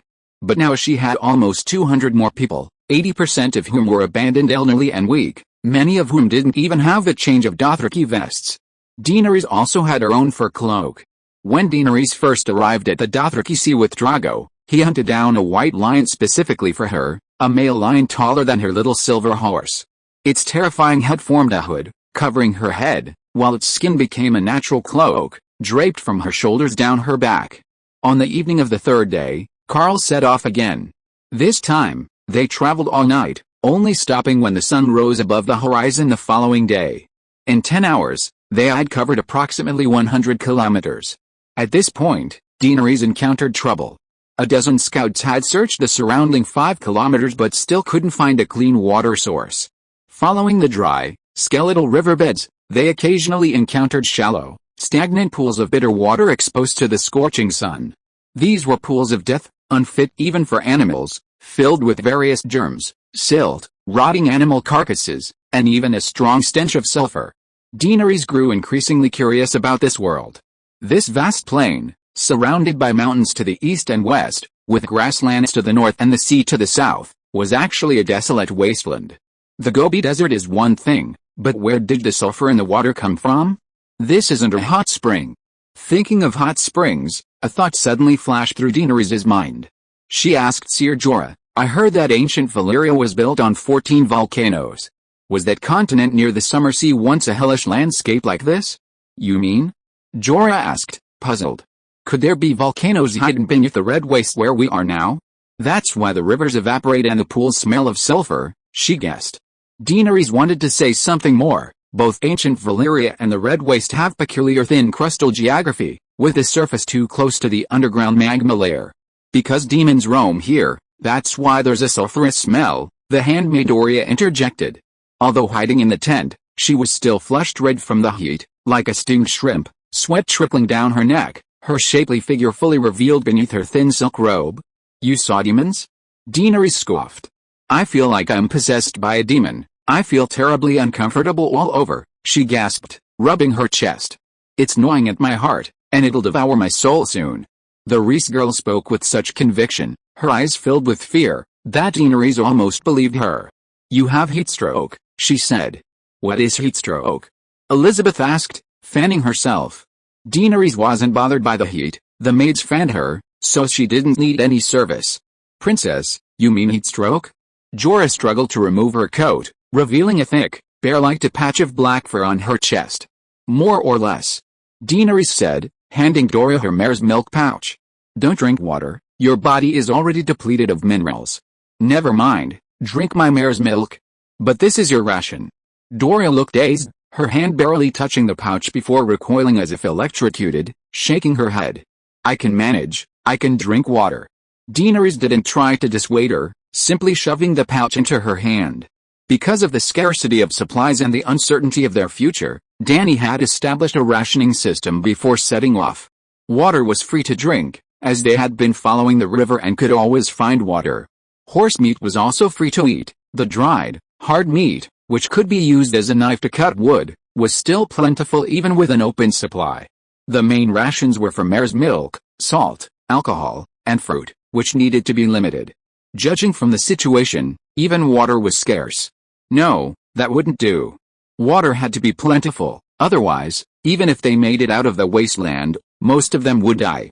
Thinking of this, she couldn't sit still any longer and said to her maids, I will separate men and women into separate camps. Everyone can be naked in their own tents. You can take off your clothes later. The tents are like ovens, taking off our clothes won't help. Before, on the grasslands, even with 2 layers of sheepskin rugs on the ground, we would still wake up freezing at night. Now, the ground is scalding hot, Elizabeth sighed. Dany teased, you could shovel off the top layer of sand? Then, a sudden inspiration struck her, and she burst into laughter. How come I only thought of such a simple method now? What method? Jorah asked curiously. Dany waved her hand, let's go out and take a look. The tent flap was lifted, and Dany's vision blurred instantly. The sun seemed to be right in front of her, its beams of white light plunging her into a world of blinding white. Rubbing her eyes, she finally regained her vision, only to have the illusion that she had truly entered purgatory. The dazzling white light shone on the smooth red sandstone ground, reflecting in almost equal intensity of red light, like the red glow of flames. Large, dense patches of red light formed a sea of red fire, making those walking on this wasteland feel as if they were strolling through purgatory. Good heavens, and the lingering smell of sulfur. This truly was a place where there were no wrong nicknames, only wrong names. This was indeed Red Purgatory. Dany quickly pulled on her white lion hood and looked around her camp. All the tents were quiet, like dozens of mounds of earth piled up on the ground. She walked to the nearest one, intending to remind everyone to separate men and women so they could undress and escape the heat. But as soon as she reached a large tent, patched together with cowhide, sheepskin, and horsehide, she heard a muffled panting sound. A mixture of men and women. Dany's mouth dropped open in disbelief. Until she quietly took a step forward and lifted a corner of the curtain. Looks like I was overthinking it. The centaurs don't care about gender. Besides, they're not like Doria, they seem incredibly adaptable and resilient. Quietly stepping back, Dany didn't disturb the centaur's passionate display. She walked across the scorching gravel to the edge of the riverbed. 40 or 50 sturdy horses, their ears drooping, were scattered across an open area under the blazing sun, struggling to chew on the tough, yellowish-brown devil grass growing from under the rocks and withered trees. Kalish, you've arrived? A small old man appeared out of nowhere, suddenly standing before Dany. Avanti, can the horses regain their strength before dark? Dany asked, a question she herself didn't believe. This little old man who helped Khal herd the horses was the veteran of many dynasties who had served 12 Khals. Dany was now the 13th. A bit ominous. Avanti was short and thin, slightly hunched, with bald, graying hair, barely tied back in a braid shorter than his penis. His reddish-brown face was covered with the dry, cracked lines of time, making him look like a dried-up orange. Only his deformed, no longer almond-shaped eyes still shone with the divine light of life. He opened his toothless mouth and smiled ingratiatingly at Dany. A very ugly smile. Kalishi, if they have enough clean water, plus the devil grass unique to this wasteland, they can last at least half a month. Dany breathed a sigh of relief. If your group didn't take any detours, they should be able to cross this desert in half a month. However, all the horses I have here are strong, Afanti told Dany worriedly. Apart from the 100 or so men riding strong, good horses, the vast majority are just old, thin, sick, lame, weak, and bad-tempered beasts. Even in the vast grasslands with abundant fodder, they won't last long. Everyone knows that such horses should have been killed for meat long ago. Our previous cars ate that. I understand. There will be other arrangements, Dany said calmly. Chapter 20 Shaving. Dany understood that she was now the leader of the group and had to project confidence and strength, not fear or weakness. Just as a physician must never show doubt or worry to a patient before entering the operating room. Don't the horses want to drink from the waterhole? Dany asked again. Yes, they don't even want to go near it, Afanti said, his face filled with fear, his voice trembling. That's poisonous water. Everyone knows that livestock can't drink water that's been cursed by demons. Everyone knows that. A voice came from behind Dany. It was a go. Dany's blood-pledged guards, their cloud-like movement ceasing, emerged shirtless and wearing only silk trousers. Although the horse people were ignorant, their survival wisdom was undeniable. I'll tell you a little trick to solve this problem. Dany quickly busied herself, having her large red copper basin brought out of the tent. It was a bathtub larger than a modern family bathtub, the 2-meter-tall Drogo used for bathing, a behemoth weighing over 100 kilograms. Then, a trench was dug beside the puddle, and the copper bathtub was placed inside. The tub was too high to easily pour water into if placed on the ground. Next, a sheepskin blanket was covered with the tub, with a hole the size of a bowl cut in the center. The sheepskin prevented the water from evaporating in the high temperature. The next step was to build a 2-meter-high triangular support above the tub, divided into 4 tiers, each with a cotton bag hanging from it. From top to bottom, the first bag was filled with a thick layer of coarse sand, the second with fine sand, the third half filled with cotton wadding, and the fourth was full of coke. Finally, because the weather was too hot, Dany arranged for a tent to be built on top of the triangular support. Now, go and fetch the water from that stagnant puddle, pour it into the wide-mouthed cloth bag at the top, slowly, don't spill. Soon, water droplets seeped in layer by layer, drip drip drip, clang clang clang, at first just a few drops, but gradually, as the bag's filling became soaked, the clear water droplets at the bottom of the last bag almost formed a silver line flowing into the bathtub. Ago, perched at the bottom of the wooden frame, exclaimed in surprise, "The water is so clean, even cleaner than what we got from the Goatman River." This. Even the well-informed Sir Jorah was speechless with astonishment. He had never seen such a simple yet ingenious method of fetching water. Could Her Highness truly be a peerless genius?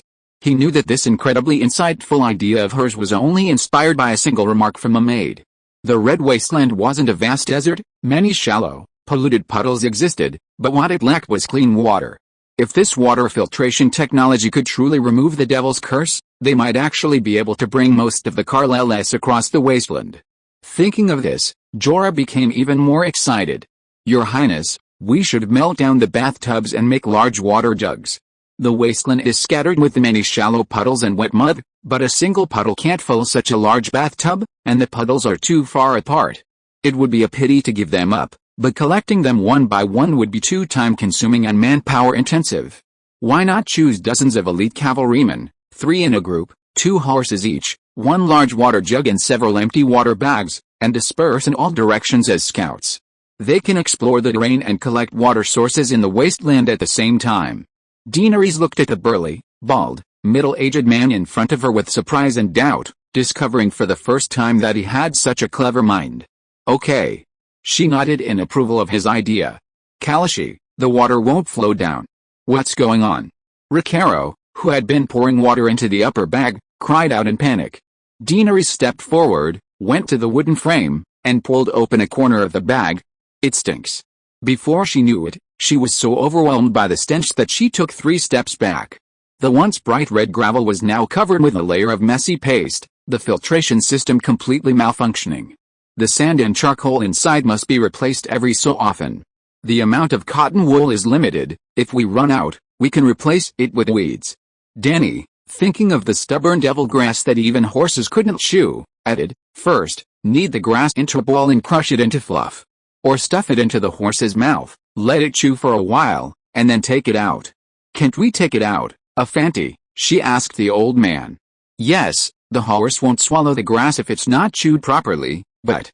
Afanti hesitated for a moment, then said with a bitter face, "While docile mares are docile, some spirited horses are fierce and will even bite lions. You'll have to figure that out yourselves." Even after carbon adsorption filtration, Dany still had the water boiled before distributing it. This time, considering the issue of sweat removing minerals from the body, she added salt and dried figs to the water. A light sweetness, a light saltiness, cool and refreshing. Doria loved it. On the second evening, Dany's cars had only covered 80 kilometers, stopping around midnight. Aside from encountering a relatively large swamp, Dany wanted to conserve the horse's energy. Each member of her group had at least 1 horse, and traveling at 10 kilometers per hour wasn't too strenuous for either horse or rider. The key was supplies. Even strong horses couldn't sustain a high-intensity march without food and water. This time, Dany also adjusted the tent placement. During the night's water filtration, she directed a group of strong warriors to build a low, curved wall using rocks and mud. The wall wasn't sturdy at all, but the next day, it blocked 70% of the direct sunlight. On the third day, before leaving, Dany changed the horsemen's hairstyles again. Horsemen only cut their braids when defeated. The longer the braid, the more respect they received. Even the old horse-herding man, Afanti, braided his sparse bald head. Although there's no such thing as our bodies and hair are given to us by our parents, the Dothraki never cut their hair. It's so hot, and there's no way to bathe. Not only is it easy to catch bacteria and get sick, but the greasy feeling is unbearable, even for the Dothraki themselves. Daenerys, standing nearby, couldn't stand the smell. If it weren't for her heat resistance, she herself was planning to cut off her silver gold hair. So she suggested that Aggo shave his head. Well, bald Jorah doesn't need haircuts, and he doesn't have much hair to manage anyway. If I cut off my braid, everyone will look down on me. Aggo shook his head vigorously. Then I'll have everyone shave their heads, Daenerys said. Everyone knows the significance of braids to the Dothraki. After we leave the wasteland, how will others see us? Defeated cowards? Slaves from Slavers Bay? Jorah also firmly opposed. I've heard that Dothraki slaves would rather be killed by their masters than have their hair shaved, unless they were Dothraki slaves raised from infancy. Long braids and the bells on them are a more distinctive Dothraki symbol than the Bayrak scimitar, Jorah advised from the side. Dany hesitated for a moment, then gritted her teeth and said, then let's just leave the patch of hair near the braid. It's ugly, but it's definitely more hygienic and cooler. The dagger moved laboriously between Jorah's fingers, like shoveling excrement in a toilet without a squat toilet. The blade scraped off a thick layer of black grime from the scalp. It was a strange product of scalp oil, sweat, dandruff, dust, and flea eggs fermenting for months. Ago, with his head and temples shaved, looked like a turtle shedding its shell, a truly hardened shell. How does it feel? Lucero asked curiously from the side. How does it feel? Ago murmured, a look of pure bliss on his face, like someone finally relieved after 2 weeks of constipation. It feels like taking off a sheepskin rug that's been warm for half a day in the middle of summer. I have this illusion that my whole body feels so much lighter. It's not an illusion. Your head feels at least 3 pounds lighter this time, Dany exclaimed dramatically. The braid is completely intact. Quiro exclaimed excitedly, pointing to the patch of scalp on the back of Ago's head where the hair was still intact. Look, it doesn't affect the length of the braid. This hairstyle is simply amazing. It's a gift from Khaleesi, the centaur god, and it should be promoted throughout the Dothraki Sea. Keresi, can we get this hairstyle too? The centaur maid, Jiki, asked enviously. Dany almost choked on her saliva. You should cut your hair short. In the end, everyone in her Caroline Karenina, both men and women, shaved off most of their hair. The men, including the boys, all got new hairstyles, and the women were planning to follow suit, until they saw the short, ear-length hair Daenerys had given Doria. Daenerys herself didn't cut her hair, she didn't need to. First, she was heat-resistant. Second, cleaning her hair was simple, just a quick roast in the fire. Dandruff, oil, lice, and bacteria couldn't withstand the 1,000-degree heat. Every time she bathed in the flames, her 3 baby dragons would flutter their wings and follow, like dolls going to the women's bathhouse with their mother. And every time her handmaids saw Daenerys playing with her 3 dragons in the flames, they would show an expression of awe, as if facing a deity. It was through these fiery baths with her dragon babies that Daenerys learned how to feed them. Chapter 21 Old Stories of the Ma People. Newborn dragons resemble malnourished kittens, thin and bony, with only a neck, tail, and wings discernible, as if they had no torso. They are almost weightless when held in the hand. But when they spread their wings, everything changes. Their wingspan is 3 times their body length, each wing a delicate, translucent piece of skin, vibrantly colored, tightly nestled between long, slender bones. Dany's early life was particularly difficult. From the age of 5, she wandered among the 9 city-states, living a life of scarcity and lack of food and clothing, resulting in stunted growth.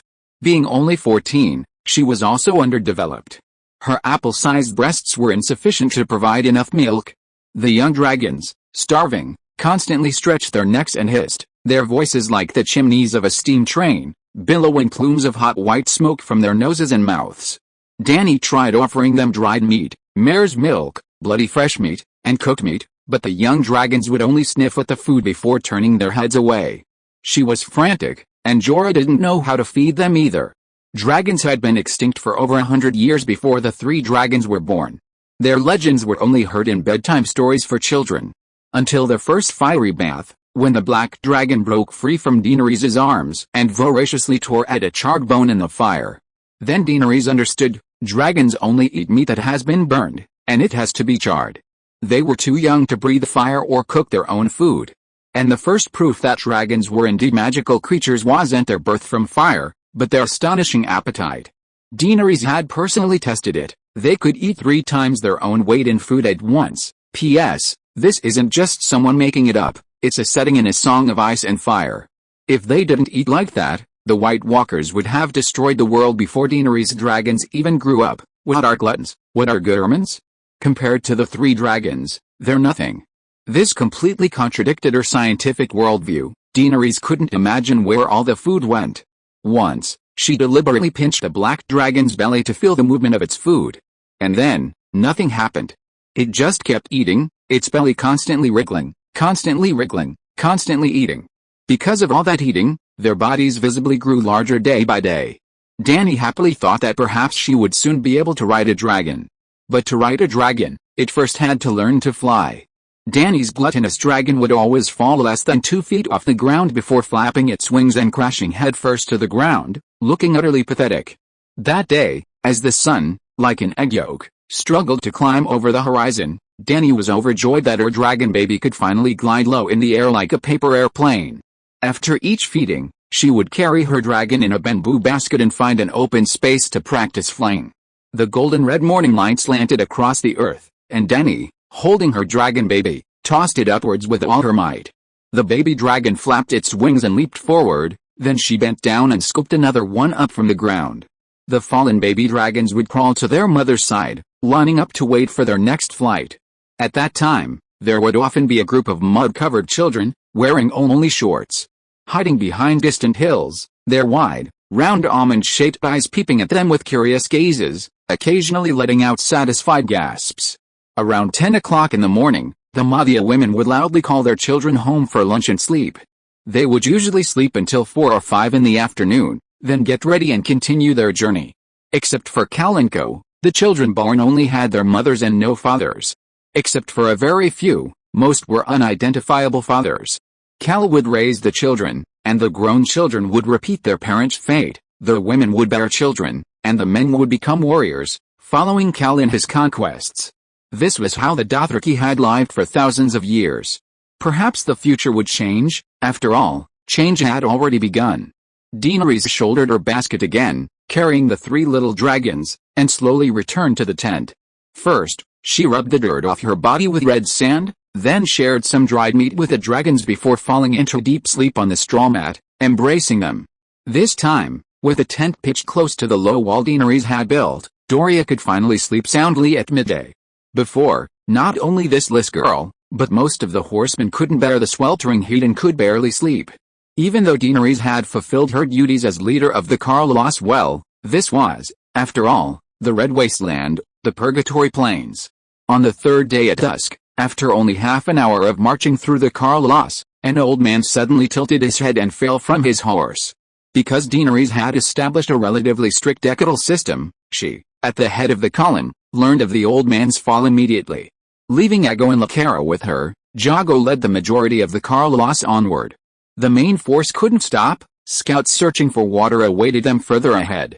The old man who had fallen from his horse had a pair of blue eyes that were ashen, and his skin was much fairer than that of the other tribesmen, with golden roots in his gray hair. He wasn't a Dothraki, but a slave of the Dragonka LS. After Daenerys took control of the LS, her first act was to remove the collars from the slaves' necks and grant them the status of tribe citizens. This old man with a broken left arm was among the first beneficiaries of the new system. Daenerys held a sack of mare's milk to him and asked, "How old are you?" After examining him, she found no signs of heatstroke or dehydration, but noticed his mouth. He was so old he had no teeth left. I don't remember, Khaleesi, the old man said, drinking the fermented mare's milk and regaining his senses. "Where does it hurt?" Daenerys asked again. I cough, my hand," the old man groaned in pain. Daenerys frowned. She knew, of course, that his hand was broken, but she wanted to know how the old man had fallen from his horse. She spent about 20 minutes cleaning the broken arm and then used 2 pieces of wood to fix the old man's reattached arm. Even with a comminuted fracture, this was all Dany could do. A doctor without medicine was no different from an ordinary person. She instructed the horseman Afanti, lift him onto the wagon. Afanti was the leader of the old man's squad, managing a group of elderly men responsible for herding livestock and guarding supplies. The 2 old men took several tents off the wagon to make room for the old man, then hung the remaining tents on his saddle. The caravan continued on its way. "Kalish, he should be left here, his time has come," said Elizabeth, Dany's maid, in a tone that announced to the crowd. "No one should outlive their own teeth." The other horsemen agreed. Dany disagreed. "Have you thought about it? Khalil doesn't keep useless people. How come he's lived so long? Khalil must need him. I bet he has some amazing skill. Maybe it's medicine, maybe it's literature," she said, then immediately shook her head in denial. "It can't be literature. Maybe his herding skills are exceptional. Isn't that right, Afenti? Afenti, riding behind Dany, heard her call and nimbly spurred his horse to her side, trailing half a horse behind. He exclaimed in an exaggerated tone, "Khalish, you have such keen eyes. Nothing can be hidden from you." Although the flattery was a bit awkward, it was a compliment coming from a Dothraki. It was as rare as seeing a penguin in the Arctic. "What special skill does he have?" Ago asked curiously. "Watson is proficient in 12 kinds of spring cries." The blue-eyed Volantis is Watson," Afenti added. "The art of spring cry?" Daenerys looked puzzled and asked, "What is the art of spring cry?" "Ah, those people living in stone houses are just too nosy," Afenti waved his hand. Daenerys blushed and immediately understood, it was the secret art of eroticism. What kind of amazing skill is that? She felt humiliated and was quite unhappy. Afenti, observing her expression, panicked a little and tried to recall what old Watson had once boasted to him, saying, "Khalish, even the famous Kelling, the world slave training center, only knows 7 kinds of the art of spring cry. But Watson, he's from Volantis, and he knows techniques that only the Dragon Kings used before the destruction of Valyria. Although only 5 have survived, it's enough to make him the most powerful in the world." Volantis was the only city to survive the great cataclysm of ancient Valyria, and is now one of the 9 free city-states. The ruling class of Volantis is the Orthodox Valyrian nobility, just like the Targaryen family. The Targaryens were exiled back then. Even if he's the best in the world, he's so old, what's the use? Why does Khal still keep him around? Daenerys asked, puzzled. "He's Khal Drogo's father," Afenti said solemnly. "A Khal's father cannot be abandoned." Khal Drogo? Was Khal Drogo a Khal from another Khal? Daenerys became even more confused. It wasn't that blood guard of Khal Drogo, it was blue-eyed Drogo from 20 years ago. Our current Khaleesi is so young, yet she already has at least 3 children named Drogo. "I see, this Watson is no ordinary man." Daenerys nodded, pulling her white lion cloak closer to her chest, and sighed. "The son of a slave, he actually became a Khal. A half-blood, Drogo's mother was a Dothraki. Because Watson served the previous Khal very well, he was proficient in 12 kinds of village cries. His brave son became a bandit. Later, blue-eyed Drogo became a Khal himself, making a name for himself in the Great Grass Sea, until he met Khal Drogo's father." Nasrudin sighed. Daenerys nodded inwardly. A person's value isn't just determined by strength, the wisdom and rich experience of an old man are also valuable assets. "Khalish, you know that Khal Drogo was stolen when he was a child, right?" Nasrudin suddenly asked. "I know, it was Khal who risked his life to bring him back. That time, Khal had 2 deep, bone-revealing scars on his face. And he became Khal Drogo's most trusted partner, later becoming one of Drogo's blood guards." At this point, Dany suddenly had a thought and exclaimed, "Could it have been blue-eyed Drogo?" If you are listening to this novel on a channel other than Fanfic World, it means it was downloaded and re-uploaded without effort. We warmly invite you to visit our channel, Fanfic World. There you will find the original version of this story and many other novels of various genres. We look forward to seeing you dive into a world of incredible novels. Chapter 22: The Weeping Star and the Prophecy Child. He's not a pure Dothraki blessed by the old woman at the foot of Mount Meru. Blue-eyed Drogo possesses martial skills no less than any great Khal, but lacks their courage. Like those who live in stone houses, skilled in poison and trickery, he's corrupted by Watson's blood and accustomed to using shameless means to attack his enemies. Old Afenti, his face contorted with disdain, shook his head and said, "Sending someone to secretly infiltrate the opposing Khal's territory and kidnap the Khal's son is something that has never happened in the Great Grass Sea for thousands of years. Everyone knows that we Dothraki ride fierce horses and solve problems with our scimitars." Dany, upon hearing this, couldn't help but sigh. That blue-eyed Drogo was too unlucky. If his father hadn't been proficient in the art of spring weeping, but instead possessed the 36 stratagems or the art of war and strategy from Giguzi, with his quick wit and willingness to commit shameless acts, he might very well have created a golden family. The group chatted as they slowly caught up with the main force. Even though the scorching winds would whip up red sand, obliterating any trace of the journey across the Purgatory Plains, that process would still take a day or 2. Dany and her group were only an hour behind Khaleesi in riding distance. On the gravel and red sand, the tracks of their horses remained, the faint glow of the blood star casting a deep, clear line across the red desert like a shallow river. The old man, Nasrudin, Having learned through several conversations with Dany that she was a peaceful and kind Khaleesi, grew increasingly emboldened and dared to say to her, "The comet in the sky makes our night travel easier, but that red, like the blood of the gods, is also ominous. Especially in this purgatory wasteland, the red sand, the dark sky tinged crimson by the blood star, it's like a red hell. It seems something bad has happened without our knowledge." "Yes, yes, I think so too," echoed the old man in his 10-man squad. Gradually, even Dany's Blood Alliance guards became uneasy. "This old bastard, how dare he spread such nonsense in front of me?"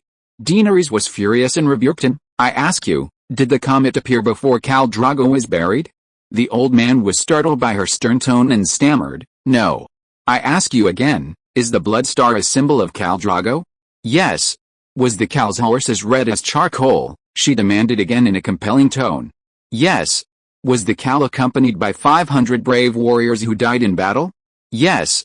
As Daenerys shouted her questions, the surrounding horsemen went from fear to bewilderment, and then gradually, a hint of understanding appeared on their bewildered faces. At this moment, Daenerys concluded, "Our Khal Drogo rode his steed into the Night Kingdom amidst the flames. That comet was Drogo on his red horse, and the blood-red trail behind it was his Blood Oath Guard leading 500 roaring warriors, who followed him just as they had in life. Their heads were cut off. How could the sky not be dyed red?" she questioned Ifanti. "Because Drogo knew we traveled by night and hid by day, knew we were struggling across the red wasteland, so he lingered, leading his men to protect us. Once we are completely safe, Drogo will truly enter the Night Kingdom." Daenerys' words were impeccable.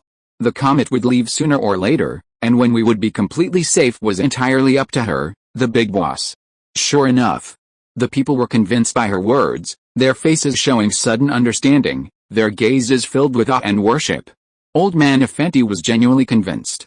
After all, it was common knowledge that Khal had ridden his steed into the starry sky amidst flames, and Dany's words were flawless. Everything was too coincidental, almost like fate. "Khaleesi, you are as wise as the old woman of Horse King City," he exclaimed. The old woman of Horse King City was the leader of the Dashikalan. Dany didn't like hearing this. She didn't want to be a Dashikalan, even though she was theoretically one. "Ifanti, who is sick and can't drink water. Give him your share of mare's milk," Dany said, then rode away without waiting for his reply. Nasruddin exclaimed, mouth agape, a look of bewilderment and grievance on his face. "I'm an old man too, I need mare's milk." Back with the Khals army, Daenerys' explanation of the blood-weeping star quickly spread. The centaurs, while secretly glancing at Khaleesi at the front of the column, whispered amongst themselves, embellishing the story, but generally sticking to the same narrative. Sigh, even with his son's death, how could Ko not weep blood? Khaleesi must have secretly wept blood too, right? Yes, hundreds of warriors died on the battlefield alongside their young lord. How tragic. Their blood stained the sky red. Now we can rest easy. I was terrified before, a vivid bloodstain left in the blue sky even in broad daylight. I thought it was an ominous sign. To a large extent, the superstitious centaurs' anxieties lessened, and their confidence increased. In fact, it wasn't just Daenerys and her Khals army that were affected by the blood-weeping star. As it grew brighter, at night it dyed the sky red, its brightness like dusk. During the day, it shone as brightly as the sun, as if a knife had been slashed across the face of the sky god. The entire world of A Song of Ice and Fire was gripped by panic, and like Daenerys, they tried their best to portray it as a favorable omen.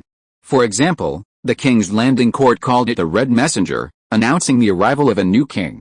Robert Baratheon, who had usurped the throne from Daenerys, had been killed by his own wife, and his son, Joffrey, the truly exceptional son, had inherited the throne. However, due to the rebellion of the four great lords, Stark, Tully, Tyrell, and Baratheon, prices in King's Landing skyrocketed, and the people suffered from hunger. Furthermore, Stannis Baratheon publicly revealed the existence of Queen Cersei Lannister and Jaime Lannister, compounded by Joffrey's brutality comparable to the Mad King. These factors combined to create a climate of resentment in King's Landing, with the common people calling the comet the Red Sword. The Red Sword of Blood and Fire was a harbinger of divine punishment for Cersei and her son. After the resounding victory in Whispering Wood, Greedon, pointing to the red trail across the azure sky, laughed and said to his lord, Robb Stark, "That's the old god's banner of vengeance unfurled for Ned." Edgemere Tully, the young lord of House Tully, delighted, Thought it was the Tully family sigil, a white fish on a blue background, a trout leaping from the river. Well, what Edgemure saw was a long-tailed fish against a blue sky, tinged with fiery red. In the Iron Islands, Balon Greyjoy, full of pride, told his vassals, "That's a sign for us Ironborn, a burning torch, just as our people carried in ancient times. The torch brought from the sea by the drowned god foreshadows the rising tide. Now we should gather our fleets and let swords and fire descend upon the world, as he has done in the past." In Dragonstone, the Targaryen homeland, Daenerys' birthplace, and the westernmost outpost of the Valyrian freehold, Melisandre, the Red Woman, told Stannis Baratheon, the current Duke of Dragonstone, "This is Dragon's breath, the weeping star, and the ancient prophecy will be fulfilled in you." Then she uttered the prophecy that represented the core of a song of ice and fire and its final prophecy. After the long summer, the stars will weep blood, and a cold darkness will shroud the world. In this terrifying moment, a warrior will draw a burning sword from the flames, the Lightbringer, the hero's red sword. The wielder of this sword will be the reincarnation of Azer Ahai, and he will drive away the darkness. Now, the long summer is ending, the weeping stars have appeared, and Azer Ahai will be reborn in the land of smoke and salt, awakening the dragons in the stones. Your Majesty, you are the one foretold, the reincarnation of Azer Ahai. Heaven has ordained you to save the world. Alice, why me? Stannis gritted his teeth. I only wanted to be a good brother, a good subject. Why must I be king, burdened with such responsibility? Bluebeard of Storm's End, Martel of Dorne, the Night's Watch on the wall, all saw the red comet in the sky, and each had their own interpretation of this unprecedented phenomenon. At this moment, in distant Westeros, no one knew that as the stars wept blood, someone had been reborn and awakened the dragon within the stone. Well, Daenerys wasn't Azer Ahai reincarnated, she was merely the final layer of a nested doll. On the third day of their southward journey across the Red Waste, Daenerys' scales had covered approximately 130 kilometers, totaling about 300 kilometers over the 3 days. Food consumption wasn't high, with at least one horse per person. They weren't lacking in horse meat. The key issues were water and the extreme survival conditions. Kalish, we encountered far fewer bitter water pit today than yesterday, and many of our water bladders are empty, Quirrell said with a bitter face. Daenerys wiped her face, forcing herself to cheer up. This was the third time she had set up camp, and like yesterday, she had built a low, arched stone wall. With the camp's affairs settled, the eastern horizon was already turning a pale white. After a moment's careful thought, Dany said solemnly, "The Centaur's water supply is absolutely essential. Quello, I'll teach you a new way to get water." She led Quello and a dozen or so Centaur warriors to high ground, pointing to the plains below. "Have you noticed? Some places are overgrown with weeds, while others are completely devoid of vegetation. If you look further ahead, you can see that the areas where the demon grass is most abundant almost form a straight line. Perhaps there's an underground river there, or perhaps it used to be a river." By now, the riverbed of the stream they encountered the first time was completely unrecognizable, with only clumps of regularly distributed reddish-brown demon grass offering hints and speculations. Dany's method was simple: split the group in two. The strongest warriors rode ahead for dozens, even hundreds of kilometers, following the area's richest in demon grass, digging pits along the way. Deep pits, deep enough to seep out groundwater. Even without water, they would dampen the sand, soil so wet you could squeeze water out of it, and the second group of knights would filter the damp soil onto gauze. Compared to filtering through water pits, this method is slower and less efficient. The pits can't be too big, otherwise, it's impossible to find stones or tree trunks to block the entrance. The only solution is to dig more and deeper pits. Dany even demonstrated it to everyone. After scooping the water out of a bitter pit, she placed the excavated mud into a cloth bag propped up by the tent fabric. Drops of dirty water dripped from the bottom of the bag, and water visibly began to seep from the pit where the mud had been removed. Seeing this, the horsemen cheered with joy, as if they had already defeated this terrible red wasteland. Jorah, however, pulled Dany aside, saying worriedly, "Your Highness, you are sacrificing the energy and lives of your strong warriors to feed the useless old and weak." Chapter 23 The dying old man delivers a divine kung fu manual. Jorah was right. To complete Daenerys' three-stage water-fetching task, the knights fetching water in both groups would have to do several times more physical labor. Whether digging deep pits in the hard, sandy ground or carrying water back and forth to Khal, The night's rest time would be greatly reduced, and the time spent working under the scorching sun would increase accordingly. This is my tribe. Whether old, weak, sick, or disabled, they are all my subjects. I have the responsibility and obligation to protect everyone's life, Daenerys insisted. But what about your warriors? They might die of exhaustion on the way to find water. Daenerys hesitated for only a moment before regaining her solemn expression. A warrior dying in service to the people is the most glorious and noble end. Serving the people? Jorah was stunned. He had never heard this before. It seemed to make some sense, at least more meaningful than two idiots who were too full and ended up killing each other with knives. But he didn't care about the lives or honor of the centaurs. He only wanted to make the best plan for his princess. Jorah gritted his teeth and whispered, "Your Highness, your method of fetching water is excellent. If it's just you and those 80 elite warriors, we can definitely leave the wasteland unscathed." Why not? His eyes were unfathomable, and his voice held an indescribable chill. Why not take the supplies and leave quietly while they sleep? 100 survivors are better than the complete collapse of Khal. You have gold. Once you reach a coastal city, you can buy a ship to any free trading city-state, or you can secretly buy a manor to wait for the dragons to grow. Daenerys shook her head and sighed. "Sir, I am their Khaleesi. Don't say things like that again." Alright, Sir. Jorah's expression shifted from grave to relaxed, perhaps a sign of utter indifference after giving up completely. "Your Highness, you must be prepared. Your people will likely begin to die soon. You are not a god, you cannot help everyone." "About how far is left?" Daenerys asked worriedly. "3/4, at least 2/3, and that's assuming we're traveling in a straight line.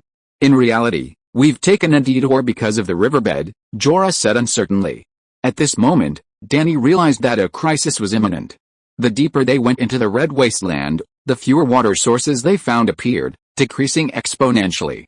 Today, the water supply was almost at its limit, so tomorrow, we should abandon a bunch of old horses, Dany decided. Suddenly, a thought flashed through her mind, and she smiled. "I almost forgot about the most important water source." "Where?" Jorah asked in surprise.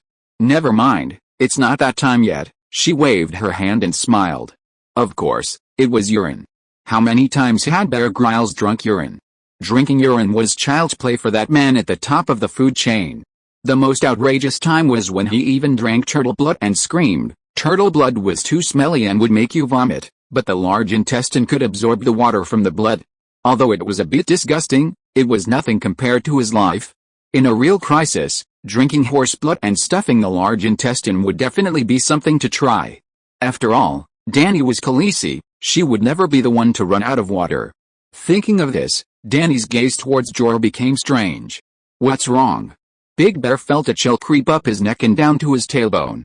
"Nothing." Dany turned her gaze and walked towards her tent. "I'm going to train the dragons." Dany, carrying a bamboo basket, had just lifted the leather curtain when she saw a Fanti, riding an old horse, stop in front of her tent. "Khaleesi, Watson is dying." "He's going to die?" he cried out in alarm. "Sigh, I know." Dany sighed and prepared to leave. A Fanti hurriedly asked, "Khaleesi, what are the arrangements for Watson's funeral?" Dany stopped, puzzled. "He's from Volantis, I don't know their customs." "Why don't you ask him? He wants cremation and also wants to be buried alive with the dead." "I can't decide, so I came to ask you," a Fanti quickly replied. Now Dany understood. In this resource-scarce plain, charcoal was mostly used to filter sewage, and even roasted horse meat was cooked in large pots to save firewood. As for the burial goods, Dany had no choice but to carry the 3 dragons on her back and join a Fanti's 10-man team. The horsemen's tents, though small, were shared by 3 or 4 people, requiring only a space for blankets, straw mats, and sleeping bags. Upon seeing Dany arrive, the other 2 old men greeted her with hello, then discreetly withdrew, leaving them the space. Hearing Khaleesi's questions about the funeral rites, the toothless old man said with difficulty, "The Volantis nobility originate from the ancient Valyrian freehold. Like your Targaryen family, they practice cremation. I was merely a slave born on the banks of the Lorne River, and by right, I should have chosen river burial or earth burial, but, cough cough cough." The old man coughed for a while, a look of longing appearing on his aged face. "But, my Hago is a Khal, and like Khal Drogo, he was a great centaur warrior who ultimately rode his fiery steed into the night realm of the horse gods. I think, cough cough cough. Daenerys said with pity, no need to say more, I understand. I have already removed your slave collar, you are no longer a slave but a centaur. I will bury you according to the customs of the centaurs, and the horse gods will accept you. The old man was both excited and worried upon hearing this. His spine arched as if in spasm, and he struggled to raise himself, looking at Daenerys with hopeful blue eyes, asking repeatedly, really? Is it really possible? Will the horse god let me into the land of night? But Daenerys' eyes darted around, and she said seriously, you saw the comet in the sky too, you understand its meaning, right? The old man was puzzled, but nodded reluctantly. I heard that it was Khal Drogo and his Blood Oath Guard leading 500 warriors, and your little Khal Drogo, staining the sky with blood.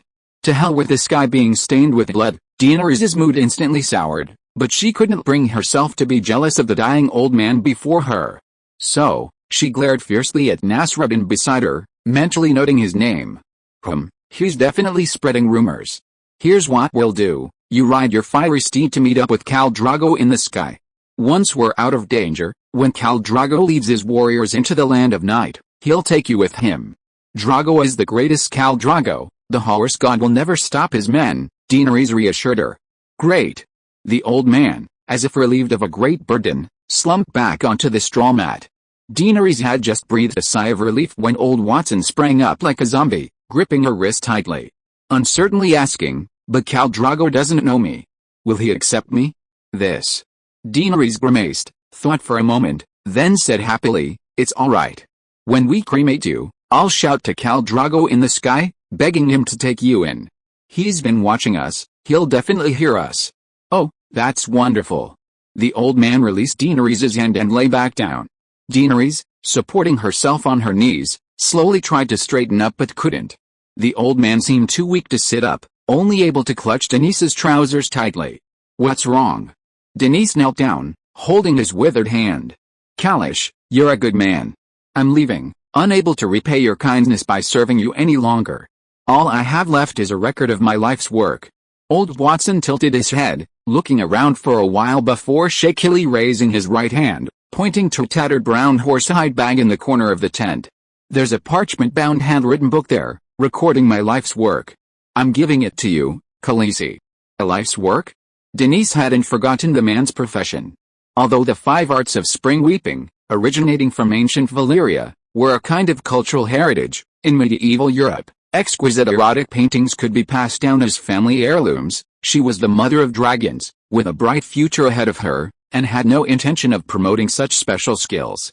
Avatar, who had been inexplicably glared at by Khaleesi, was filled with unease, wondering what he had done wrong or poorly.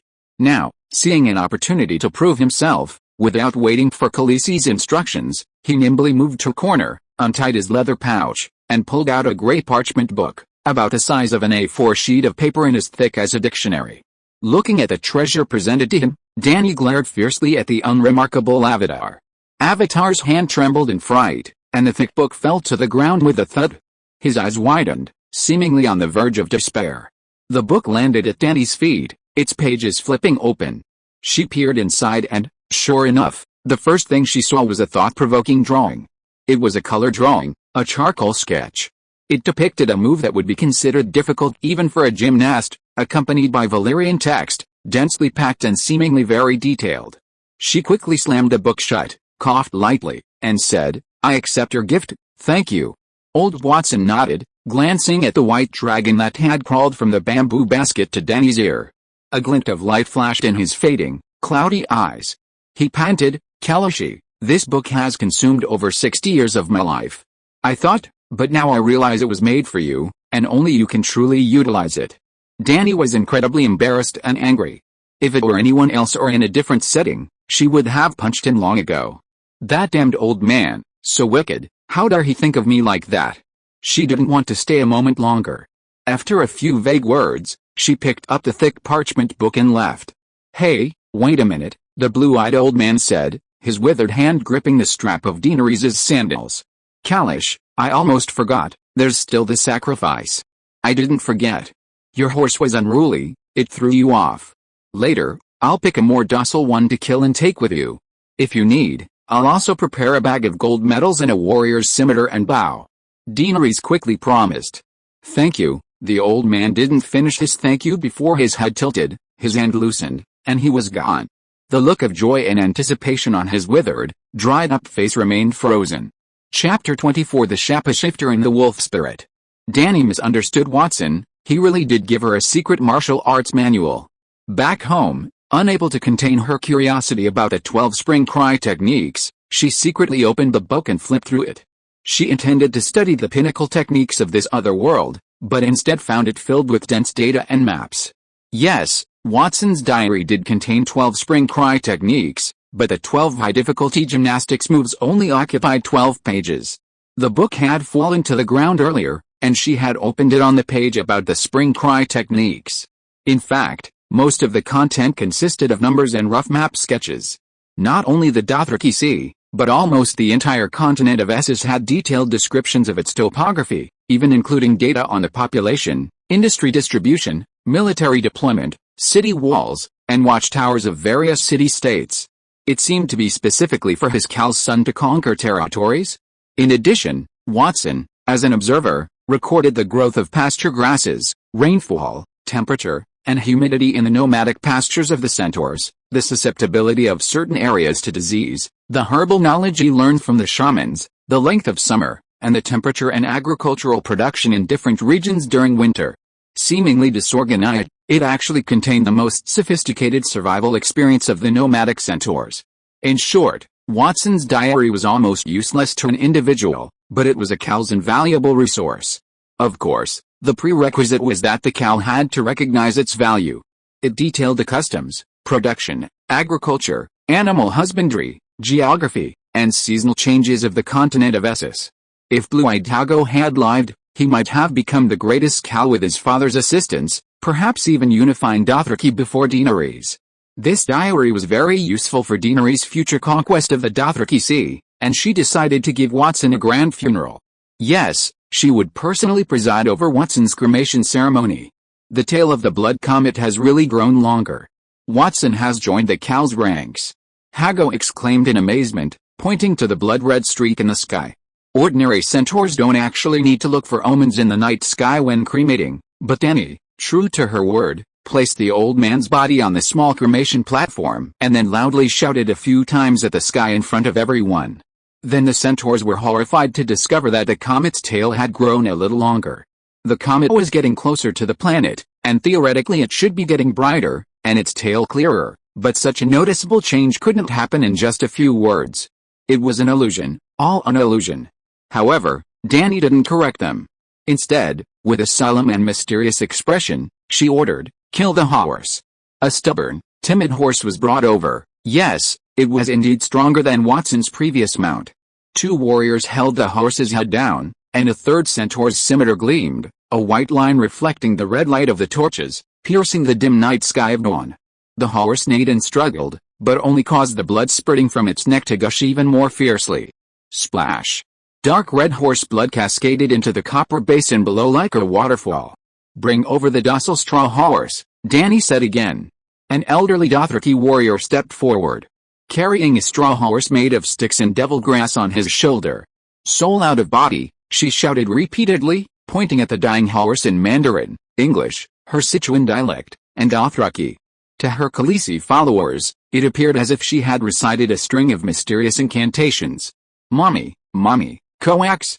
After muttering a few more incantations that even Daenerys herself didn't understand, she suddenly swung her arm, her left hand pointing directly at the grass horse with a sword-like gesture.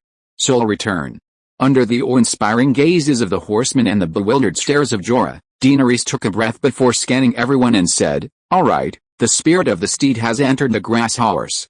This will be a rare steed with the gentleness of a grass horse and the divine power of a wild horse. Old Watson will no longer have to worry about not being able to catch up with Khal Drogo, nor will he have to be afraid of falling off his horse. Put the grass horse on it. It's almost dawn, prepare to light the fire." She waved her hand and gave the order. "Then what about this?" The warrior who was holding the horse and bleeding it pointed nervously at the horse carcass with tears in its eyes.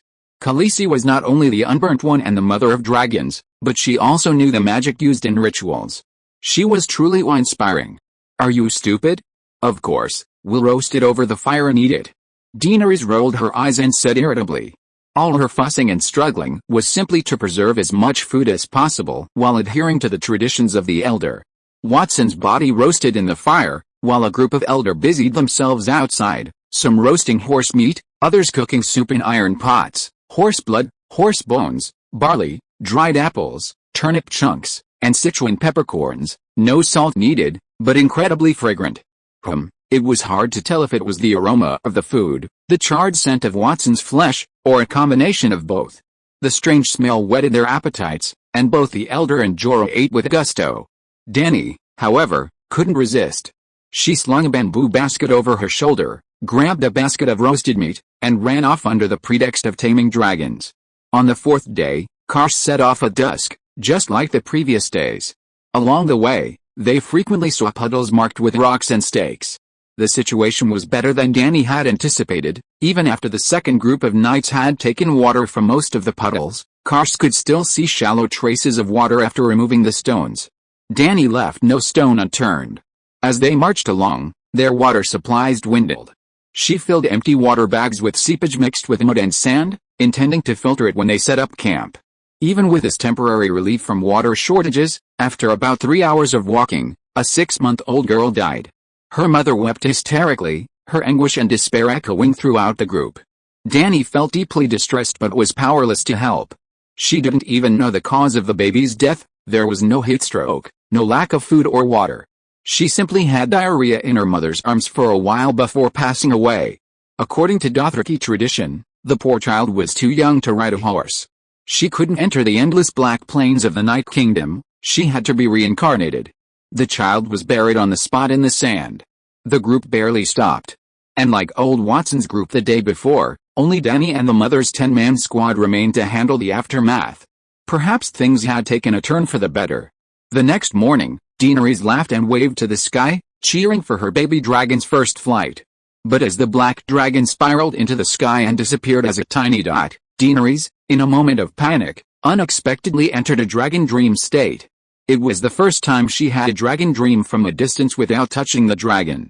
Actually, describing this state as a dragon dream was no longer quite accurate. If we use the wolf spirits of the Stark siblings as an analogy, Daenerys could be called a secondary dragon spirit.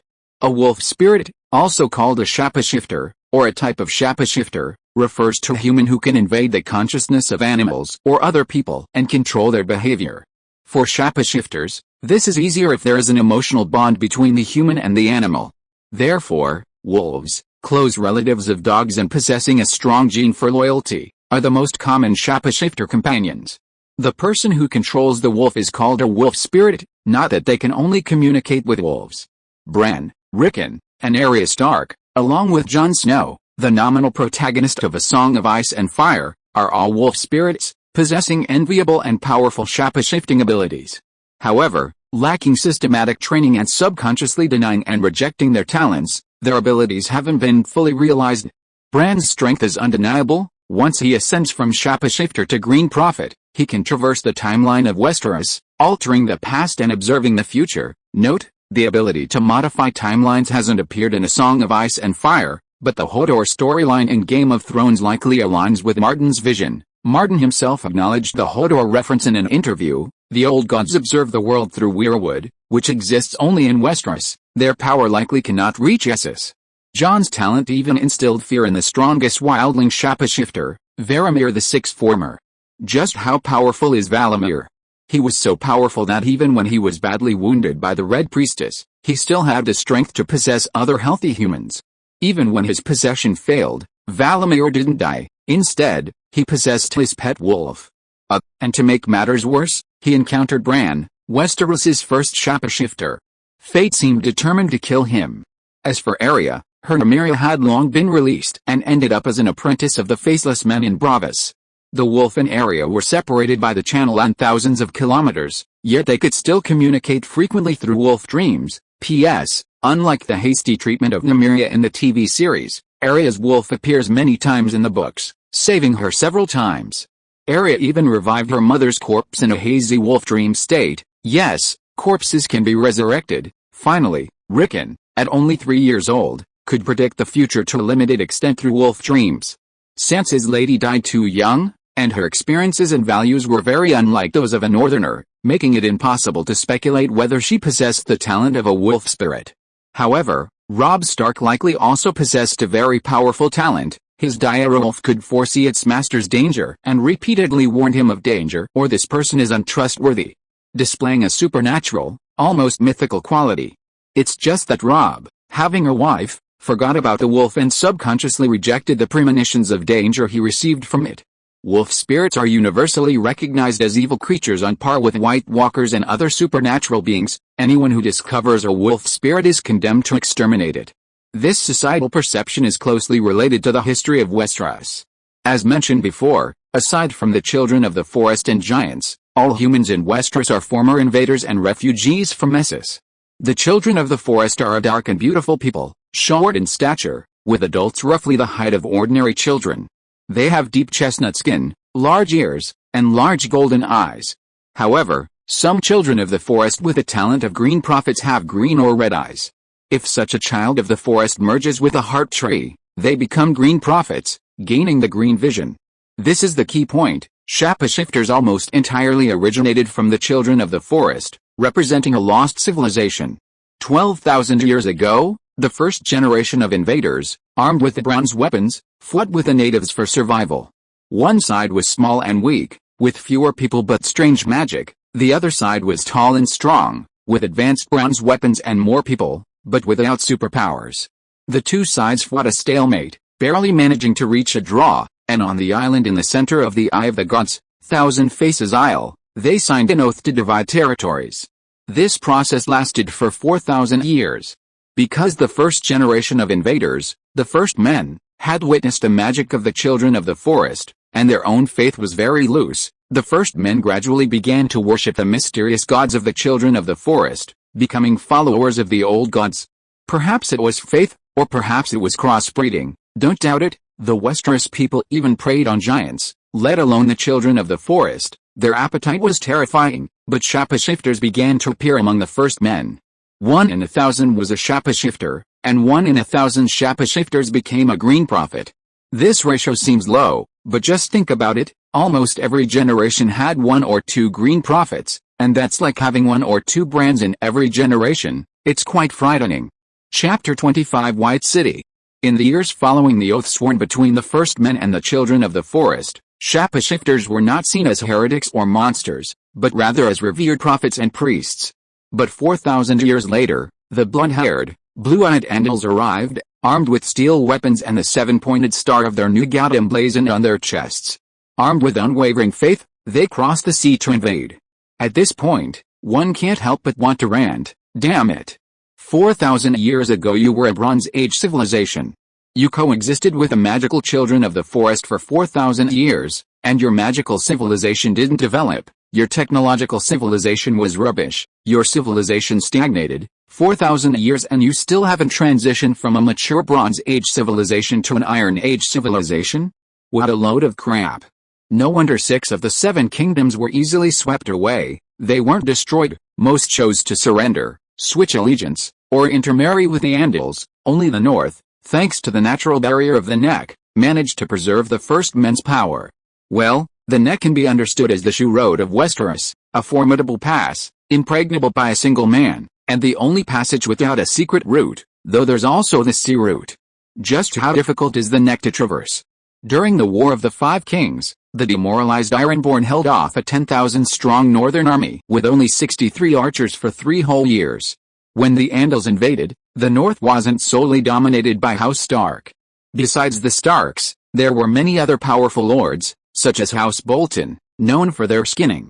Don't be fooled by Ramsay Bolton and the old leech's peculiar tastes and eccentric personalities. Their influence was no less than that of the Starks. Back then, several Stark heads were skinned by the Boltons. Yes, their skins were used to make cloaks. How impressive. Getting back to the point, in the process of unifying the North, the Starks were also gradually undergoing a process of shedding their first men. Although the Starks constantly proclaimed themselves first men and maintained their tradition of worshipping the old gods, they were no longer the pure first men. The last recorded ruler of the Shapeshifters, Lord of the Seahorn, known as the Wolf King, was a loyal ally of the children of the forest. But the Starks killed him and his son, his wild beast pets and the Green Prophet, keeping only his daughters as spoils.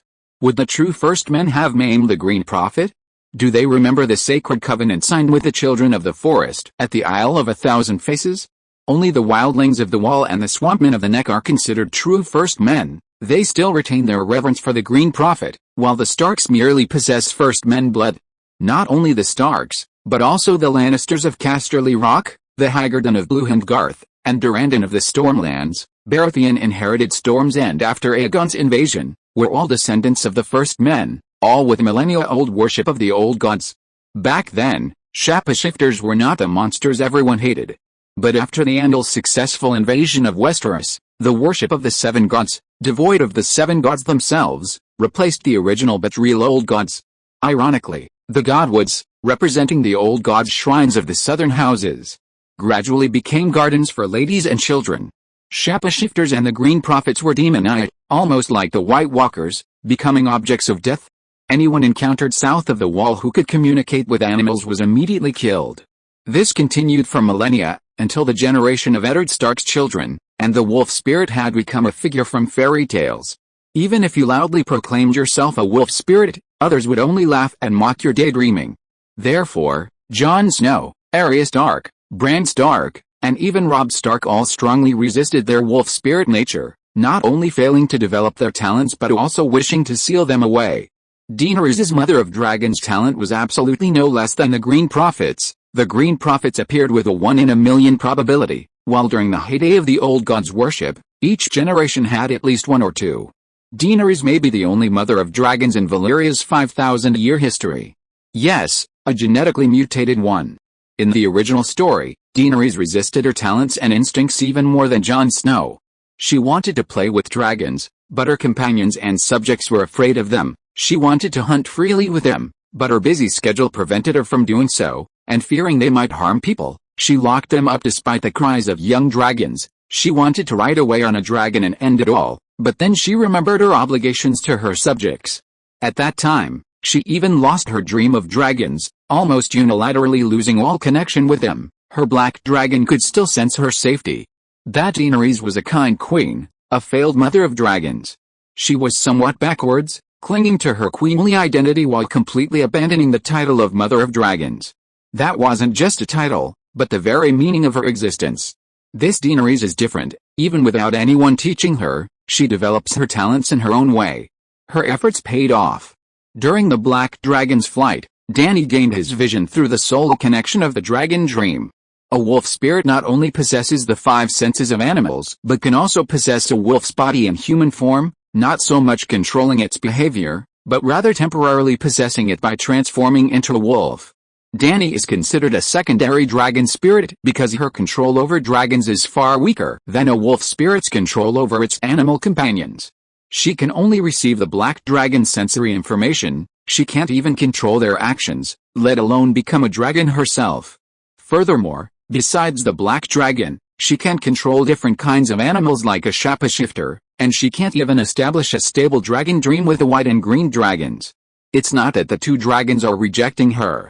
It's somewhat like a skill slot that can only choose one skill. As her connection with the black dragon strengthens, the other two dragons become less likely to form dragon dreams with her. In fact, wolf spirits also have skill slot limitations. Those with higher talent can control more animals, while those with lower talent can only control a dog. Dogs are the most docile and easiest to control. Valamir, who could control 6 animals, earned the honorable title of Six-Man.